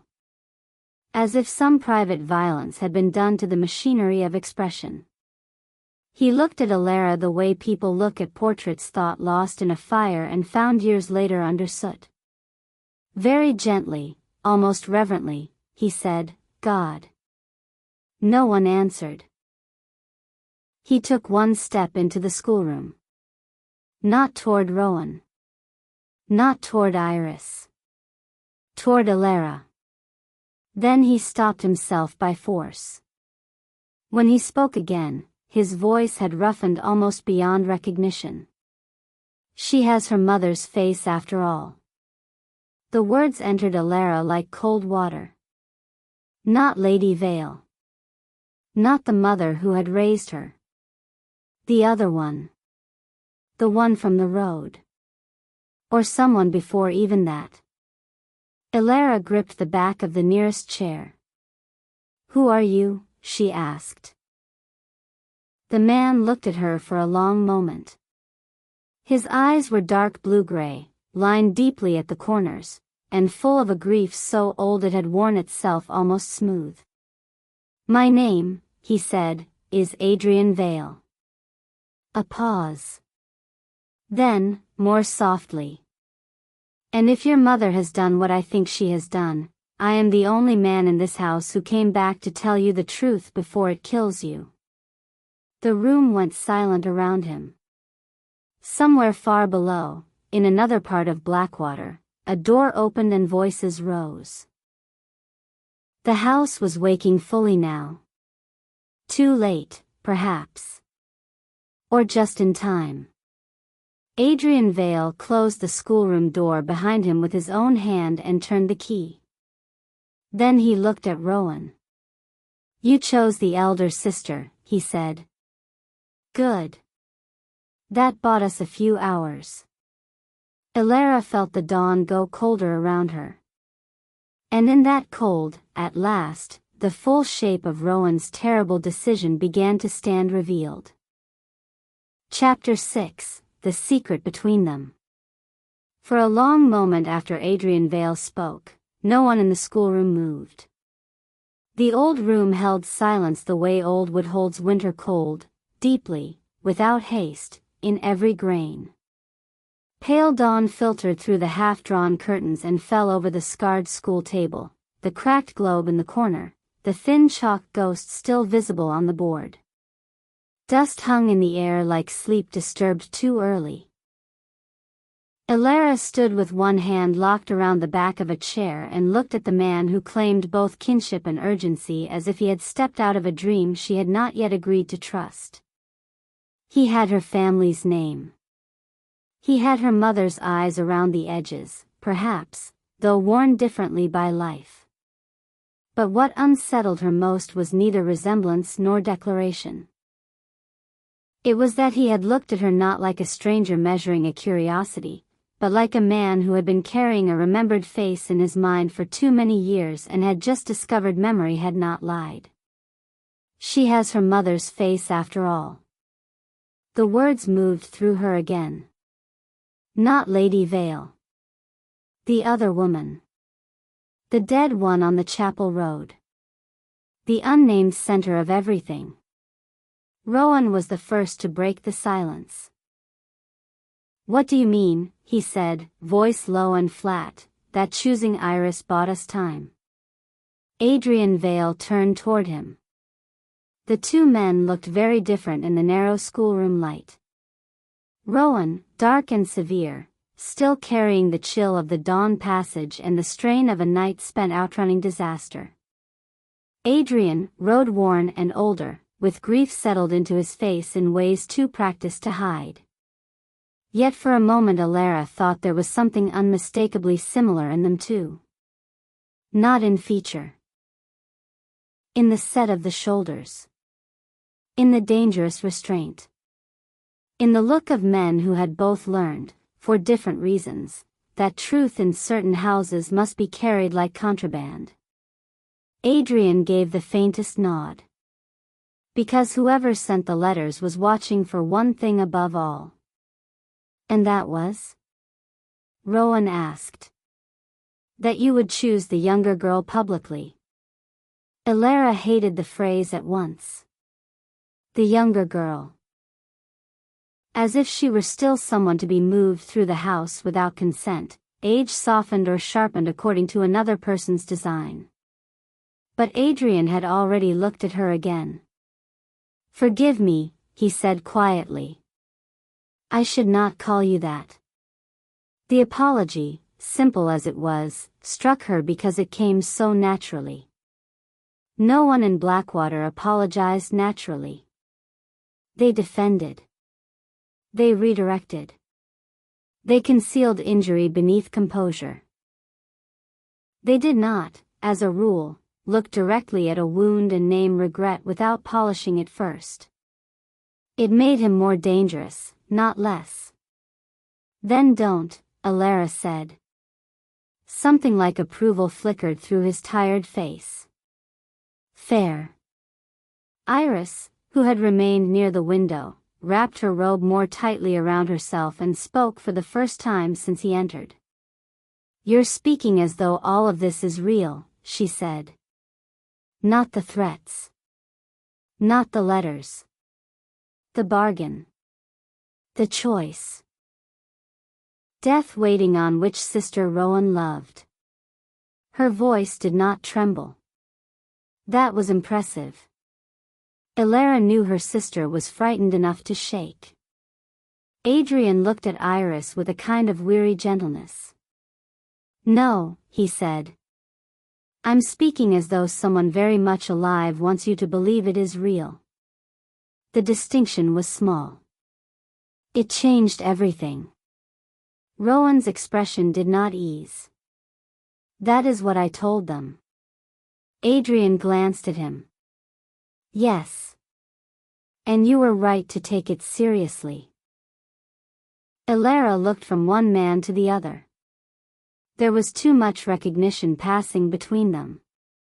Too much implied history for a conversation that should have belonged first to her. It sharpened her voice when she said, "Enough." Everyone looked at her. The room had already begun to arrange itself around men explaining and women receiving. She felt it happen and refused it. You will both stop speaking as though I am absent, she said. If there is a truth here, it is mine before it belongs to either of you. No one interrupted. Good, she thought, with a sudden fierce thread of satisfaction. Adrian inclined his head. You're right. Rowan's gaze met hers briefly. There was something there that might have been apology, or admiration, or grief at having underestimated exactly this.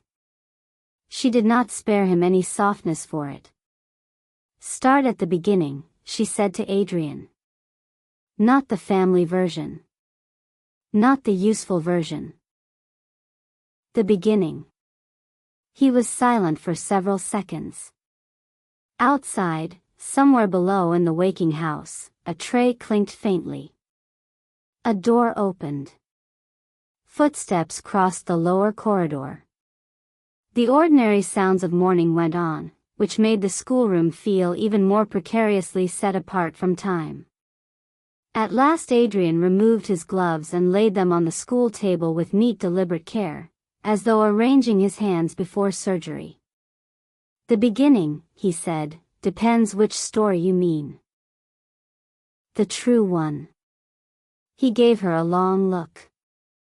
That has always been the difficult part at Blackwater. Iris let out a breath that might have been a laugh in another hour.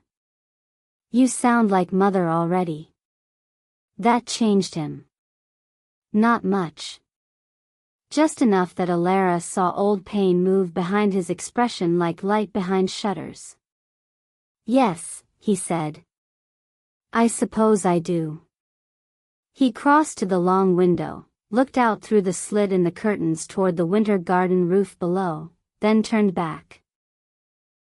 When I was young, he said, Blackwater belonged less to your mother than to your grandfather's ambitions. He wanted alliances. He wanted stability. He wanted every uncertain thing around him named, sorted, and inherited properly. Your mother was always the dutiful one. Brilliant, cold, impossible to bend once she had decided what duty required. I was, a pause. Less useful. Iris folded her arms. That sounds familiar. Adrian's mouth moved very slightly. You have more of me in you than she would like. The remark landed oddly in the room, brushing against Iris's pride and sorrow both. Elara saw her sister absorb it without answering. Adrian went on. There was a woman who came to Blackwater in secret years before either of you remembers anything. Her name was Celestine Ashe. The name filled the room softly. Elara felt it before she understood it. Not because she knew it consciously. Because some tiny hidden place in memory stirred at the sound. A cadence. A warmth. A shadow at the edge of a lullaby. Celestine. She was not gentry, Adrian said. Not poor either. Educated. Well connected enough to move through houses like this when invited, but not sheltered by them. She had been companion to a widowed cousin of ours for a season and later returned to Blackwater in another capacity. What capacity? Elara asked. Adrian looked at her directly. To protect a child. The schoolroom seemed to narrow. No one spoke. Then Elara said, very quietly, me. He nodded once. Yes. Rowan had gone still beside the table. Iris lowered her gaze. Elara felt the old floor of herself shift again. Every answer uncovered another room beneath it. From whom? She asked.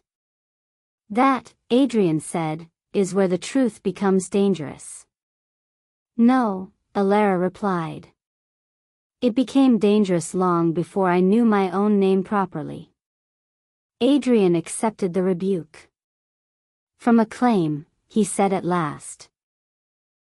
A blood claim. A legal one, perhaps. A financial one, certainly. Maybe something worse. That is not clear enough. It is the clearest part one have. He seemed to weigh how much she could bear, then perhaps decided she had earned the right to bear all of it regardless. Celestine came to Blackwater carrying documents. She believed the child in her care, yes, you, was heir to something concealed through fraud. Not Blackwater itself. Something older. Land, money, title through a maternal line perhaps. I never saw the papers in full. Your mother did. Lady Vale again. Always at the center. Reading, withholding, deciding. And what did my mother do? Elara asked. Adrian's face went grave. She made a choice. The phrase passed through Rowan like a visible current. Elara saw his jaw set. Which was, she pressed. Adrian looked at Rowan briefly, then back to her. She believed those papers, if pursued, would destroy more lives than they saved. That sounds like her, Iris muttered. Adrian's expression did not change. Yes. It does. He continued. She also believed Celestine was being watched. That the people who had reason to fear the claim would come for the child if they knew where she was. The child, Elara said. Still this child. His voice softened unexpectedly. Because that is how they thought of you then. Not as a person yet. As leverage. The honesty of it stung. But it also steadied something in her. Better a cruel truth than another velvet lie. What happened on the chapel road? She asked. At that, Adrian closed his eyes briefly. When he opened them again, all ease had gone from his face. She tried to leave. No one breathed. Celestine? Yes. With me? Yes. The room tilted once more. I thought Blackwater was safest while your mother controlled the narrative. Adrian's voice had roughened. Celestine no longer believed that. We argued about it. Bitterly. She thought delay would kill you as surely as exposure. She was going to meet someone at the Marsh Chapel, a solicitor, I think, or a clergyman who could verify the papers and move you farther inland before anyone understood. Ilara's hand tightened on the chair until her knuckles whitened. We quarreled that afternoon, Adrian said. She left near dusk despite the fog. The road was bad. I followed too late. He stopped. The silence that followed was different from the others. Not suspense. Grief being given room enough to stand up. What did you find? Rowan asked quietly. Adrian did not look at him when he answered. The carriage overturned in the ditch near the white milestones. One wheel broken. Harness split. The mare half mad with panic. His voice had gone distant with memory. Celestine still breathing when I reached her. Barely. The child gone. Ilara's heart kicked hard. Gone? Yes. Iris spoke at once, frightened now beyond elegance. Taken? I thought so. The wind outside touched the window frame and moved on. Adrian continued, each word deliberate. I carried Celestine as far as the chapel porch. Your mother arrived there not long after with Elias Harrow and a lantern. She had the child. Ilara stared.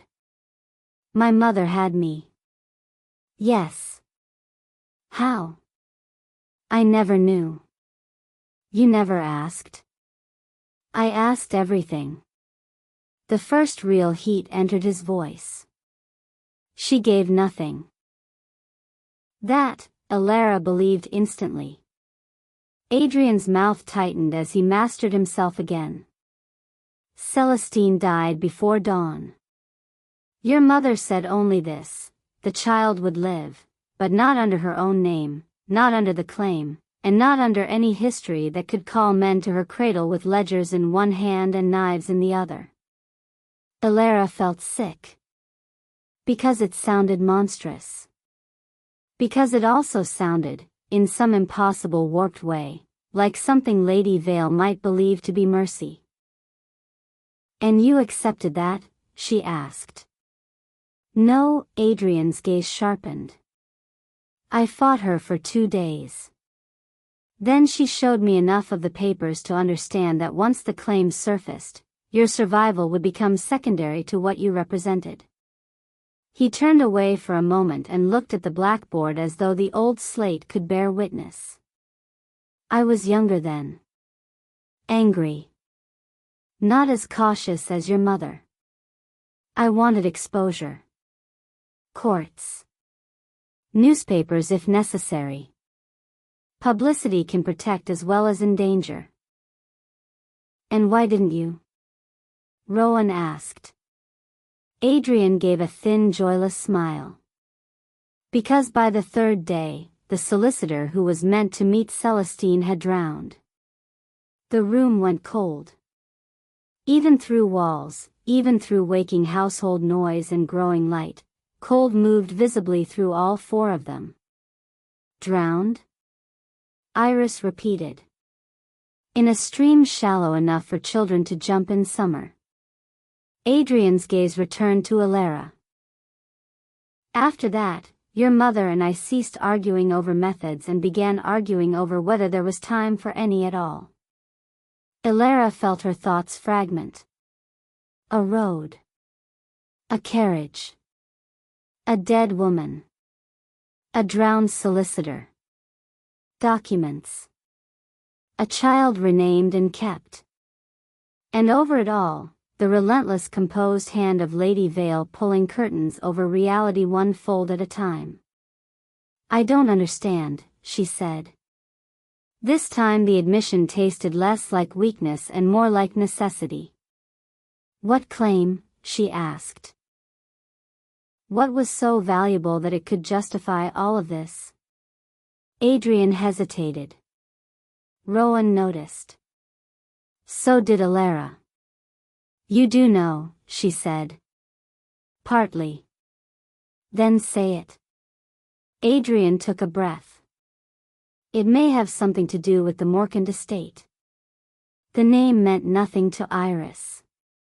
Alara saw that at once.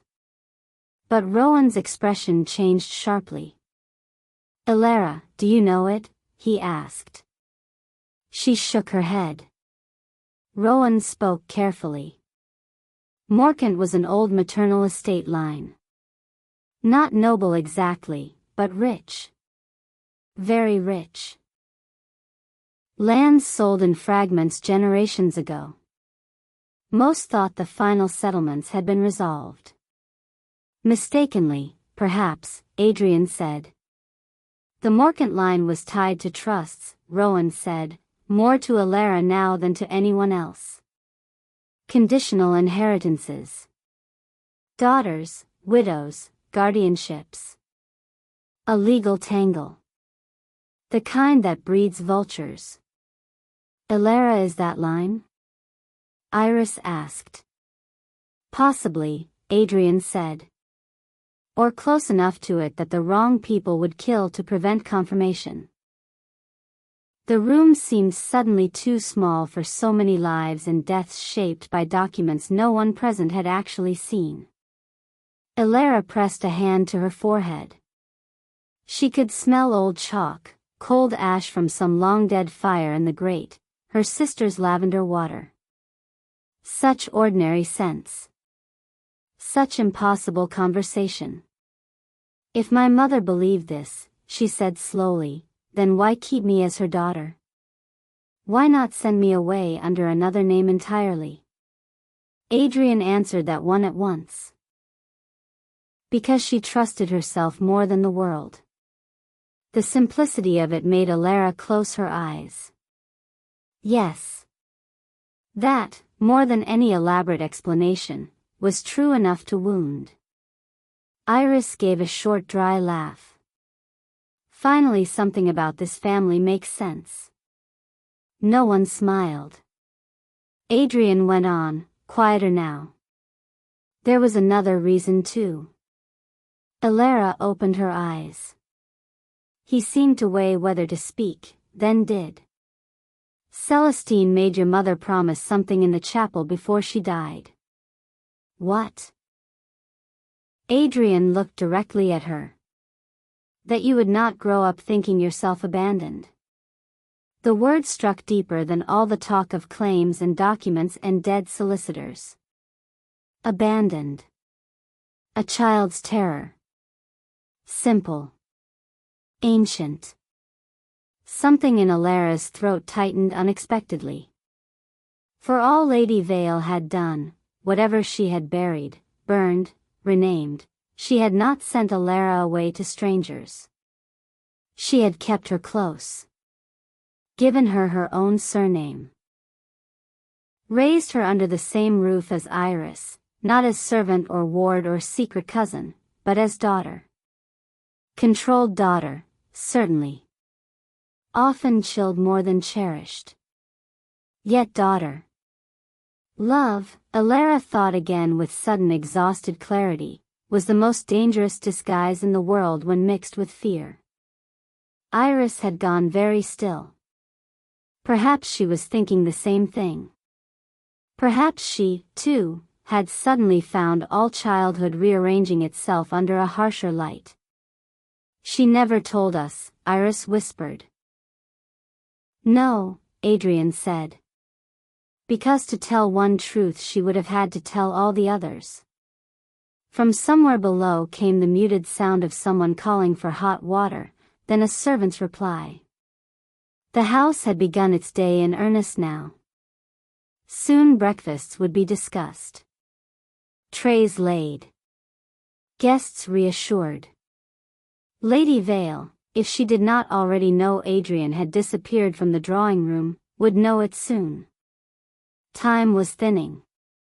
Rowan crossed to the school table and placed both hands on it. What is the secret between them? The question shifted all their attention. Adrian looked at him. Between whom?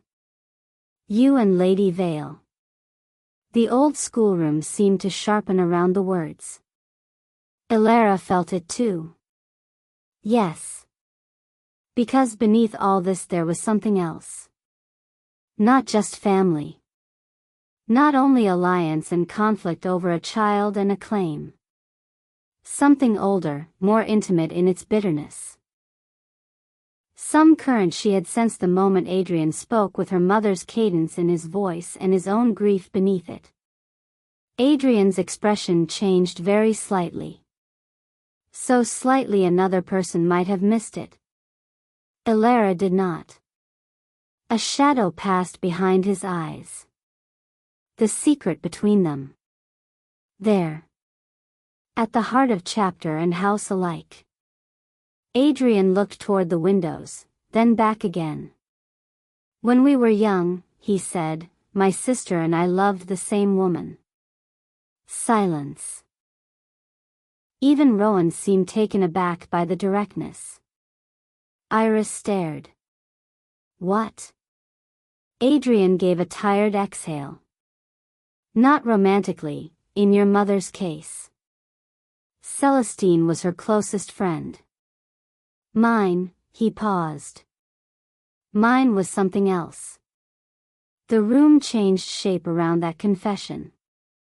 Elara felt the truth of it instantly in the way grief sat in him, not like a family scandal, but like an old wound buried under years and still tender when pressed.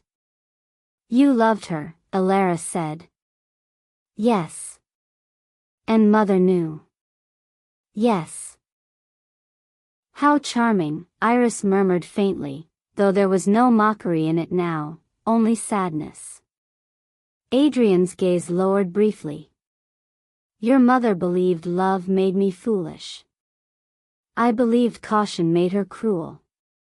Celestine thought we were both vain in different directions. For the first time, a real ghost of a smile touched his mouth. It vanished almost at once.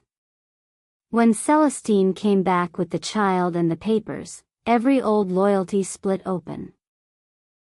I wanted to leave at once, expose everything, trust sunlight. Your mother wanted concealment, control, delay until the claim could be understood and neutralized. His eyes darkened. We said unforgivable things to one another. Then Celestine died, and all that remained between us was blame. Elara felt cold under her skin. Because this, finally, explained the texture of it. Not mere sibling estrangement. Not a family disagreement faded by time. A shared loss hardened into doctrine. Two people standing at the edge of the same death and spending 20 years building separate religions out of it. The secret, Adrian said quietly, is that neither of us knows whether the other caused it. No one moved. Iris was the first to speak. Caused. The carriage was tampered with, Adrian said. The old schoolroom seemed to go soundless around the words. The wheel pin had been loosened. Elara's hand slid from the chair back to the table for support. There, Adrian said. That is the truth your mother never wanted spoken aloud in Blackwater again. Rowan's face had become unreadable. Who did it? He asked. Adrian laughed once, low and harsh. If I knew, do you imagine I would have spent half my life in exile? Mother thought you did, Iris said before she could stop herself. Adrian looked at her. Yes, he said. Or wanted to.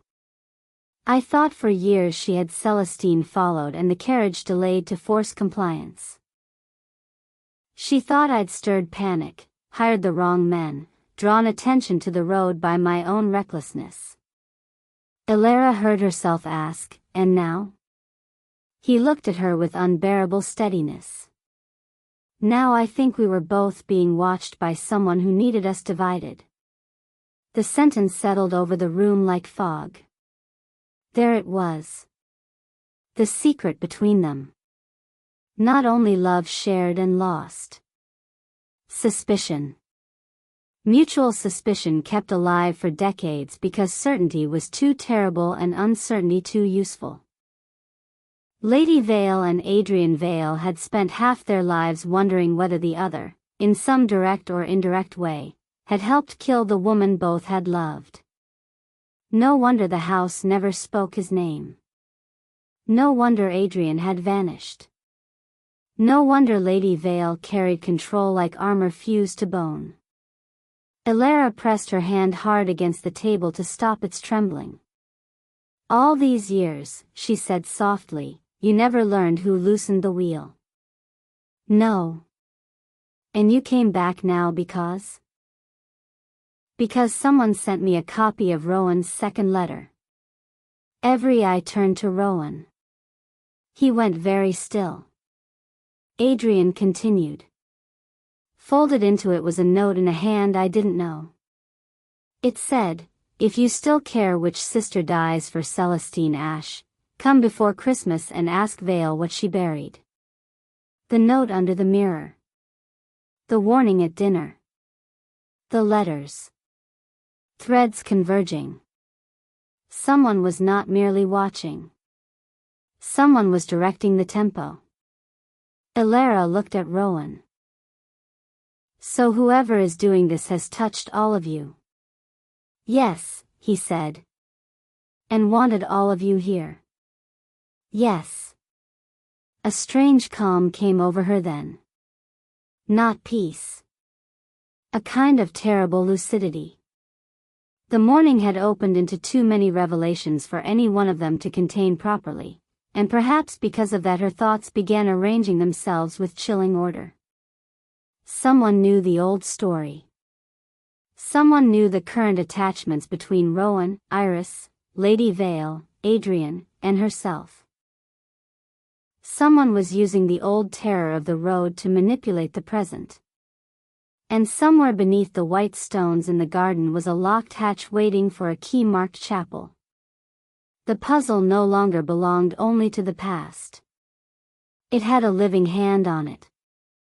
Iris was staring at Adrian now with wet bright eyes she had not yet allowed to spill. You knew about us? She asked quietly. He seemed confused for a second. You and Elara, she clarified. That she wasn't, she stopped. That she was mine and not mine. Adrian's whole face softened in a way that startled Elara. No, he said. I didn't know what your mother chose to tell you.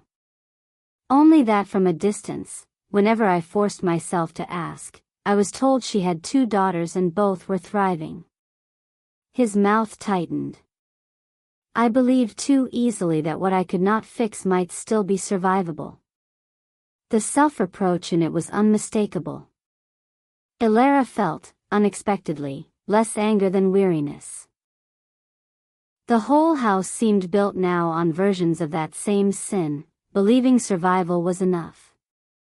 Believing if a child lived, if a girl smiled, if a daughter was clothed and educated and given a name, then the unsaid things under it might never rise. But they always rose. In letters. In love. In broken mirrors. In dawn visitors with old grief in their faces. Rowan straightened from the table. "We need your mother," he said. Adrian's gaze flicked to him. "She won't come willingly." "No," Rowan said. "But she will come if she knows I've told Alara." Adrian studied him. "Have you?" Rowan looked once at Alara. The room held still around that glance. "Yes," he said. "Not everything," she thought. "Not nearly everything. But enough."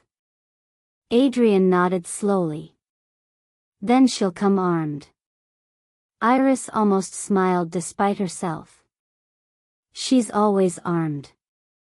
That, at last, drew the faintest thread of dark amusement from Adrian. "Yes. I see that hasn't changed."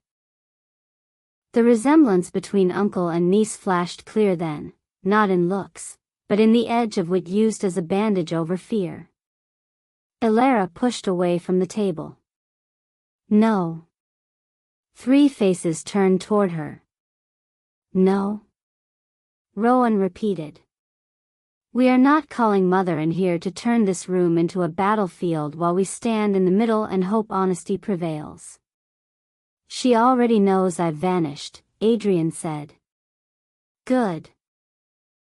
Then we have very little time before she comes searching and even more reason not to wait for her to choose the ground." "What are you proposing?" Iris asked. Alara looked at the window. Morning had strengthened outside, though the sky remained veiled and pale. The winter garden roof gleamed with damp. Beyond it, farther east, lay the path toward the old chapel. "We go to the chapel now," she said. "All of us." Rowan exhaled sharply through his nose. "Alara." "No. Listen. The key ring says chapel. The map points there. Celestine died there. The promise was made there. If this house is a trap, the chapel is the one place where the trap and the origin meet." Adrian watched her with sudden sharp interest. "She thinks like Celestine," he said softly, almost to himself. The remark unsettled her more than she wanted to show. Rowan's eyes had not left her face. "It could be exactly where whoever is baiting us wants us," he said. "Yes," she replied. And that matters. So does running out of time while Mother and whoever else plays this game rearrange the board." A silence followed. Then Iris said, "I agree." Rowan looked at her in disbelief. Iris lifted one shoulder. "I'm very tired, Rowan. It has made me revolutionary." Adrian's mouth moved faintly again, as if pain and affection had collided there and become almost smile. Only Rowan remained unconvinced. Of course he did. He had built the whole ruin of the past day on the belief that danger could be outmaneuvered by choosing injury carefully enough.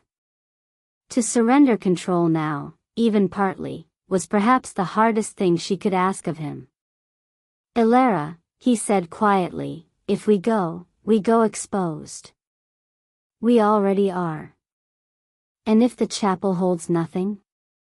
Then at least we will have looked at the place where all your silences began." The words struck. She saw them strike. His face did not change much, but the hurt moved through it like a dark current under ice. Good, some sharp part of her thought again. Not because she wanted to harm him. Because he had mistaken suffering silently for wisdom, and she could no longer let him remain unchallenged inside that mistake. At length he said, "You want the truth behind my decision?" She held his gaze. "Yes." He took one step toward her. The old schoolroom, all dust and pale light and old lessons, seemed suddenly too small to contain them. Then understand this, he said. I chose Iris because the letters weren't superstition to me by then. They were pattern. Surveillance. Precision. Whoever did this knew where you walked, what you read, when you were alone. They knew enough to quote my father's private pages. They knew enough to terrify your mother's brother into crossing the country before dawn. They knew enough to send a note under your sister's mirror in the middle of the night. His voice lowered. I chose her because every path toward you had become visible, and the only thing left to make uncertain was where my loyalty appeared to rest. The room was silent. His words did not excuse what he had done. That was not why they hurt. They hurt because they made sense. Horrible, flawed, arrogant sense. And because beneath every sentence was a simpler one he did not say aloud. I thought if they looked at Iris, they might stop looking at you. Elara felt her own anger turn under that understanding, not disappearing but changing temperature. I would still have chosen for myself, she said. Yes, he replied. Even knowing all of that. Yes. And you took the choice from me. He shut his eyes briefly. Yes. No defense. No concealment. Only the naked architecture of his guilt. The schoolroom held it like a prayer gone wrong. Iris looked away to give them privacy she could not physically provide. Adrian, perhaps sensing some boundary, moved to the far bookshelf and pretended to examine the spines of old atlases no one had opened in years. Elara and Rowan stood facing one another in the center of the room where she had once learned penmanship. She saw now, with the terrible clarity that only comes when love has been forced into daylight, that his great flaw was not coldness. It was devotion sharpened into control. The belief that he could bleed privately enough to purchase someone else's safety. The belief that if he chose pain carefully enough, he could spare her from the right to choose it too. And because she loved him, she understood the shape of that flaw from the inside. How easy it would have been to let him go on deciding. How seductive, to be protected by a man willing to suffer nobly in silence. How fatal. The secret between them, she said softly, glancing once toward Adrian without truly looking away from Rowan, destroyed 2 lives because neither trusted the other enough to tell the whole truth before grief hardened. He knew at once what she meant. A muscle moved in his jaw. Yes. I won't build my life on that pattern. Something changed in his face then. Not defeat. Recognition. Respect, perhaps, in its most painful form. No, he said quietly. You won't. The words moved between them with a strange final softness. Not the end of injury. Not forgiveness. But the beginning of a different way of standing in the same room. Iris turned back at that point, perhaps sensing that the moment had closed enough for practical need to resume. So, she said, voice almost light but not quite, are we all finally done making tragic declarations in abandoned schoolrooms? Adrian gave a low breath that might have been a laugh. Rowan looked at his watch. We have 15 minutes at most before the house notices enough absences to intervene. Then we go now, Elara said. Adrian pushed away from the bookshelves. There is one more thing. Everyone stilled. He reached inside his coat and removed a small wrapped object from an inner pocket. Linen, folded twice. Carefully he opened it. Inside lay a key.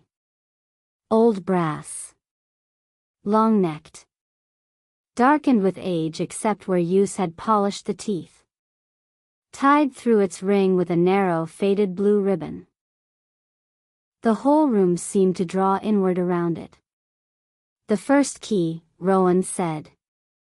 Adrian nodded. "I found it in Celestine's prayer book after she died. Your mother never knew I kept it." Elara stared at the blue ribbon. Something in her body reacted before reason did, a flicker of impossible familiarity, like hearing a melody from infancy in another room. Adrian saw it. "She tied everything with blue ribbon," he said gently. "Letters. Bundles. Your little shoes once, when one kept slipping off in the nursery." Elara felt the ground go remote for a second. Not because of the key. Because of the shoes. The tiny intimate uselessness of the memory. The sort of thing no one invents in order to manipulate inheritance. A child's loose shoe. A woman tying ribbon around it. Love. There had been love before Blackwater's version of it. Before Lady Vale's stern keeping. Before Iris's bright shadow beside her. Before Rowan's terrible restraint. A woman named Celestine had tied her shoes. The knowledge broke over Elara with quiet force. Rowan took a slow breath. "You were waiting to see whether we'd found the hatch." "Yes," Adrian said. "Before giving you this." "And if we hadn't?" "Then I would have gone alone." Iris rubbed her temple. "Wonderful. More heroic men making decisions." Adrian actually smiled then. "A small weary thing, but real. You are absolutely my sister's kin." "I was beginning to fear otherwise," Iris replied. The moment passed almost at once, but it left a trace of warmth in the room. Brief. Fragile. Human. Enough. Adrian wrapped the key again and handed it, not to Rowan. To Elara. The choice stunned all of them for a heartbeat. Even Adrian seemed to understand the weight of it after the fact, because his expression gentled. "This was always yours more than any of ours," he said. Elara took it. The brass was colder than she expected through the linen. Heavier too. The ribbon brushed her palm like a ghost. No one spoke. Because there are moments when an object ceases to be merely metal and becomes inheritance, accusation, promise, and grief all at once. Elara closed her fingers around it. "All right," she said. Her own voice sounded different to her now. Lower. Steadier. Not because she feared less, but because fear had finally been joined by purpose. "We go to the chapel." Rowan looked at her hand around the key, then at her face. Not arguing now. Not yielding exactly either. Something more difficult than either. Trust, perhaps. Reluctant and unfinished and real. He went to the door and listened. The corridor beyond remained quiet for the moment. Then he looked back over his shoulder. "We take the winter garden door," he said. "Less chance of crossing staff." Iris moved first, already gathering herself into motion. Adrian followed more slowly, one road-worn hand briefly touching the back of the school chair as if the room, with all its old lessons and old deceptions, had required some private farewell before he could leave it. Elara lingered 1 second longer. Not enough for anyone to comment. Long enough only to look once around the abandoned schoolroom, the blackboard, the slates stacked crookedly on the shelf, the place where she and Iris had once recited poetry badly while snow gathered at the windows. So many beginnings had happened here. And now another. When she turned, Rowan was waiting. He did not speak. Only held the door open. As she passed him, his hand moved a fraction, as though he meant to touch her sleeve, then stopped. Perhaps because Iris and Adrian were ahead. Perhaps because he had learned something at last. Or perhaps because the secret between other people had already cost enough, and he would not begin a new one in the doorway of an old schoolroom. Elara stepped into the corridor. The house beyond was brighter now. Morning had come fully, pale and cold through the eastern glass. Somewhere downstairs Blackwater was waking to breakfast, to gossip, to the appearance of normalcy. Lady Vale, if she had not already discovered Adrian's absence, would in minutes. Servants would move faster. Doors would close. Routes would be watched. Time had thinned to almost nothing. The four of them moved in silence toward the winter garden. Elara felt the key in her hand like a second pulse. Ahead lay the chapel. Behind them, Blackwater House breathed and listened. And between those two places, walking just near enough for his presence to alter the air, was the man she loved, the man whose decision had broken her because he had believed breakage was kinder than burial. Now, at last, the truth behind his decision stood fully in the light. It was not that he loved her too little. It was that he loved her in the oldest, most dangerous way imaginable. Enough to choose for her. Enough to wound her. Enough to fear the world would use his love as a map to find her. And if that truth did not absolve him, it made forgiveness more difficult, not less. Because now she knew the tenderness inside the cruelty. And tenderness, once seen clearly, is far harder to hate. The winter garden doors waited at the end of the corridor, blurred with condensation. Beyond them the pale fog of morning folded over the grounds like an unfinished promise. When Rowan lifted the latch, cold air entered at once. No one looked back. They stepped out together into the waking garden, toward the chapel, toward the hatch beneath the white stones, toward whatever the first key and the second secret still refused to yield. And somewhere ahead of them, whether in stone or prayer or wrought or earth, lay the thing that had tied love to danger long before any of them were old enough to understand the cost. Chapter 7: Why He Chose Her. Morning at Blackwater was never gentle in winter. It arrived not with warmth but with revelation. Fog that had seemed soft and forgiving by moonlight became, under the first gray light, something thinner and more pitiless. The lawns emerged slick and colorless. The clipped yews looked severe as judges. The house itself, which in candlelight could almost pretend to tenderness, resumed its truer face, stone, height, long windows watching from above. Elara stepped out of the winter garden with the wrapped brass key in her hand and felt the full chill of dawn settle into her lungs. The others followed in silence. Behind them, the garden glass breathed white with condensation. Ahead, the path to the old chapel curved east through the lower orchard, past the half-ruined wall and the cedar stand where the ground sloped toward the marsh road. The fog had not fully lifted there. It moved in pale ribbons between the trunks, clinging low over the winter grass. Blackwater House loomed at their backs like a thing deciding whether to call them home or let them go.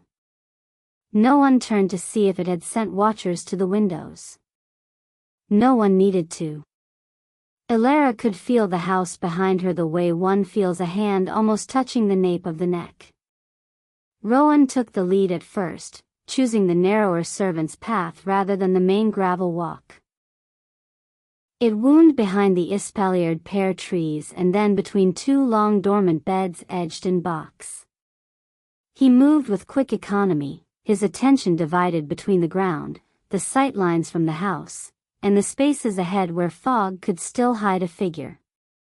Iris walked at Alara's left, Adrian at her right for a few moments, then slightly behind, as though uncertain whether proximity comforted or unsettled her. Perhaps both. The arrangement felt absurdly intimate for such a fractured company. A sister chosen but not loved. A man loved but not forgiven. An uncle returned from years of absence carrying old grief and a key wrapped in memory. And at the center of them, Alara, no longer sure whether she was daughter, heir, danger, decoy, or simply the shape around which everyone else's fear had been built. She closed her fingers more firmly around the linen-wrapped key. Blue ribbon pressed lightly into her palm. Rowan glanced back once, just enough to make sure the slope was not too slick for the sister's shoes. The look lingered on Alara for a heartbeat more than practicality required. That heartbeat had become its own language.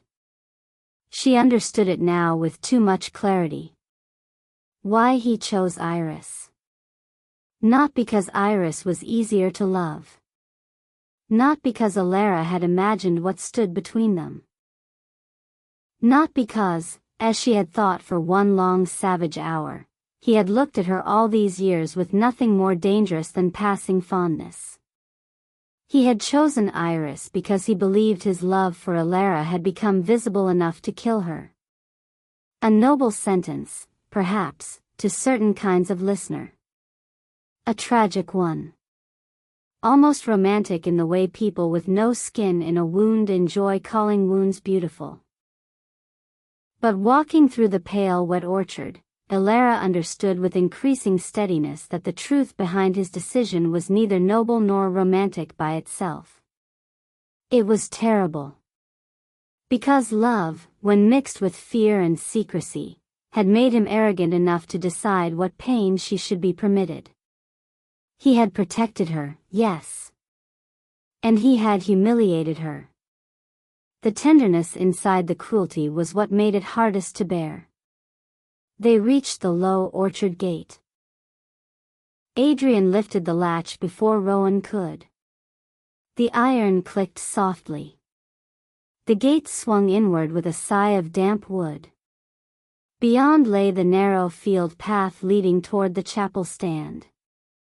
The ground here was softer, tufted with frost-burned grass and last year's flattened wildflowers. Bare apple branches arched overhead, their black twigs jeweled with moisture. Somewhere unseen, water moved faintly through reeds where the marsh began to wake. Iris drew her robe tighter over her gown. I hate mornings that feel like this. How do they feel? Adrian asked, not unkindly. Like the world has already decided something before I've had tea. Adrian made a sound that might have been amusement. Yes, he said. Your mother always inspired that sensation too. The casual use of the word mother for Lady Vale still startled Alara when it came from Adrian's mouth. It implied a childhood attached to her in ways Alara had never been permitted to imagine. A whole unseen architecture of former Blackwater, siblings younger and more vulnerable, before grief fossilized and duty sharpened into doctrine. It also made Adrian seem less spectral. Less an intruder from family myth than a man who had once run the same halls and known the same winter light. Iris looked at him sidelong. You speak as though that was charming. No, Adrian said. Only formative. The answer would have made Alara smile under different circumstances. Now it merely lodged somewhere gentle and sad inside her. They continued. The chapel emerged slowly from the fog. At first it was only a darker suggestion among trees. Then the little bellcote appeared. Then the worn stone walls, laced with dead ivy. Then the narrow pointed windows, their leaded panes clouded and uneven with age. The building stood on a slight rise beside the old road, where marsh grass gave way to higher ground and a line of white milestones. Smaller than the garden stones but gleaming faintly all the same, marked the bend. Ilara stopped when she saw them. White stones. Adrian noticed immediately. "That's where they found the carriage," he said quietly, following her gaze. No one responded.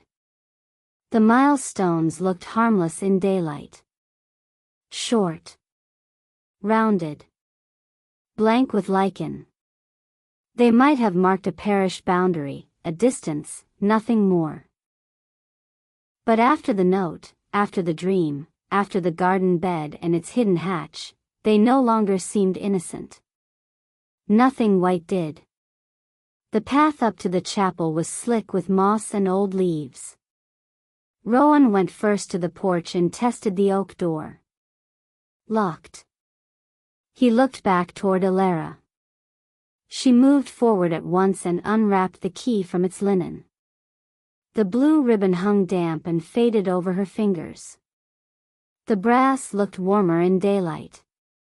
Older too. Adrian watched her with an expression she could not yet read without flinching. Rowan did not reach for the key immediately. Instead he held out his hand and waited. The pause mattered. A small thing perhaps. A moment. Yet it changed the air between them. Because once, before all this, she would have placed anything in his hand without thinking. A teacup. A book. Her trust. Now the waiting itself was a question. "Will you choose to?" Ilara looked at him. At the man whose decision had broken her because he thought the alternative might bury her. At the man who now, perhaps finally, understood that even in urgency there were rights he could not simply take. So she did not give him the key. She stepped past him. And put it into the lock herself. The metal resisted at first, then turned with an old internal scrape that seemed to wake the stone around it. The click echoed softly within the chapel. No one breathed. Ilara pushed. The door opened inward. Cold, still air met them, smelling of old wood, damp stone, candle soot, and long-disused prayer books. Light entered in pale strips through the narrow windows, cutting the dim interior into bars of gray-blue and gold dust. The chapel was smaller than memory and larger than fear. Ilara had not entered it properly in years. Blackwater no longer used it for worship except on rare symbolic days when Lady Vale wanted grief or piety displayed in a controlled frame. Even then, servants cleaned and aired it first. At present it had the untouched feeling of a room that had not expected company but had always known company would return. Two narrow pews faced the tiny altar. A faded kneeler lay half askew. The east window, once colored, had lost several panes, leaving the remaining glass to catch and warp the morning in fractured blue and wine-dark fragments. On the left stood a shallow side table where candles had once burned for private devotions. On the right, near the wall, hung a brass memorial plaque so dark with age its letters could barely be read. And beneath the altar step, Iris pointed first. There. A small iron plate had been set into the stone floor just before the altar rail. Not obvious unless one knew to look. Not decorative. A keyhole sat at its center. The second lock. Ilara's pulse beat hard. So the garden hatch, the map, the tag, the key, none of it had lied. Something had indeed been concealed between house and chapel, between soil and stone, between the places where the past entered Blackwater and where it was made holy enough to survive. Rowan moved beside her, though not in front of her. "May I?" She looked at him. He did not mean the lock. Or not only that.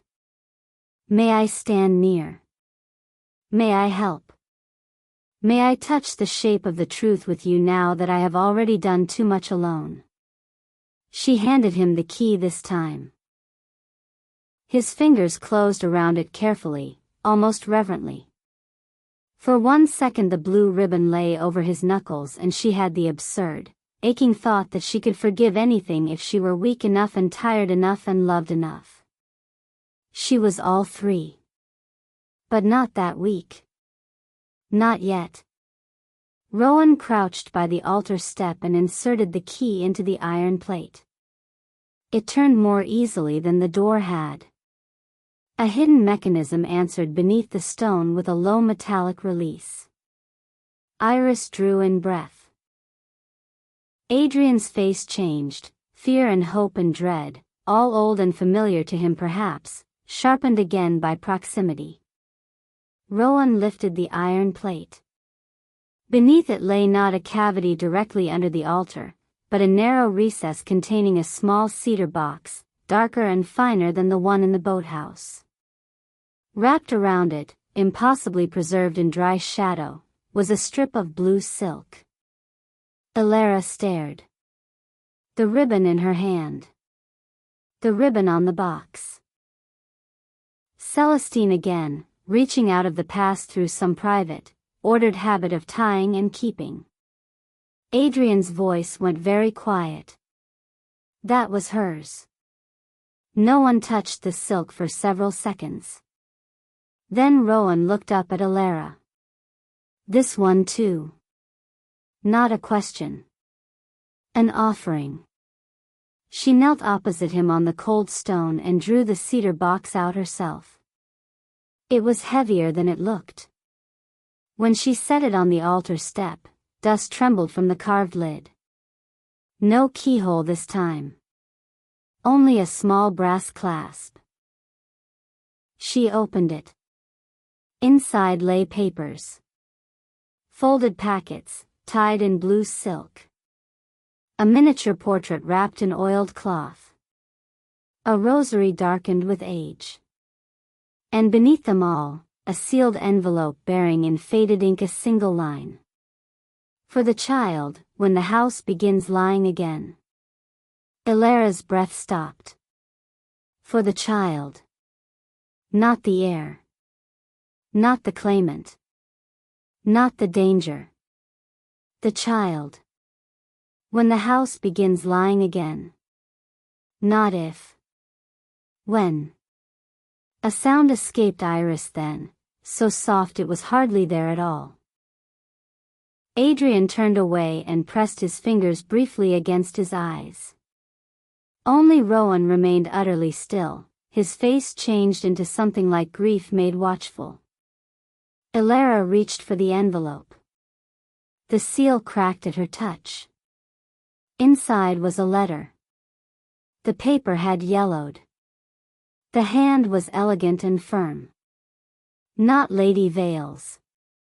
Not Adrian's. Celestine's, Elara knew at once without knowing how she knew. The first lines blurred before clearing. If you are reading this, then Constance has failed to keep the house from becoming itself again. Constance. Lady Vale. The name struck strangely. Too intimate and too old. Elara read on in a voice barely above a whisper, because silence in the chapel demanded whispering even for revelation. I do not know if I shall live to put this in your hand. If I do not, then know first that you were loved before you were hidden. Loved before you were named differently. Loved before fear touched your cradle. The little chapel seemed to contract around the words. Iris sat down abruptly on the nearest pew. Adrian remained turned away, shoulders tight. Elara continued, her voice shaking only once before it steadied. Your mother's name is Celestine Ashe, though perhaps by then that name will have been buried with me. Your father's name I do not write here, because paper is less faithful than stone and men have killed for less than a signature. But your blood is not shame. Whatever bargain is spoken around you, whatever debt is named in your hearing, remember this: there was no curse made over your life. Only fear, greed, and the weakness of frightened people who call control love. The words moved through Rowan visibly. Elara saw it and kept reading. Constance believes concealment will save you. Adrian believes revelation will. I believe both love you, and both are wrong in different directions. A breath, almost a laugh, escaped Iris despite tears standing in her eyes. Yes, Elara thought. That sounded true enough to survive a century. She read on. If the boy ever loves you, they will use him. This is not prophecy. It is pattern. His father knows too much and too little both. Keep no faith with warnings dressed as fate. Men make machinery and then kneel before it as if heaven built it. Refuse them. The boy. Rowan. The chapel seemed to go very still around him. Elara lowered the page for 1 second and looked at him across the altar step. His face had lost all color. So he had known part of this. Perhaps not the letter. But enough that Celestine's sentence felt less like surprise than confirmation of a horror he had already built his life around for months. The reason he chose Iris. Because pattern had indeed returned. Because he had believed himself not merely threatened but weaponized. Elara looked back to the letter. If you have reached the age where this must be told, then the house has already begun deciding for you. Do not let it. Do not let love become another corridor where others choose which doors you may open. The paper trembled in her hands. Somewhere beyond the chapel walls a crow called once from the marsh. No one moved. Elara read the final lines. Under the white stones there is proof enough to begin. Under the house there is proof enough to end. Trust the one who gives you the choice, not the one who takes it, even out of love. And if Constance still breathes when this is read, tell her I was never afraid of her. Only disappointed. The letter ended there. No signature. Only a small pressed violet, flat and brown at the fold. Elara lowered the page. The morning light through the broken east window had strengthened enough to make dust shine in the air like slow-falling ash. The box remained open. The whole chapel seemed to breathe differently now. As if some long-held note in the structure had at last resolved. No one spoke for several seconds. Then Adrian laughed once, shattered, incredulous, grief-struck. That sounds exactly like her. The sound turned almost immediately into something rougher. He looked down, mastering it. She always did prefer disappointment to fear. Thought it sounded more elegant. Iris wiped at her face without ceremony. I think I would have liked her. Adrian looked at her. Yes, he said softly. You would have sparred and adored each other by turns. Elara did not trust herself to speak yet. The lines stayed in her mind, bright as cuts. There was no curse made over your life. Only fear, greed, and the weakness of frightened people who call control love. And trust the one who gives you the choice, not the one who takes it, even out of love. She looked at Rowan. He knew she would. There was nowhere else for him to look. The small chapel, already full of old promises and death, seemed suddenly crowded with all the unsaid things between them. Why he chose Iris? Because he thought pattern would repeat. Because he believed he could step into the machinery and jam it with his own life. Because some older woman, dead on a road, had already anticipated exactly the kind of man fear would make of him. The tenderness of that recognition made it crueler. Not easier. Crueler. Ilara set the letter very carefully beside the box. What else is there? Iris asked, voice still unsteady. Practicality again. Blessed, if temporary. Ilara unfolded the tied packets one by one. The first contained copies of legal filings bearing names she only half recognized, Morcant, Ash, 2 trustees dead long ago, and references to a maternal settlement withheld pending verification of lineal issue. Dense law. Money braided to blood. Enough to make vultures circle, Rowan had said. The second packet held a list of names, dates, and places. Some crossed out. Some marked with symbols. The third contained a rough sketch of Blackwater House. Not the public plan. Something older. It showed service passages, sealed rooms, old foundations, and beneath the western wing, below the library and the blue drawing room, a marked chamber labeled in cramped ink.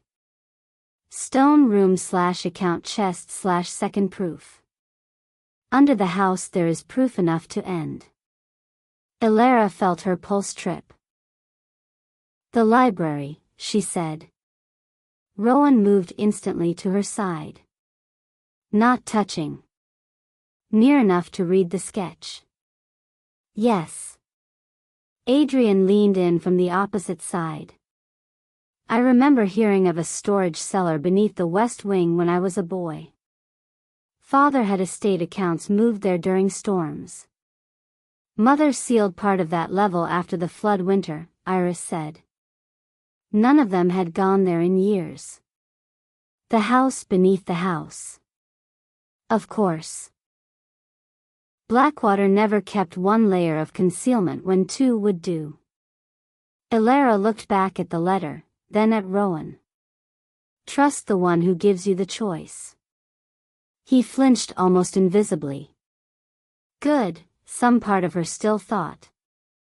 But not with satisfaction now. With grief. Because the wound between them no longer belonged only to the present. It had become part of a pattern older than either of them, and recognizing that made every injury feel inherited. I chose badly, Rowan said quietly. The words fell into the chapel with no defense around them. Iris looked away. Adrian remained intent on the papers, perhaps out of decency, perhaps because his own old guilt recognized the sound of another man stepping into his. Ilara studied Rowan. He looked exhausted. Not theatrically. Not beautifully. Truly exhausted. Like someone who had spent months holding up a collapsing structure with his own body and finally understood that saving the roof by crushing the people beneath it was no virtue at all. You chose fear, she said. Yes. Not her. His gaze lifted to hers. No. And you thought fear loved me better than I could love myself. Pain crossed his face openly now. I thought fear had better odds. The honesty of it nearly undid her. Because it was not cowardice exactly. It was the arithmetic of a man who had grown up with ruin in his father's papers and threats in his own pocket. A man who measured outcomes because he no longer believed innocence changed any of them. And yet. And that, Ilara said softly, is why you were wrong. The words hung between them. He bowed his head once, a motion so slight it might have been nothing. Except in a chapel, nothing is ever quite nothing. Iris stood and came toward the altar step. Her face had been changed by tears and dawn both. Less luminous now, perhaps. More real. Then why me? She asked Rowan. No anger. No accusation. Only tired, clear curiosity. He turned to her. The answer took only one breath. Because you were strong enough to hate me and still help her. Iris stared at him. Of all the possible truths, that one seemed to shock her most. Something in her expression wavered, offense, grief, rueful recognition all braided together. Well, she said after a moment, voice dry despite the tears still standing in her lashes, that is the most insulting compliment I've ever received. Adrian huffed a brief involuntary laugh. Even Alara's mouth moved faintly. Rowan's did too, though the sadness in it remained. I know, he said. Iris gave him a long look. You relied on me. Yes. And never thought perhaps I'd break under it. I thought you would. A pause. I trusted you to do it later. That, strangely, made her laugh for real. Only once. Only a little. But it changed the cold in the chapel. Alara watched her sister then and felt again the complicated ache of loving someone who had failed her while trying, in warped frightened fashion, to protect her. Iris had agreed to Rowan's choice. Had taken his hand. Had stood beside the humiliation. And she had done it not because she wanted him, but because she feared losing Alara to a history already reaching up through the floorboards. Why he chose her. Because Iris was the one person besides Rowan who could bear the burden of making herself look guilty if guilt meant Alara stayed untouched a little longer. That was its own cruelty. And its own kind of faith. Alara looked at her sister. I was wrong about you too. Iris blinked. A strange expression crossed her face, hope almost too fragile to allow. I gave you reason. Yes. A pause. But not the reason I thought. Iris let out a breath and sat carefully on the altar step opposite Alara, skirts pooling over the old stone. For a moment the sisters simply looked at one another over the open box and the scattered papers and the letter from the dead woman who had somehow reached through years to rebuke all of them at once. Then Iris said, very softly, I should still have told you. Yes. Immediately. Yes. A tiny pained smile touched her mouth. You're becoming very severe. No. Only repetitive. At that, Iris laughed again, weaker but warmer. That, at least, is familiar. The chapel settled around them. Outside, the fog thinned a little more. The marsh light shifted. Adrian reached for the miniature portrait wrapped in oilcloth and opened it at last. Inside was a painting no larger than his palm. A woman in dark blue, her hair coiled back, a violet pinned at her collar. Her face was not exactly Alara's, not exactly any woman's but her own. Clear-eyed, intelligent, with a mouth on the verge of saying something amused and dangerous at once. Celestine. No one needed to say it. Adrian's thumb hovered just above the painted cheek, not quite touching. The gesture was so full of reverence and old pain that Alara had to look away. When she looked back, Rowan was watching her, not the portrait. He had done that often, she realized. Even in rooms where another object should have claimed his attention, his eyes found her as if by instinct. The memory of all the times she had dismissed that, doubted it, treasured it, recoiled from it, moved through her with sudden piercing tenderness. The man she loved. The one who had let fear turn his love into architecture and strategy and injury. She could see now why he chose Iris. Not merely because it misdirected danger. Because it was the only choice that allowed him to remain near enough to watch Alara survive, while standing far enough away to satisfy the pattern threatening them. It was a terrible compromise. And perhaps the only one he believed he had. Still terrible. Still his. Still not hers to bear without consent. Rowan broke the silence at last. We take these back to the house. No, Adrian said immediately. Everyone looked at him. He folded the portrait closed and held it a moment before setting it carefully back in the box. If Constance finds these in open transit, she'll take them from us whether she means well or not. So we leave them? Iris asked. Not all. Adrian considered. The letter stays with Alara. The sketch map too. The rest can be re-hidden if necessary. No, Alara said. Their eyes turned to her. Nothing gets hidden again. The firmness in her own voice surprised her less now than it would have hours earlier. She was tired. Hungry perhaps. Cold certainly. Yet beneath all that, something had steadied into itself. The whole point, she said, touching the letter lightly, is that secrecy made us usable. It made Rowan choose badly. It made Iris complicit. It made Mother into a warden and you into a ghost. She looked at Adrian. I am finished helping Blackwater keep its drawers properly arranged. Adrian's gaze sharpened with something almost like pride. Rowan, too, seemed to absorb the force of the statement without resistance this time. Iris rubbed her hands over her face once, then lowered them. So what then?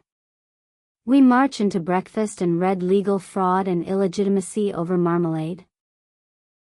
The image was so absurd Alara nearly smiled. Not breakfast, Rowan said. Your mother. Yes, Adrian added. Before she learns where we are, if she hasn't already. At that exact moment the chapel bell above them rang once. Not a full peal. A single, sharp note. All four of them looked up.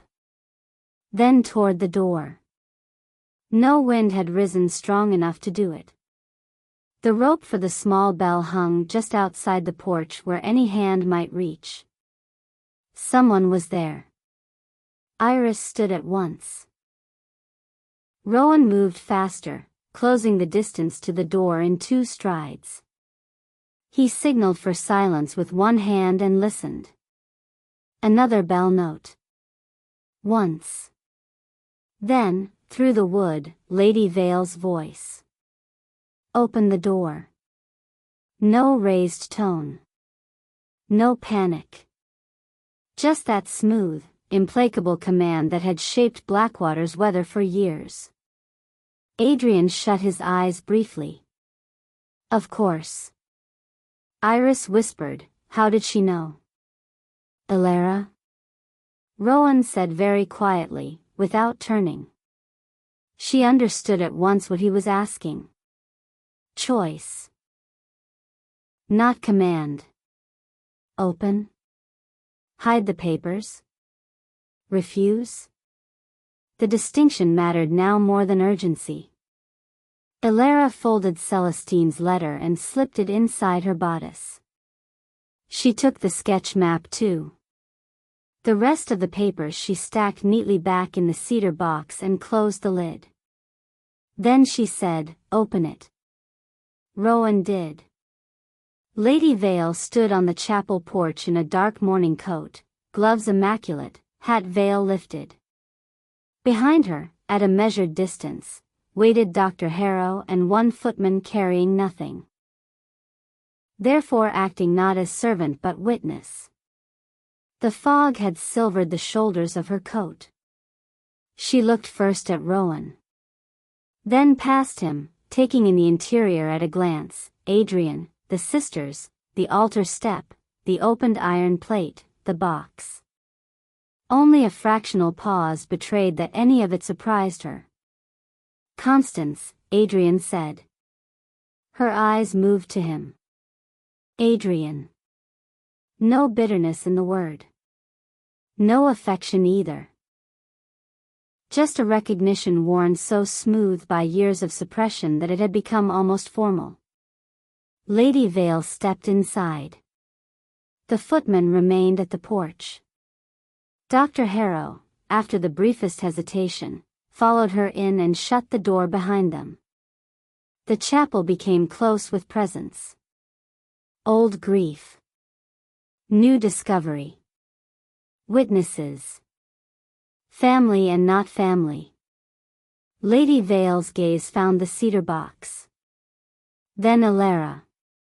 And there, at last, something changed. Not much. Only enough for a daughter who had spent years studying the weather of her face to see. Fear. Real fear. "You're too late," Alara thought. Not with triumph.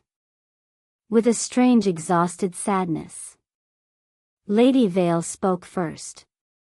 "So," she said softly, "the house has begun lying again." The line was Celestine's. Hearing it in her mother's voice made the room itself seem to flinch. Adrian let out a breath that might have been disbelief. "You read the letter then?" "Of course I read it." Lady Vale's gaze never left Alara. "Before I hid it." The admission landed cleanly. No denial. No attempt at innocence. Dr. Harrow's expression tightened, but he said nothing. Alara stepped forward. She felt Rowan shift beside her, as though prepared to intervene if necessary. She did not look at him. She only knew he was there. "Then tell me why," she said. Lady Vale looked at her daughter, her not daughter, her chosen child under another woman's name. The chapel light caught faint silver at her temples. The years in her face.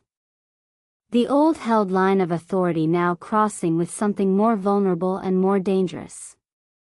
"You know why," she said. "No," Alara's voice stayed remarkably steady. "I know what you tell yourself. That is not the same thing." A silence. Then Iris, very quietly, "Mother." That one word held more ache than accusation. Lady Vale closed her eyes once. When she opened them again, the frost in her expression had thinned enough to show what lay beneath. Weariness. Love. Terror. The whole miserable inheritance of people who believe caring grants them the right to control. "I hid it," she said, looking at Alara, "because once I read Celestine's warning about the boy, I knew she was right in the one way I could not bear." Rowan went utterly still. Lady Vale continued. "Your father would have used Rowan Thorne as leverage without hesitation if he had learned the truth. His father would have done the same, though perhaps more elegantly.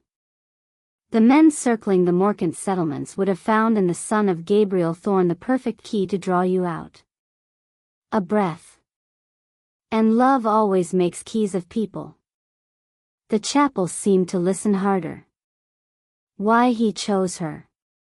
Now another layer of it stood revealed. Not merely letters and threats. Years of adults seeing in Rowan, before he was fully a man, the exact shape by which Alara might someday be reached.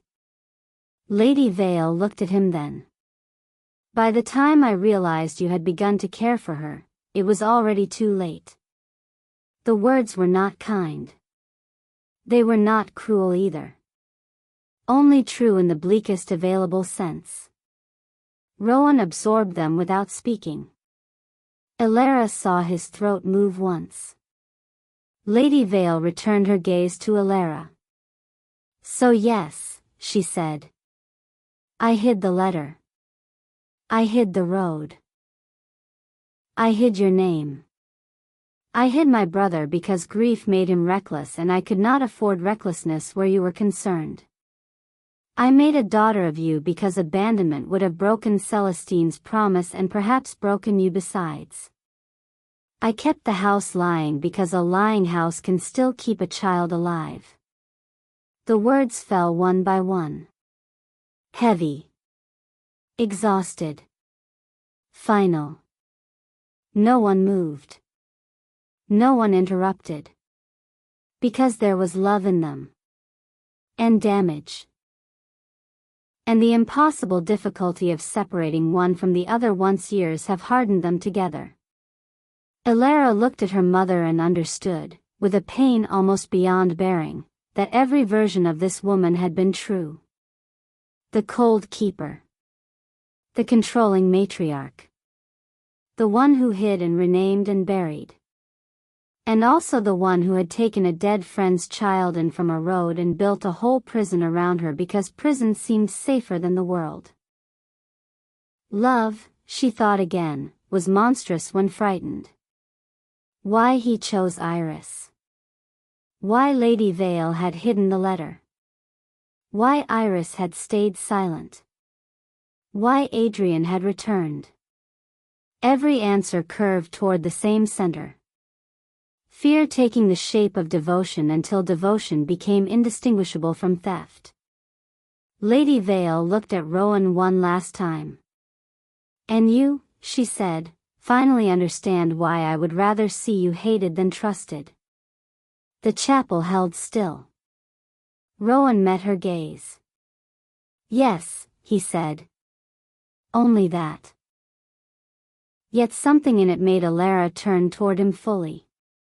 Because now, at last, she saw the full shape of it. He chose Iris because Lady Vale's whole architecture of secrecy, Celestine's warning, his father's papers, the letters, and the visible pattern of danger had all converged into one unbearable conclusion. If he loved Elara openly, he became the straightest road by which the past could reach her. He had stepped sideways. Into Iris's hand. Into Elara's heartbreak.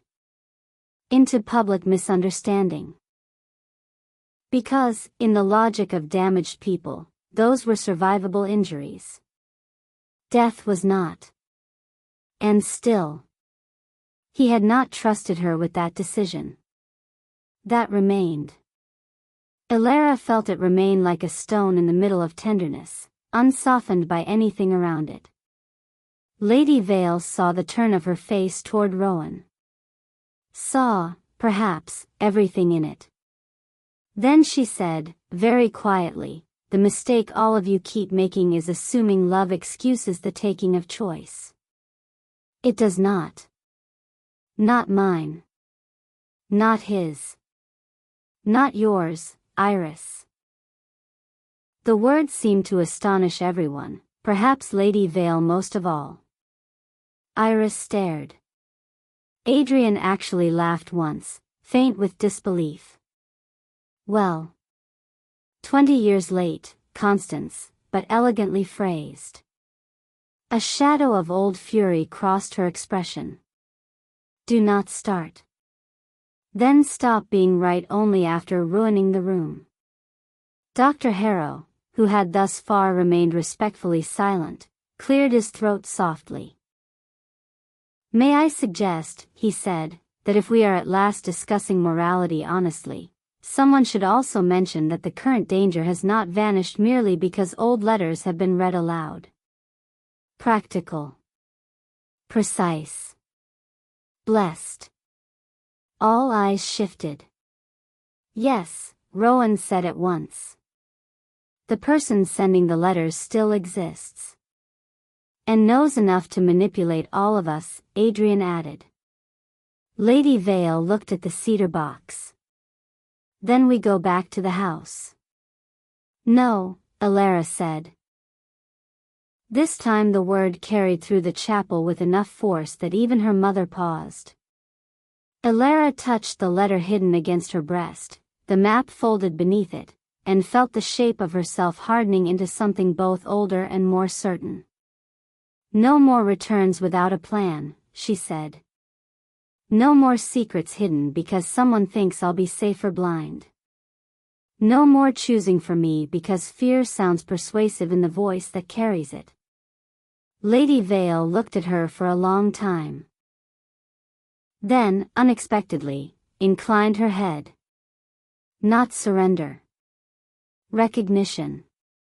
Perhaps the first true one between them. "Very well," she said.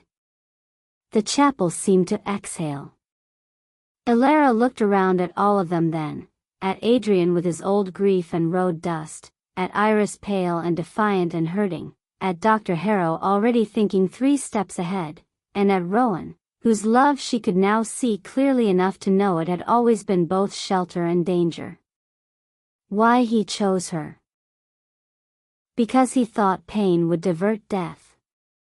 Because he trusted Iris to bear blame and himself to bear hatred. Because the house had taught him that protection looks like distance when what you love becomes a target. Because he loved Alara enough to become cruel. And because, perhaps, no one had ever taught him that love without choice is merely another locked room. The bell above them did not ring again. Morning strengthened. Outside, the marsh brightened to dull silver. The chapel, with all its old dead and older promises, had at last given them what it held. Not peace. Not safety. But truth enough to wound cleanly. And sometimes, Alara thought, that is how freedom begins.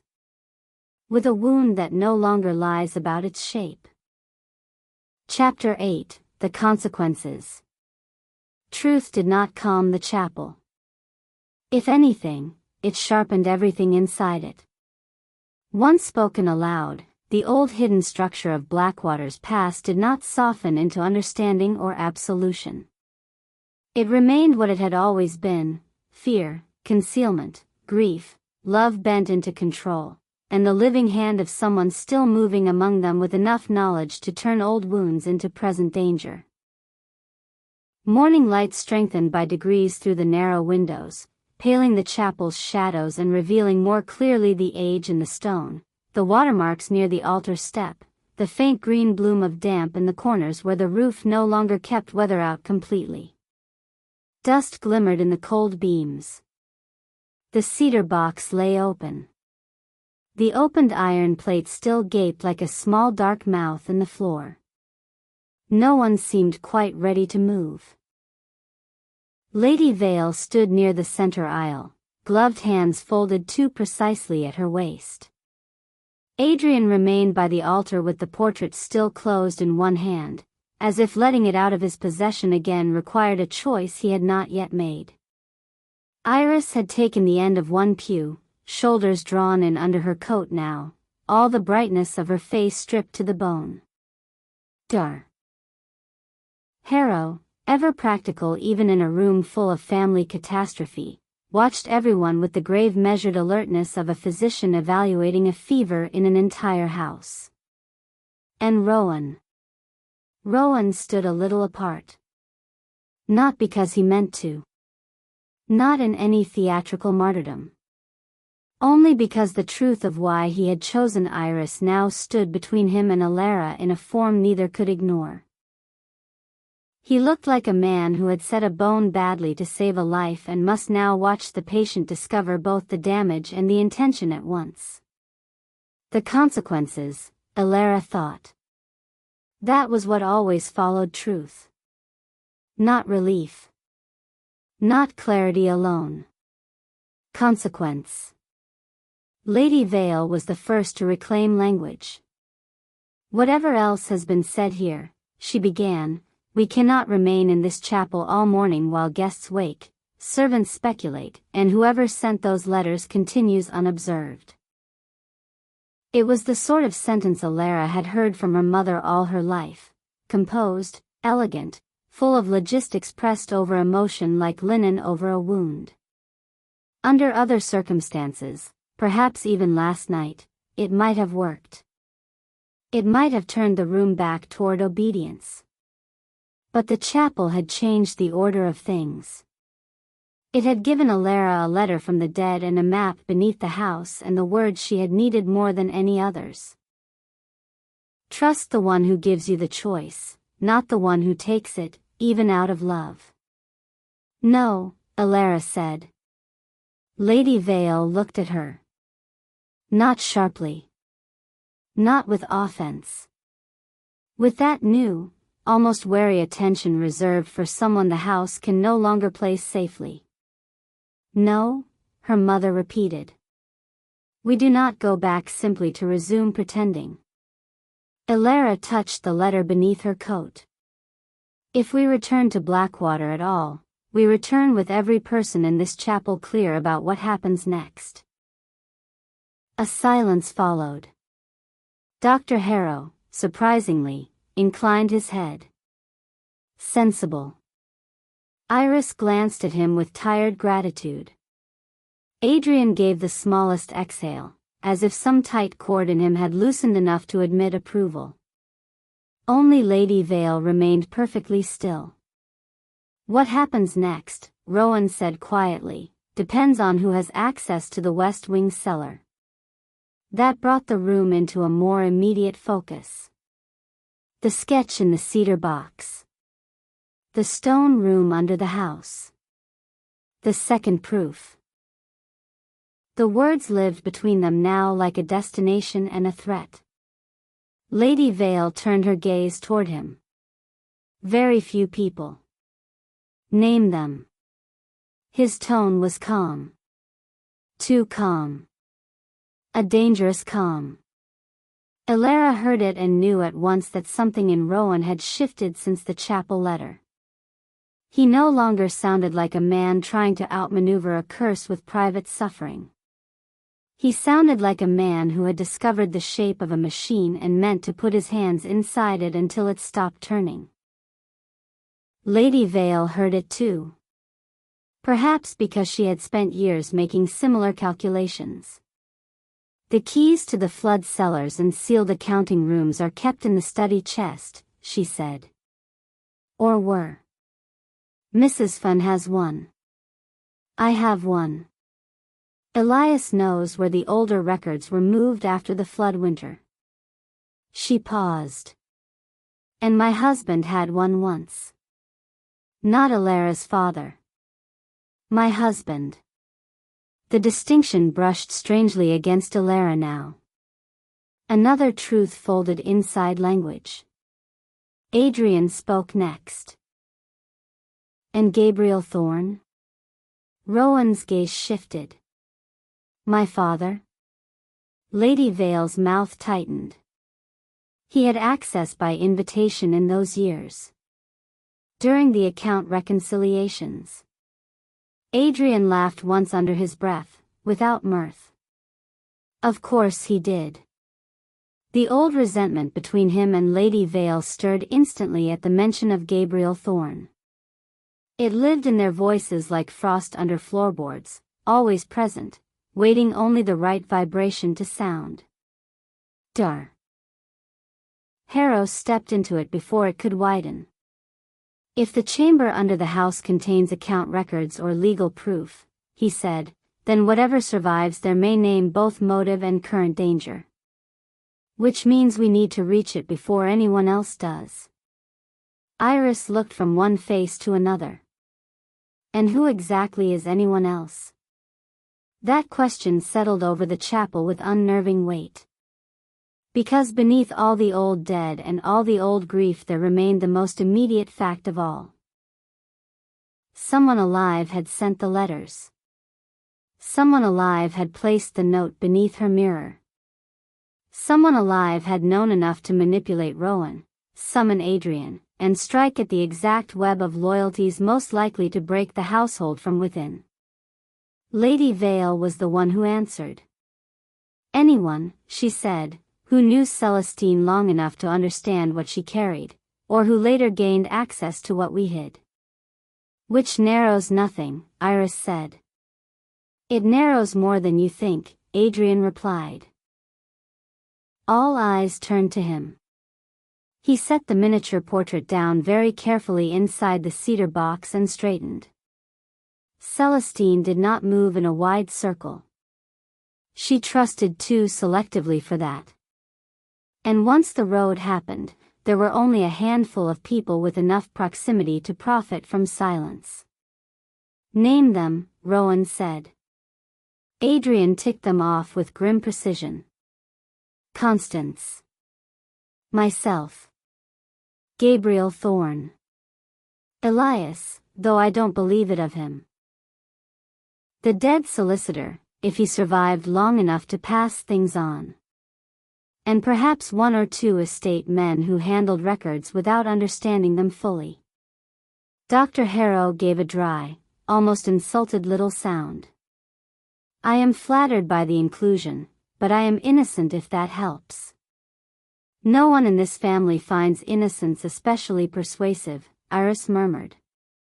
That nearly made Alara smile. Nearly. Lady Vale ignored the comment.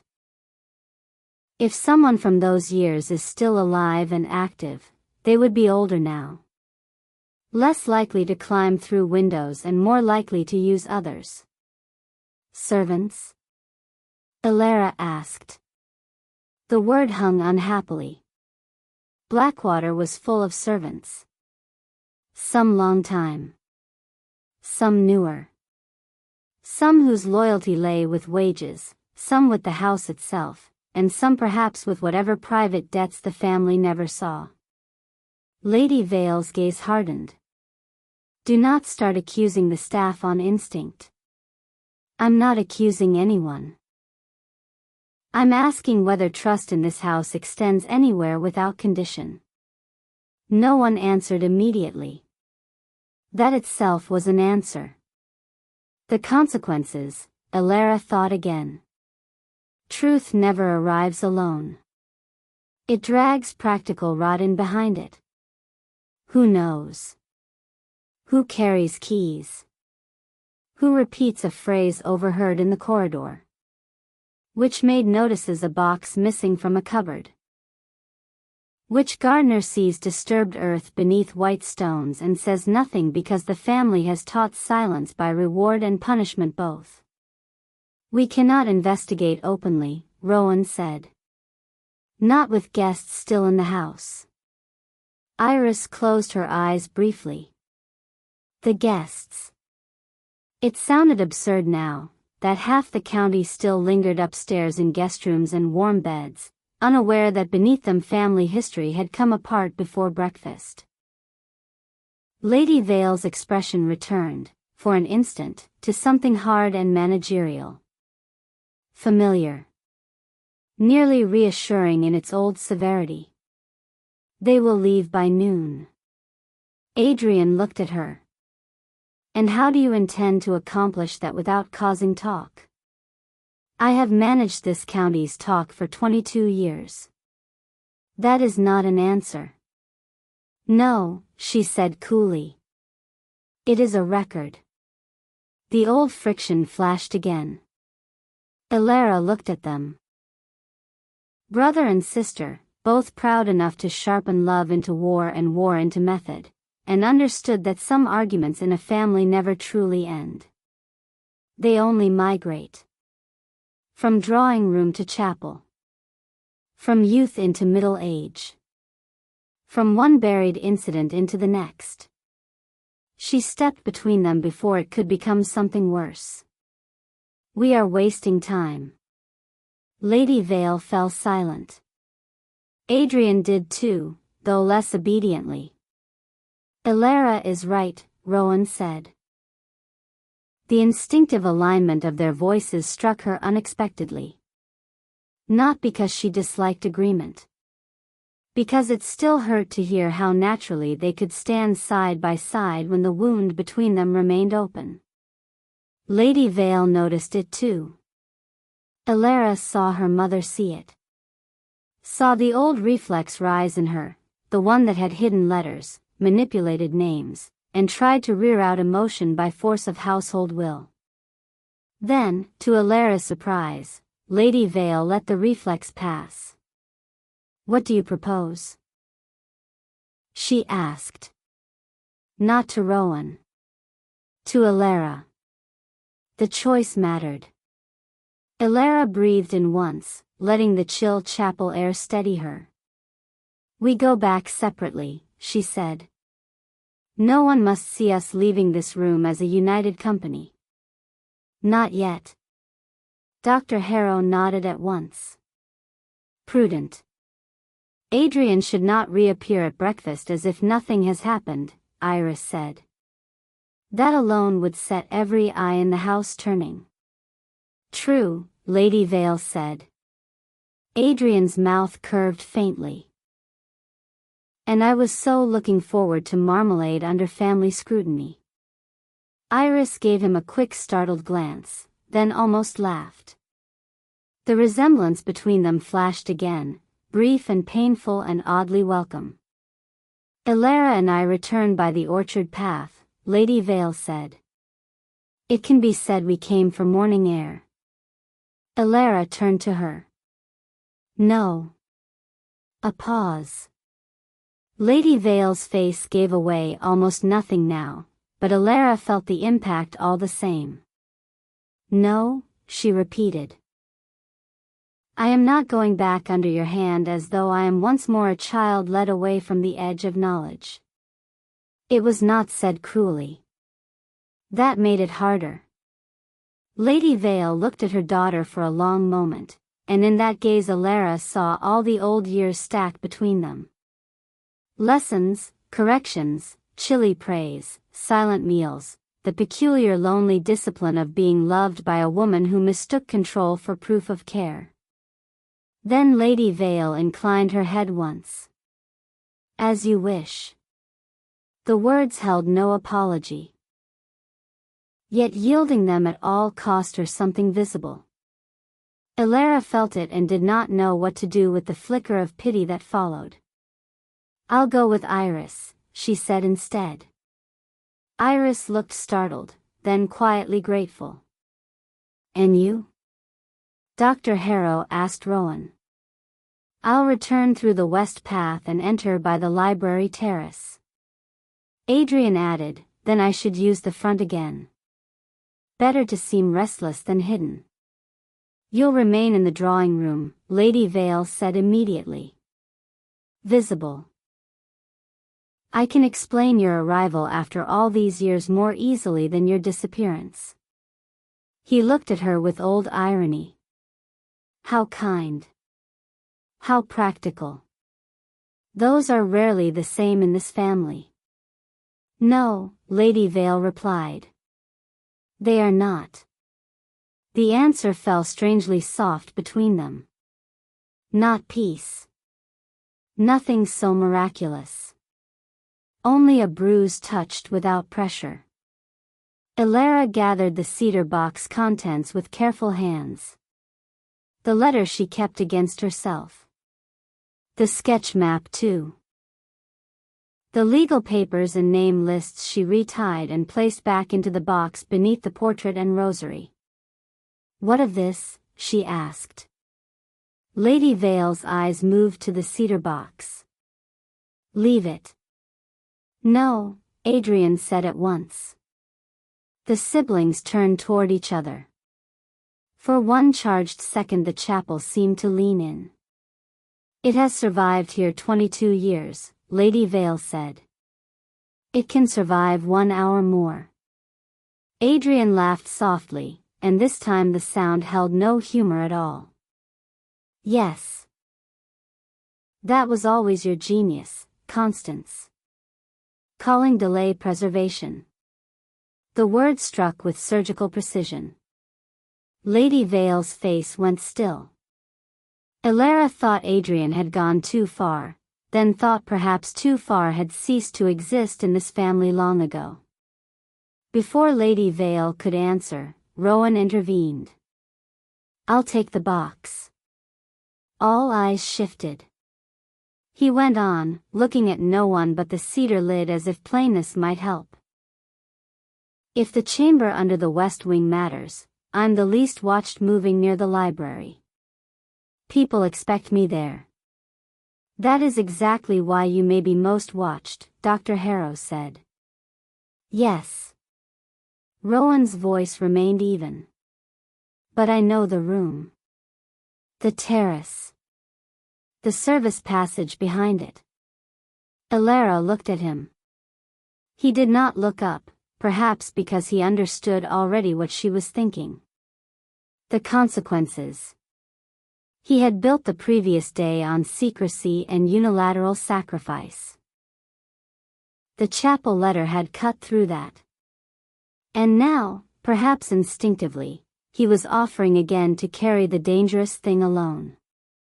No. Before anyone else could answer, she said, "You don't go alone." He looked up then. They faced each other over the altar step and the open recess in the floor, all the old hurt and the new truth alive between them. "Elara," he said quietly. No, her voice remained calm by effort. Not again. Something moved through his expression. Something like pain made visible by recognition. He understood. Not merely that she objected. Why? Not again. Not another noble concealment. Not another injury accepted in private and called necessary. Not another room in which he put himself between her and knowledge, or between danger and choice, and expected her later to live among the consequences gratefully. His jaw tightened once. Then he inclined his head. All right. The words were soft. Not surrender. Consent. A different thing entirely. The moment was small enough that perhaps no one else in the chapel fully understood its force. Yet Elara felt it with startling clarity. A door opening inward where once there had only been walls. Iris saw something of it, though. Her gaze moved between them, and the old sorrow in her eyes carried also the smallest thread of relief. Lady Vale saw it too, Elara knew, even if she never named it. It troubled her. Perhaps it always would. Dr. Harrow cleared his throat. Then let us assign the suffering efficiently. That is the bleakest sentence I've heard this week, Iris murmured. I have had a long career, he replied. Despite everything, Adrian smiled briefly. Plans were made. Lady Vale and Adrian would return first by the road, separate by a minute, giving the appearance of a tense but deliberate early conversation rather than collusion. Harrow would follow later and come in openly through the main gate, so his presence in the morning could still be attributed to some medical or family concern if questioned. Iris and Elara would take the orchard path, then pause at the lower terrace before re-entering, allowing servants to see them in plain sight. Rowan would circle west, take the library terrace, retrieve the chest key if possible, and wait for Elara at the blue drawing room once the house was distracted by departure arrangements. The plan was sound. Too sound, perhaps. Like all plans made by frightened intelligent people in old houses, it felt both reasonable and doomed in equal measure. Once settled, they moved at last. Lady Vale was the first to leave. At the chapel door she paused and looked back. Not at Adrian. Not at Rowan. At Elara. For 1 second all the old formality was gone from her face, and Elara saw only the woman who had stood in a chapel years ago with a dying friend, a hidden child, and a choice no one should have had to make well. You may hate me, Lady Vale said quietly. The words seemed to surprise everyone, perhaps even herself. Then she continued. But you are alive to do it. The sentence landed with blunt, terrible force. Not apology. Not defense. Only the core fact she had built her whole life around. Elara did not know if she hated her. The emotion was too simple a garment for something this complicated. So she answered with the only truth she had. I don't know yet. Lady Vale accepted that with a small nod. Then she was gone. Adrian followed after one beat, carrying the portrait tucked inside his coat, his road-worn shoulders briefly outlined against the pale wet morning before fog swallowed him. Dar. Harrow lingered just long enough to say, please do not die before luncheon. It ruins my schedule, and then left in his turn, proving once more that practicality and tenderness in him had always been separated only by tone. That left the three of them. Elara. Iris. Rowan. The chapel suddenly felt smaller with the others gone. More intimate. More dangerous. For a moment none of them moved. The bell rope shifted very slightly in the damp breeze through the open door. Iris looked from Elara to Rowan and then toward the pews as if searching the room for some version of herself less exhausted than the one currently inhabiting her body. Well, she said at last, very softly. This is ghastly. The honesty of it nearly made Elara laugh. Nearly. Instead she went to her sister and, without ceremony, straightened the half-fallen collar of Iris's coat where it had twisted during the morning's unraveling. The gesture surprised them both. Iris's eyes filled immediately. Elara, she said. I know, Elara replied. They stood very near one another in the cold chapel. No grand reconciliation moved through them. No scene fit for songs or novels. Only the slow, painful recognition that what had been broken between them could not be mended by confession alone, but neither was it beyond saving if both chose the work. Iris covered Elara's hand with her own for one brief moment. Then let it go. What do we tell the guests? She asked. Elara exhaled through her nose. That depends. How much ruin would you enjoy before noon? Moderate ruin, ideally. I'm tired. A real laugh escaped Elara then, small and helpless. Rowan looked at them from a little distance away. He did not intrude. He never intruded into their sisterhood directly. Perhaps because he understood that bond too well to touch it casually. Perhaps because he knew he had already altered it enough. But Elara felt his watching. And because she felt it, she turned.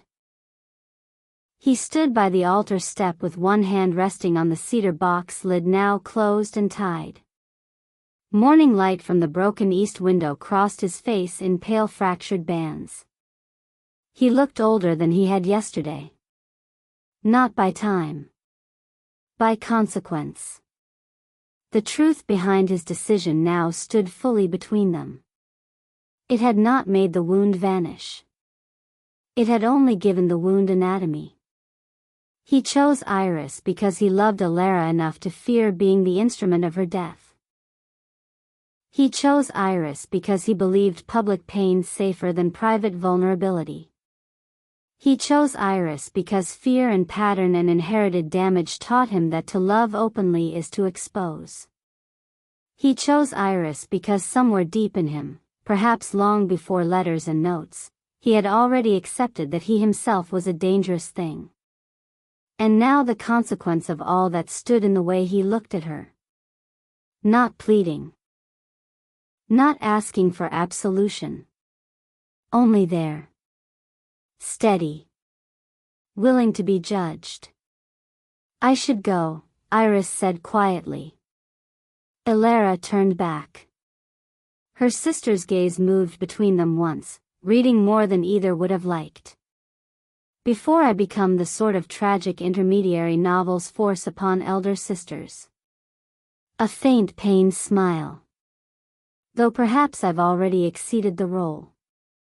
Elara brushed her fingers once over Iris's sleeve. Go. Iris nodded. At the door she paused, looked back, and said to Rowan with a weariness so honest it bordered on affection, "Do not say anything heroic unless she asks you to. I'm no longer in the mood to rescue men from their own nobility." Then she left. The chapel door remained open. Outside, morning widened over the marsh. Elara and Rowan were alone. The silence changed shape at once. Not emptier. More precise. The air seemed full of all the things they had not yet said because others were present to witness, buffer, or redirect them. He still stood by the altar. She by the nearest pew. Neither came closer. At last Rowan said, "I never meant for it to become public like that." The dining room. The choice. The long white table. Her standing there while he took Iris's hand and did not look at her. Elara held his gaze. "No. You meant for it to hurt privately and strategically." A flicker passed through his face.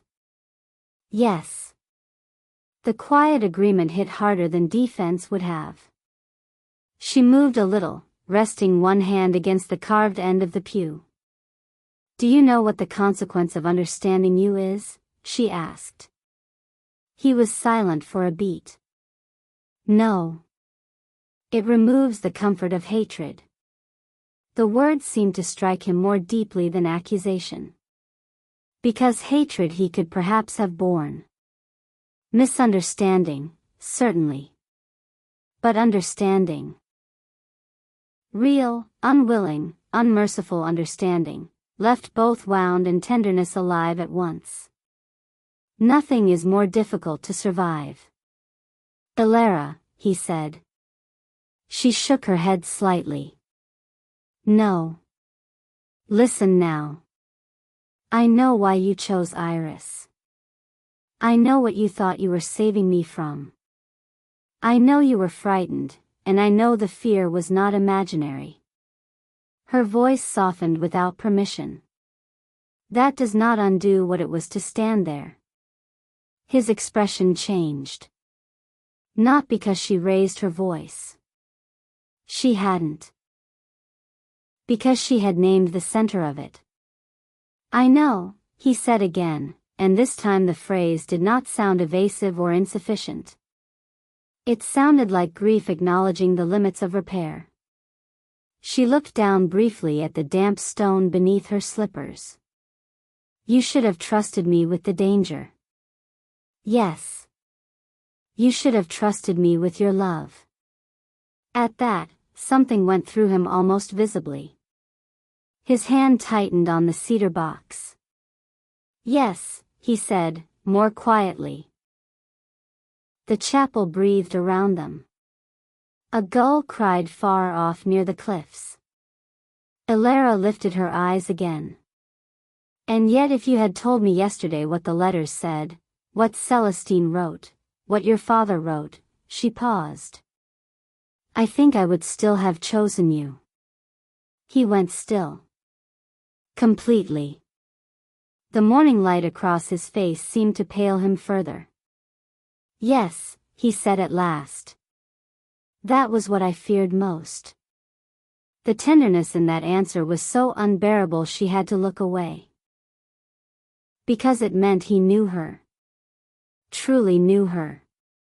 Knew that she would have walked into the danger with open eyes if love required it, and that his whole terrible decision had been built on refusing to let her make exactly that choice.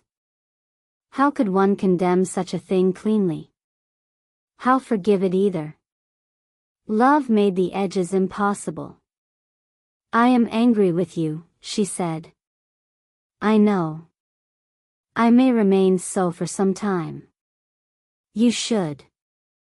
His readiness to accept it only deepened the ache. "And yet," she said, not sure why honesty kept arriving now as if the chapel demanded tribute, "it changes something that you no longer speak to me as though I might break if told the truth." He looked at her then with the full force of his attention. "No," he said. "I speak to you as though I might." The answer hung there. Quiet. Ruining. Elara felt the old familiar dangerous warmth move through her despite everything. Not absolution. Not surrender. Only the helpless fact of loving a man even after one has seen exactly where his fear makes him cruel. That, too, was a consequence. One of the worst. And perhaps one of the most human. "We should go," she said. "Yes." He lifted the cedar box. "The blue drawing room." She nodded.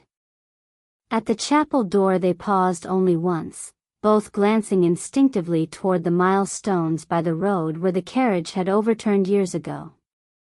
White in the morning fog.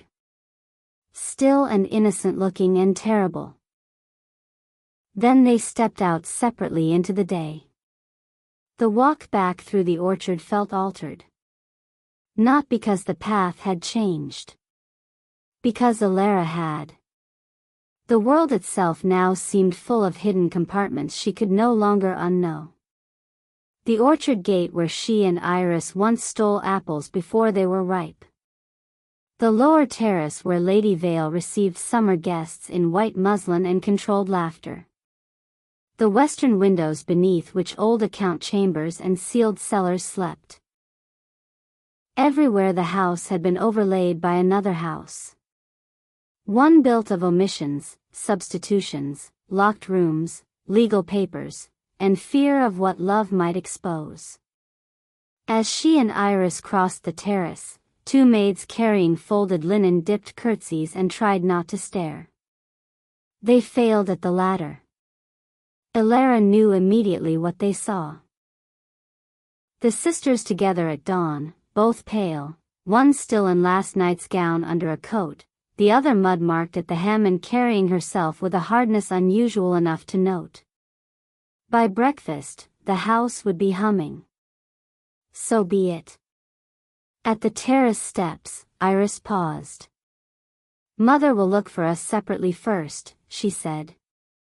"Then together. Then she'll pretend not to." "That sounds right." Iris managed the ghost of a smile. "I'm glad you still know me." The words pierced unexpectedly. Elara touched her sister's hand once. "I'm trying to know all of us again." Iris's expression wavered, then steadied. "You'll come to the drawing room later?" "Yes." "Even if Mother objects?" "Yes." A real relief moved through Iris then, quiet and deep. "Good," she said. "Because I am no longer inclined to leave you alone with this family." That, more than almost anything else that morning, felt like love. Complicated. Imperfect. Chastened by harm. Still love. They separated at the corridor. Iris turned toward the upper stairs to change and present a calmer face to whatever servant first crossed her path. Elara went west. Each room she passed now seemed to contain a second invisible audience, the past, listening. The library doors were closed. The salon quiet. The breakfast room not yet opened.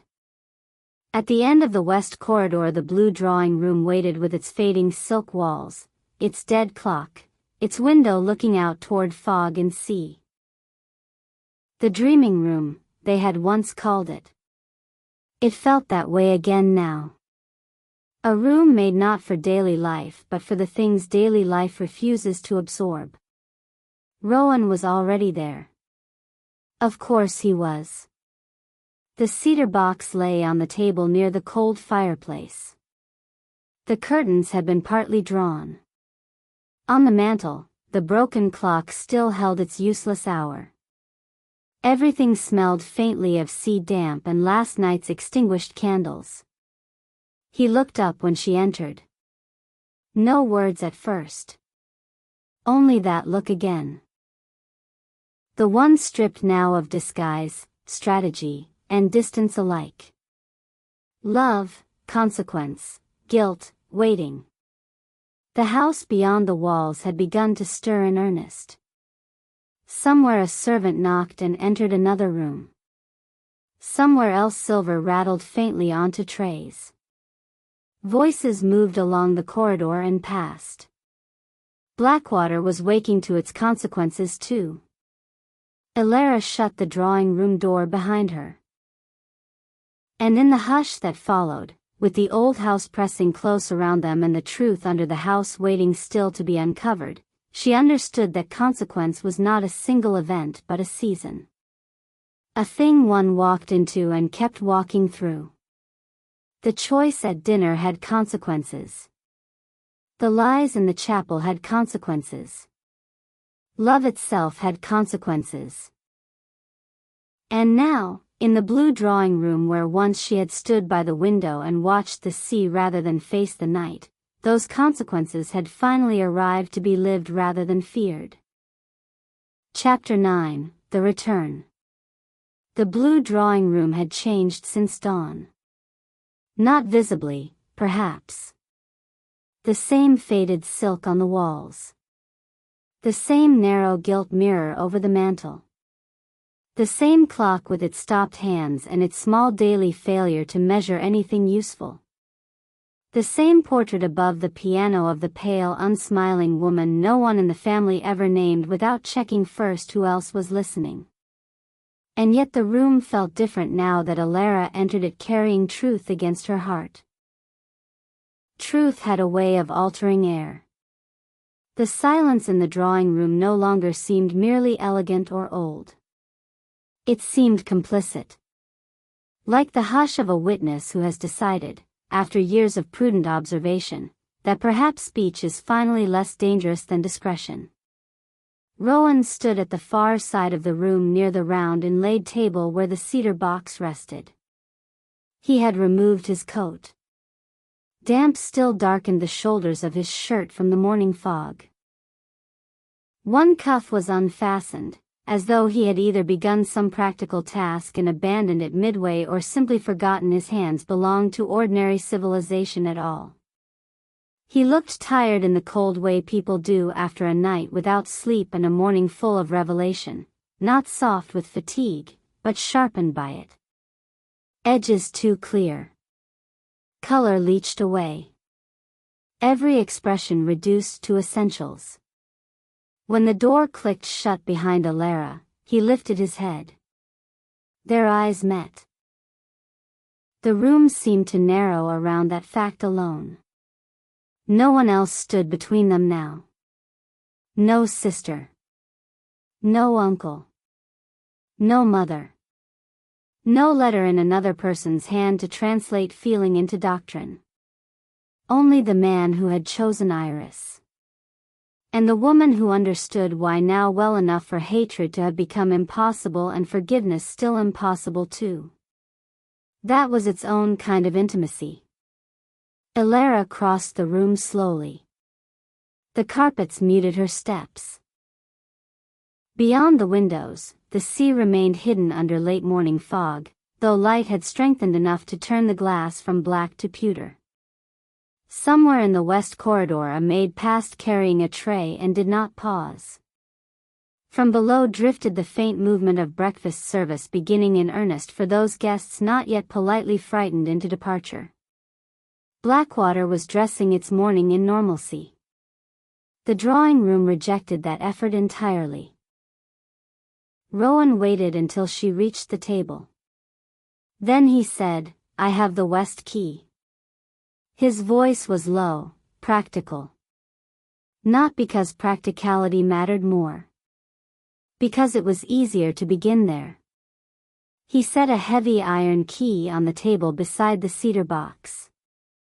Unlike the chapel key, this one was larger, blackened with age, and plain in a brutally functional way. It looked as if it had opened cellars, ledgers, flood stores, and old family decisions for generations without caring what slept beyond any of them. "Where did you get it?" Elara asked. "The study chest." "Did anyone see you?" "Mrs. Fun." The answer made her look up sharply. "She said nothing," Rowan added. "Only gave me the key before I had to ask." A strange brief warmth touched Elara despite everything. Mrs. Fun, the housekeeper who had lived inside Blackwater nearly as long as the wallpaper, likely knew more than anyone had credited. Perhaps age and service and loyalty to the house itself had taught her which silences to keep and which to loosen at the edge of collapse.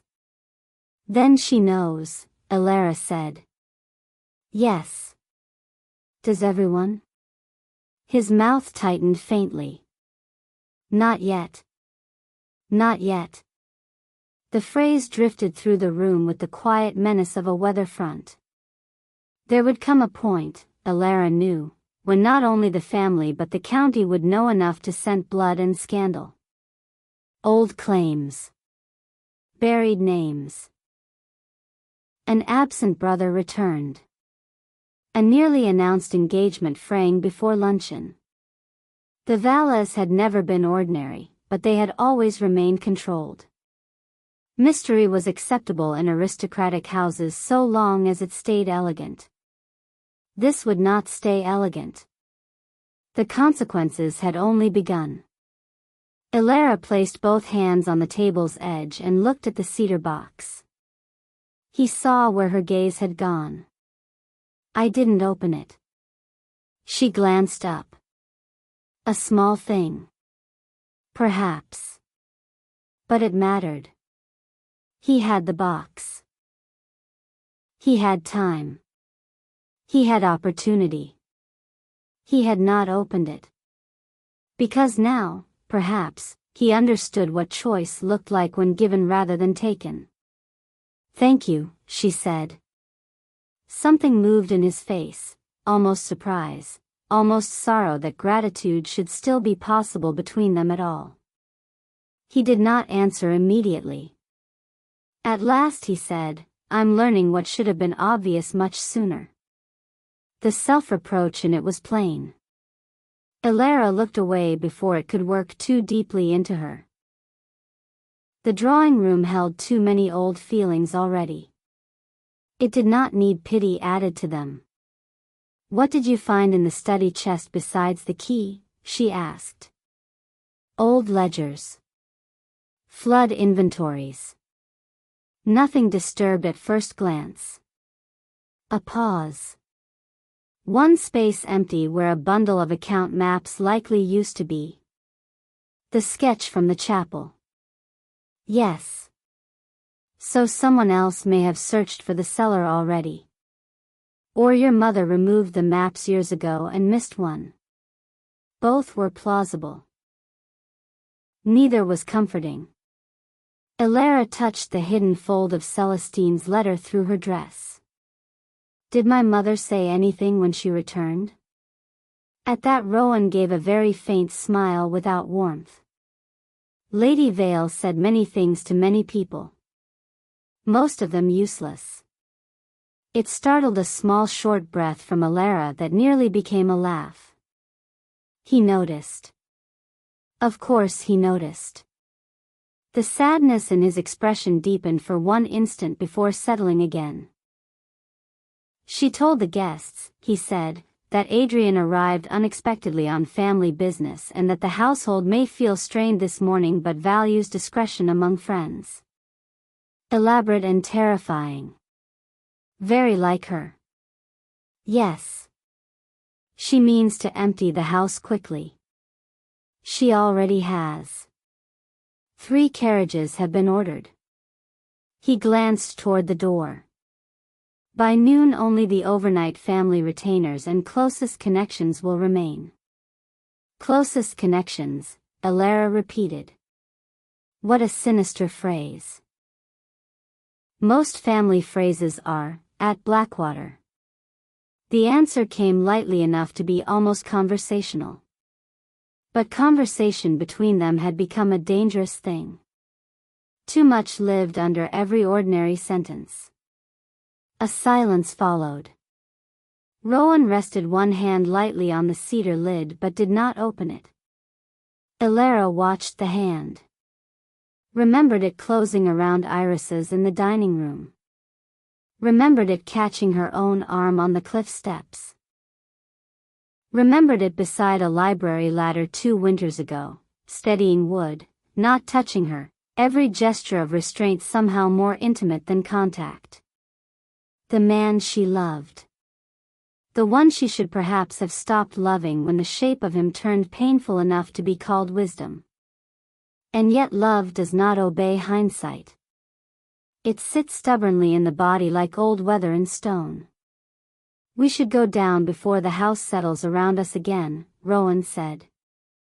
She nodded. Neither moved. Because between decision and motion there stood everything unsaid. At length Elara asked, "Do you know what returning means?"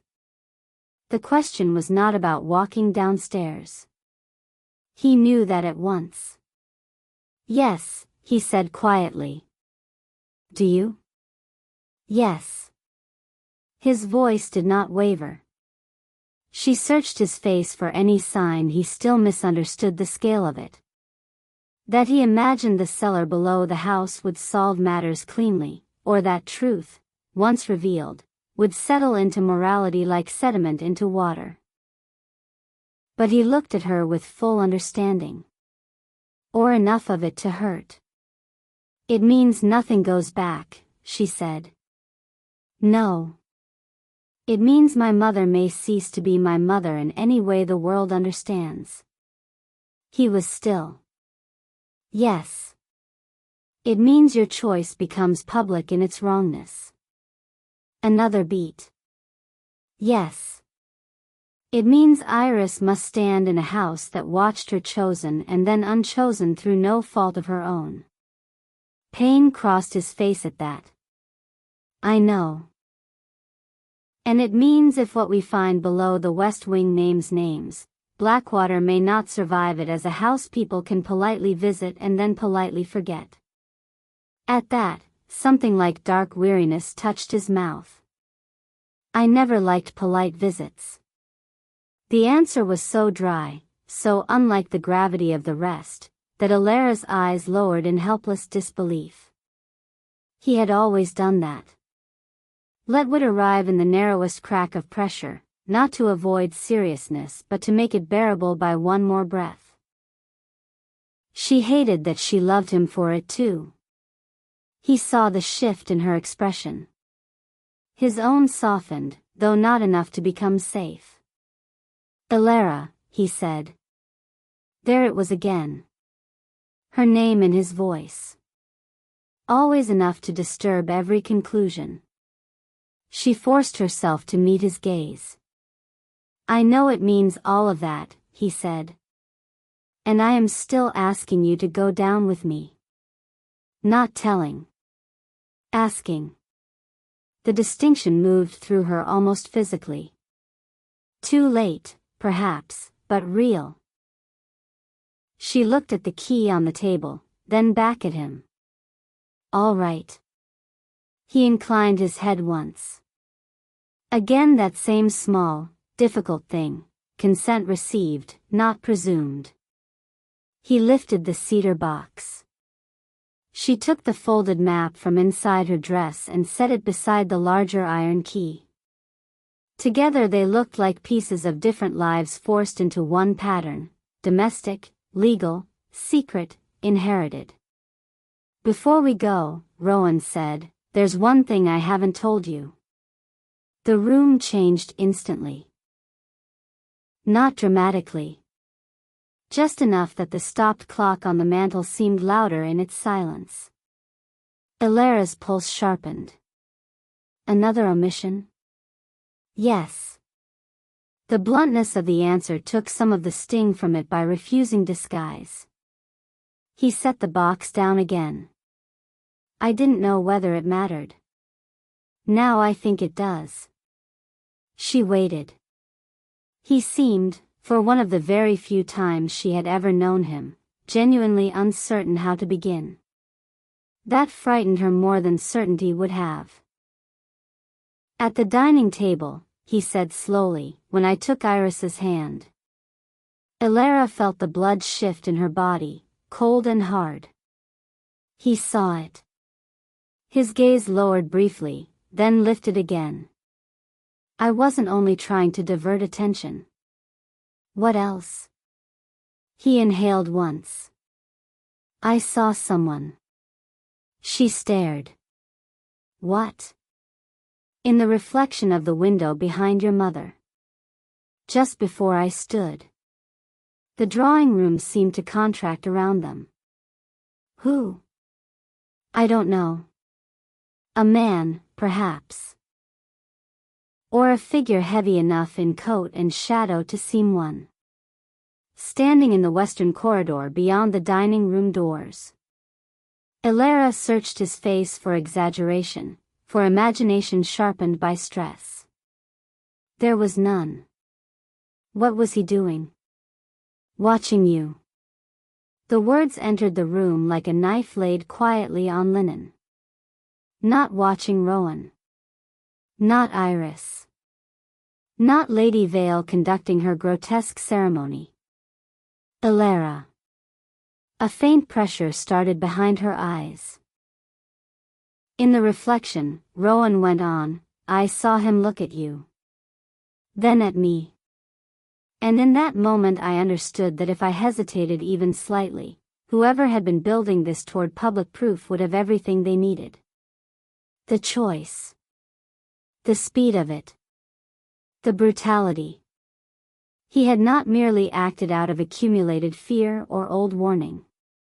In that instant, before all those witnesses, he had seen a watcher fix the line between him and Elara and had cut across it with the only blade available. Choosing her sister. The knowledge landed with terrible force. A consequence inside a consequence. Why didn't you tell me this before? She asked. Because at first I thought exhaustion had made me imagine it. Then the note under the mirror came, and I realized imagination had been the kinder explanation. Elara moved away from the table and went to the window. Outside, the fog had thinned enough that the terrace rail showed in full and the sea beyond lay in long bands of dull silver under the clouded sky. Somewhere below, in the drive, carriage wheels rolled over gravel. Guests leaving already. She pressed 2 fingers lightly against the cold glass. Watching you. There had been someone there. Someone in the house, at the exact moment the false choice was made, looking not at scandal or arrangement but at her. The world beyond the glass looked untouched by it. That, as always, was the strangest part. Behind her Rowan remained where he was, not intruding on the distance she had created. At length she said, then the return isn't simply to Blackwater. He waited. She turned. It's to the moment itself. To the point where this moved from hidden fear into action. Yes. He understood her instantly. Of course he did. Chapter 9. She thought dimly, deserved its name more than she had known. The return. Not only Adrian Vale's return. Not only the family's return to old accusations. Not only their own return from chapel into the house that built them badly. A return to the center of the choosing, where the visible story and the real one split. Elara stepped back from the window. All right, she said again. Then we begin where it turned. Rowan frowned slightly. The dining room? No. The western corridor. His gaze sharpened. The reflection. Yes. For one heartbeat she saw resistance form in him, the practical argument, the caution, the desire to drive straight toward the cellar and bypass one more risk. Then she saw that resistance meet the newer thing in him, the thing chapel and letter and consequence had forced into being. He nodded. Yes. No argument. Only agreement. The shift should not have mattered as much as it did. Yet it did. To be obeyed by fear is one thing. To be followed by consent another. He lifted the cedar box once more. Then the corridor first. The cellar after. They left the drawing room together. The west corridor outside had fully awakened now. A maid carrying folded breakfast cloth stopped at once and dipped her head with exaggerated attention to propriety, very careful not to look too directly at either of them. At the far end, a footman was removing a vase from a side table, perhaps under Mrs. Fenn's orders to strip the house of any evidence that yesterday had been planned for celebration. The remnants of engagement flowers were already disappearing. How quickly houses erase the decor of mistaken futures. Rowan slowed just enough to let Alara walk beside him rather than behind. Another small thing. Another thing that mattered. They reached the turn toward the western corridor beyond the dining room. Morning had altered it. Last night it had been golden with candlelight, blurred by conversation, perfume, expectation. A ceremonial artery carrying guests toward spectacle. Now it stood quiet, almost severe. The runner lay perfectly straight. The wall lamps had been extinguished. Gray daylight from the tall end window revealed every frame, every carved table leg, every old crease in the wallpaper's pattern. At the halfway point, where Rowan said he had seen the reflection, they stopped. Alara turned toward the long dining room windows set into the interior wall. In daylight they reflected the corridor clearly enough to make the memory immediate. The doors beyond. The far gallery. The point where a figure might stand and see without being seen if the room beyond were brighter than the hall itself. She looked. Nothing now. Only the corridor repeating itself into polished glass. Still, something in her skin recognized the geometry of being watched. Here, Rowan said softly, stepping to one side. This angle. She stood where he indicated and saw it then, not a person, but the possibility of one. From this point, someone in the western gallery could look through the partly glazed dining room doors and catch the table's reflection while remaining hidden by shadow from those seated directly. Clever, she murmured. Yes. A servant would know this. So would any family member. She glanced at him. You're thinking of Adrian. I'm thinking of everyone. That was fair. Too fair, perhaps. Yet Alara understood. This was what consequence required now. Not blind trust. Not even in the newly returned uncle who carried grief so convincingly. Grief proves pain. Not innocence. She looked farther down the corridor. At the west end stood an old console table beneath another mirror. Above it, the portrait of her grandfather frowned in oils at a world that had failed to remain obedient. And beneath the table. Alara? She was already moving. A tiny scrap of blue was caught under one table leg where the runner met the wall. No larger than the edge of a glove ribbon. Almost invisible against the carpet's darker weave. She bent and drew it free. Blue silk. Faded. Frayed at one torn edge. For one impossible second her thoughts jumped absurdly to Celestine's ribbons. But this was newer. Cleaner. Not 22 years preserved under stone. It had been left recently enough to retain tension in the threads. Rowan crouched beside her. "May I?" She handed it to him. He turned the scrap over in his fingers, expression narrowing. A woman's hem tie perhaps. Or a ribbon from some wrapping. From the note, she asked. Possibly. His thumb moved once over the fabric and stopped. What? He looked up at her. It smells faintly of lavender. Iris. The word arrived instantly and horribly in Alara's mind. No. Not Iris herself. That was madness. But perhaps Iris's room. Her dressing table. Her things. The note beneath the mirror. Someone had carried lavender into the western corridor after dinner. Or brushed it there. Or hidden there with a scent stolen from feminine spaces. Alara stood slowly. If someone watched from here and then moved toward Iris's rooms, she didn't finish. Rowan rose with her. Then the mirror note was not a separate event. It was the next step. The house around them seemed suddenly too open. At the far end of the hall, a servant appeared, saw them, and immediately found a reason to retreat the other way. Blackwater was filling with the tiny evasions of a household sensing danger. "We should go now," Rowan said. This time Alara agreed without argument.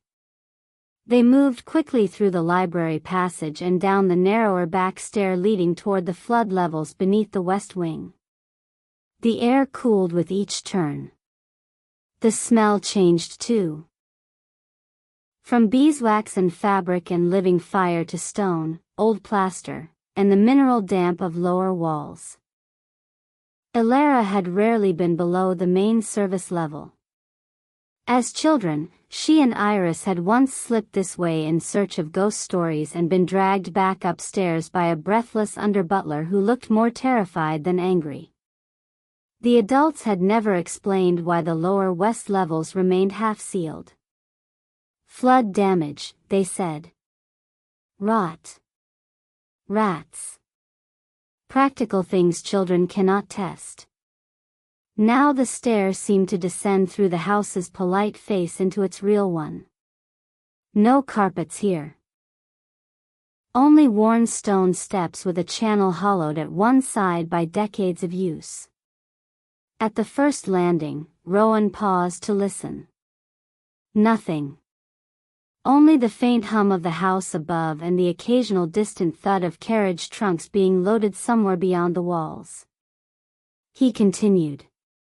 At the bottom, a narrow corridor stretched ahead lit only by a single barred window near ceiling height, where thin gray light entered and died before reaching the corners.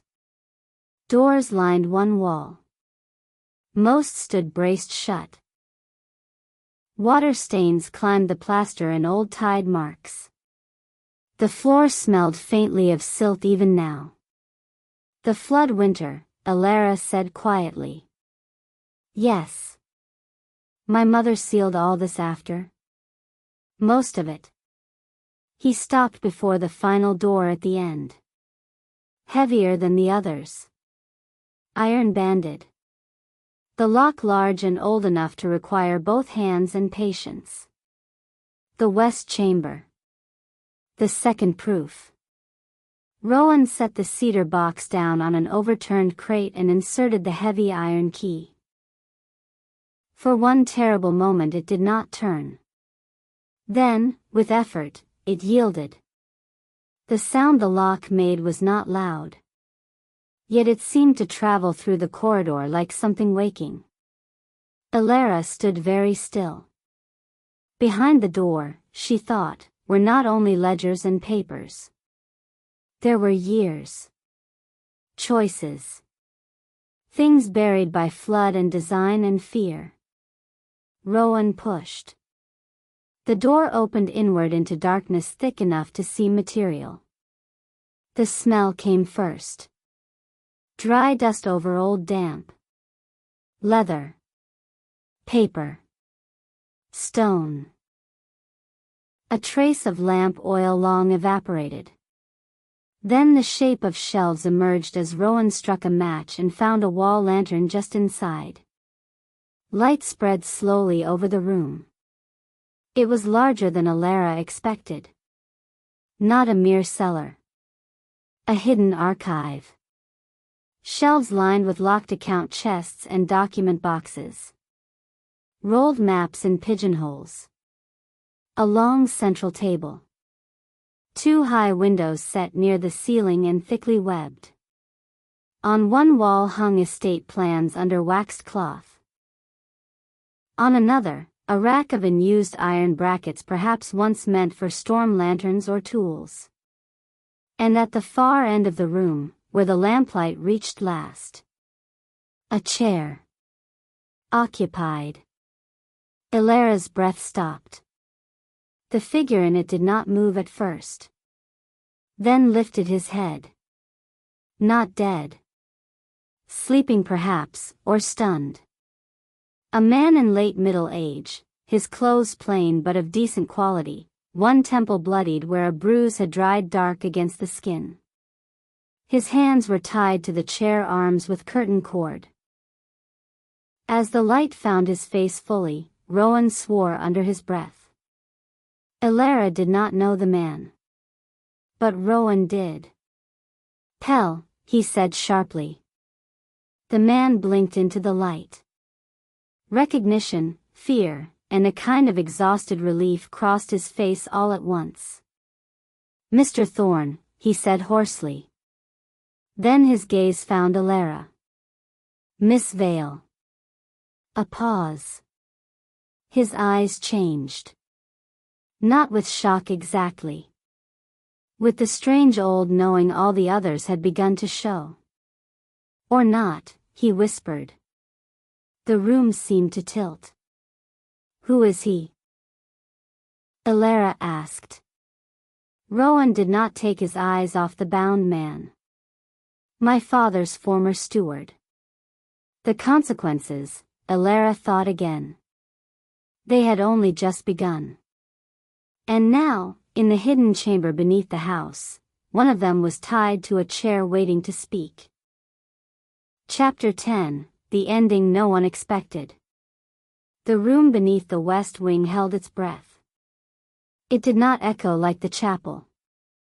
It did not soften like the drawing room. It did not pretend at civility like the corridors above. It simply contained stone, paper, dust, years. And now, a man tied to a chair. Rowan moved first. Not with haste, but with purpose sharpened by recognition. Pell, he said again, lower this time, as if the name itself might carry instruction. Who did this to you? The man. Pell swallowed with visible effort. His lips were cracked. One side of his face bore the stiff swelling of a recent blow. Water, he said. Rowan crossed at once to a narrow shelf near the door where an old enamel pitcher stood beside a basin. He poured what remained into a chipped cup and brought it back. Alara watched his hands. Steady. Always steady, even now. He lifted the cup carefully to Pell's mouth. The man drank greedily, coughing once, then again, until Rowan pulled the cup back before he choked. Slowly. The word was quiet. Command and care both. Alara felt something tighten in her chest. The man she loved. The one who had chosen wrong. The one who had learned, perhaps too late, how not to. Pell closed his eyes briefly, then opened them again, Clearer now, though still clouded by pain. "They're still in the house," he said. The sentence entered the room and rearranged it. Elara stepped forward. "Who?" Pel's gaze moved to her. He took her in fully. Not as a servant would look at a mistress. Not even as a man might look at a curiosity. But as someone measuring the face of a story he had carried for too long. "They told me you'd grown up here," he said hoarsely. "Under another name." Elara did not answer.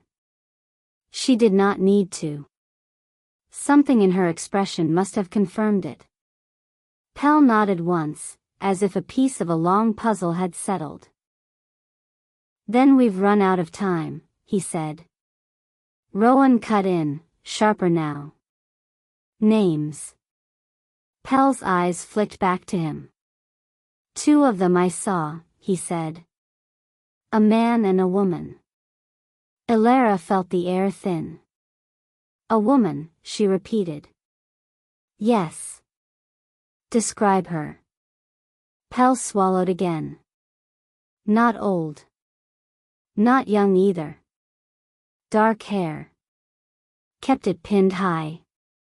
Wore house colors when she could, gray, black, nothing that would draw attention." A flicker of something moved through Elara's mind. Not memory exactly. Recognition at the edge of form. "And the man?" Rowan asked. "Tall. Lean. Quiet. He didn't speak much. Let her do the talking." Pel's voice tightened. "But he watched everything." Watching. The word threaded back through the morning. The reflection in the dining room glass. The note under the mirror. The lavender scent in the corridor. Elara's pulse quickened. "Where are they now?" Rowan pressed. Pel hesitated. Fear crossed his face openly now. "I don't know," he said. "They moved me here before dawn. Said it was safer than letting me walk out." "Safer for whom?" "For them." The answer landed hard. Elara felt something cold settle into place. "They wanted you found," she said. Pel looked at her. "Yes." Rowan's head turned sharply toward her. "They left him here," she continued, voice steady despite the tightening in her chest, "because they knew we would come to the cellar. And because they wanted him to speak," Rowan added. "Or to mislead us," Pel said weakly. A silence followed. Not empty. Full of calculation. Dr. Harrow's voice, though absent, seemed to echo faintly in Elara's mind.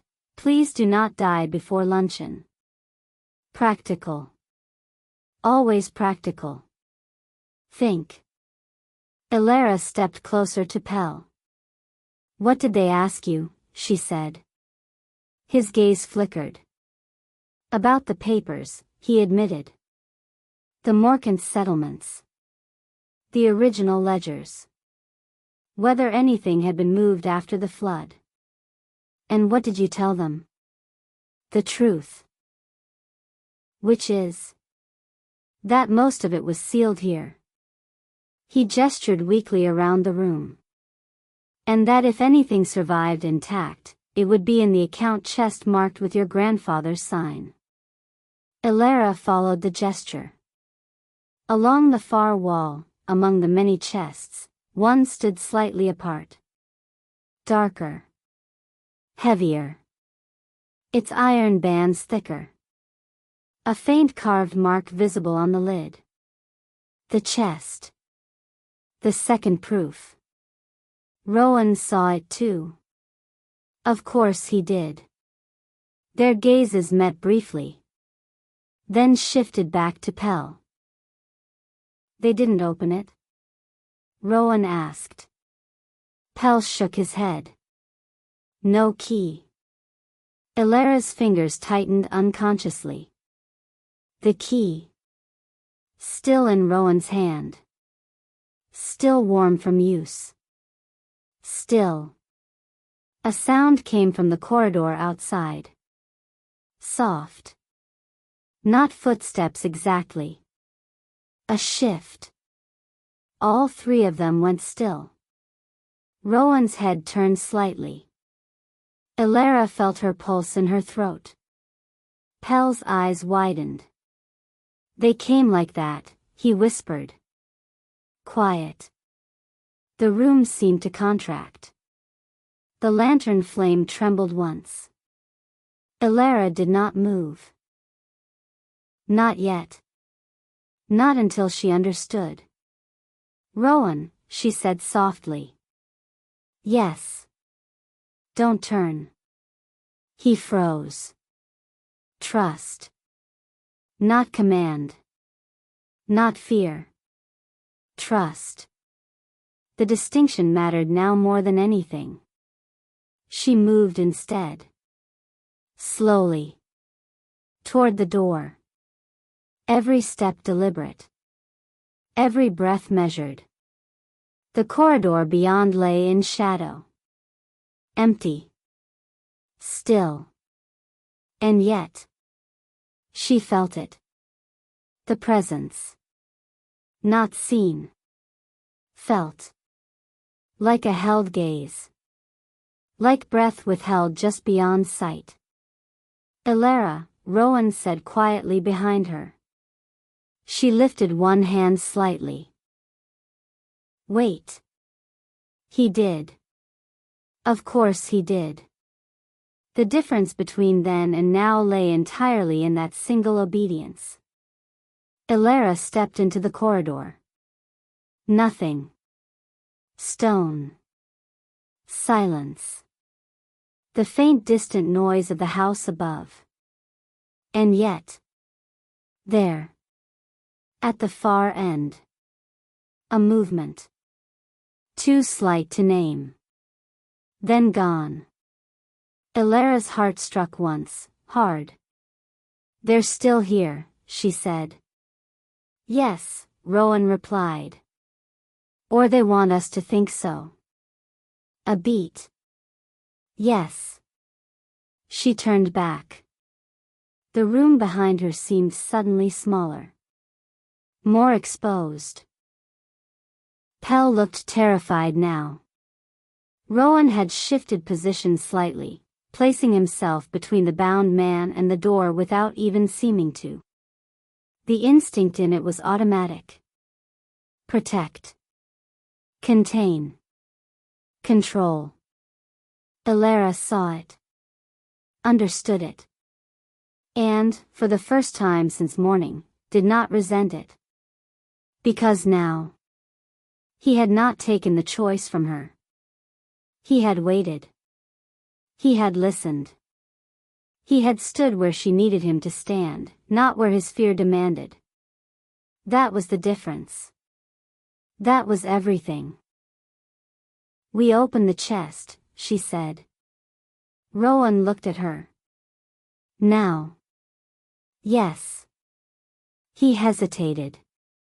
Not long. Just long enough to weigh. To consider. To remember. Then he nodded. All right.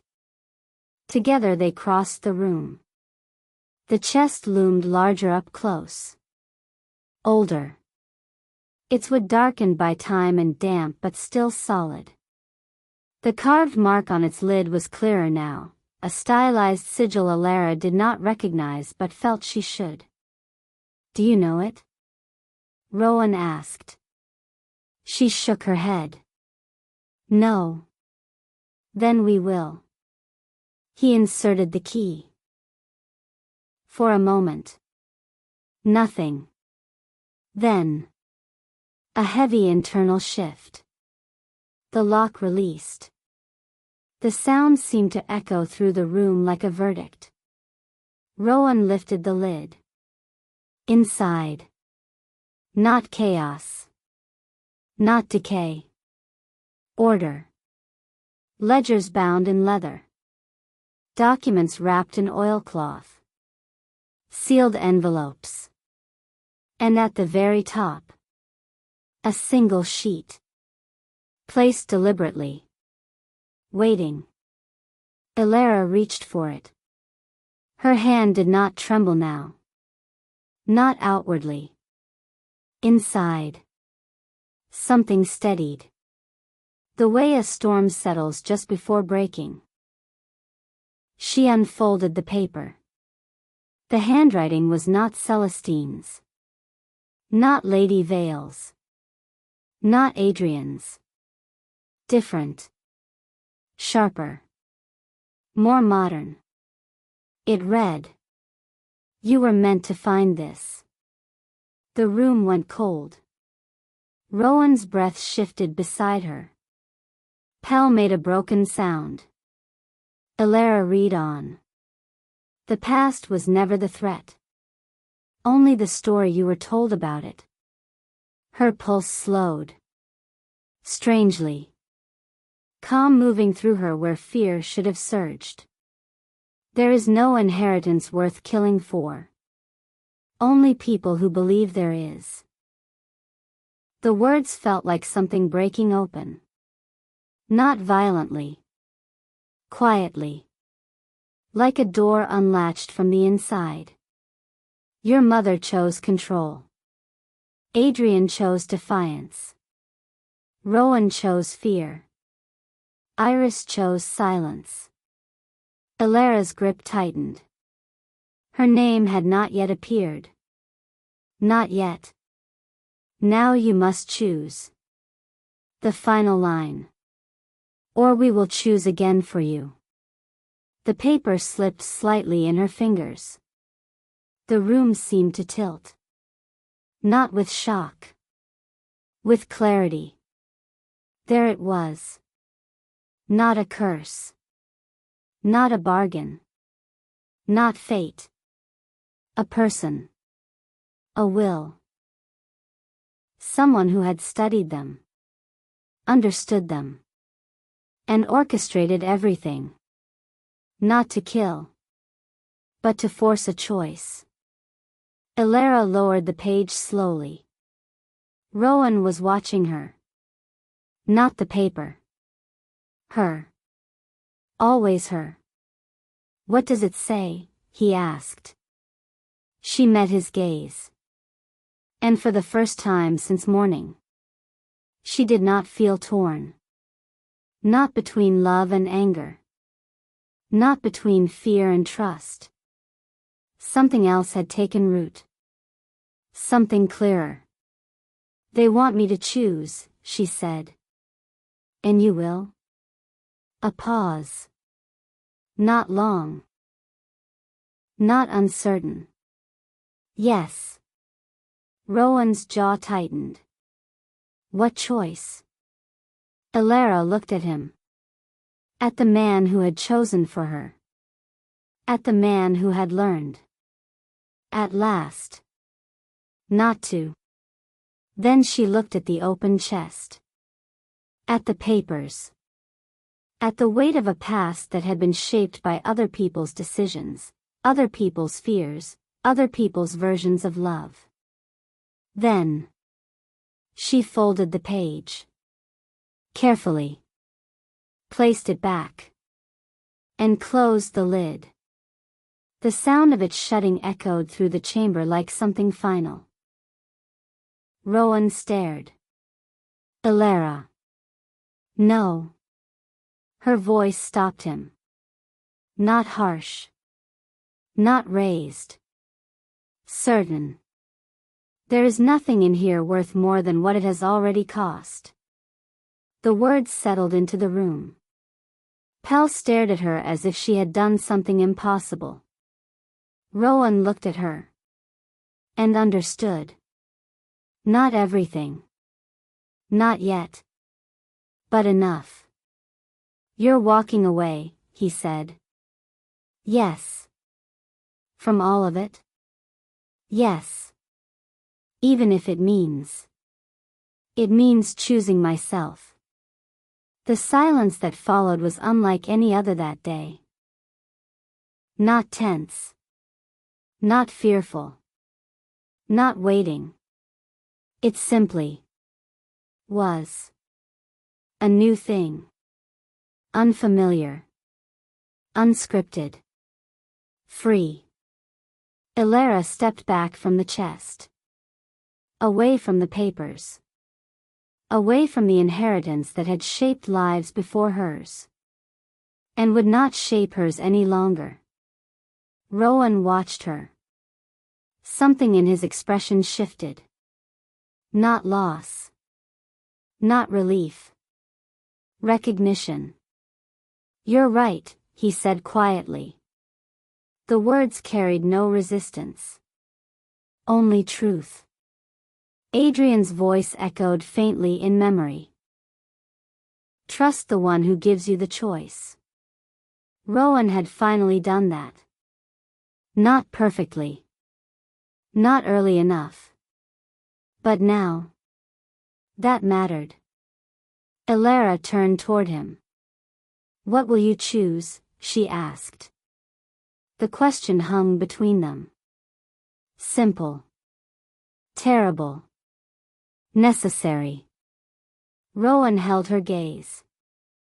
For a long moment. He said nothing. Then. "I choose you," he said. Not as possession. Not as protection. Not as strategy. As choice. Given. Not taken. Ilara felt something in her chest loosen. Not everything. Not yet. But enough. Enough to step forward. Enough to stand beside him. Not behind. Not apart. Beside. The chamber beneath Blackwater held its silence. The house above continued its careful unraveling. Somewhere, unseen, the ones who had set this in motion watched. Or realized. That the ending they had expected. Had not happened. Because the ending no one expected. Was not death. Not revelation. Not ruin. It was. Choice. And for the first time. No one took it away. The end.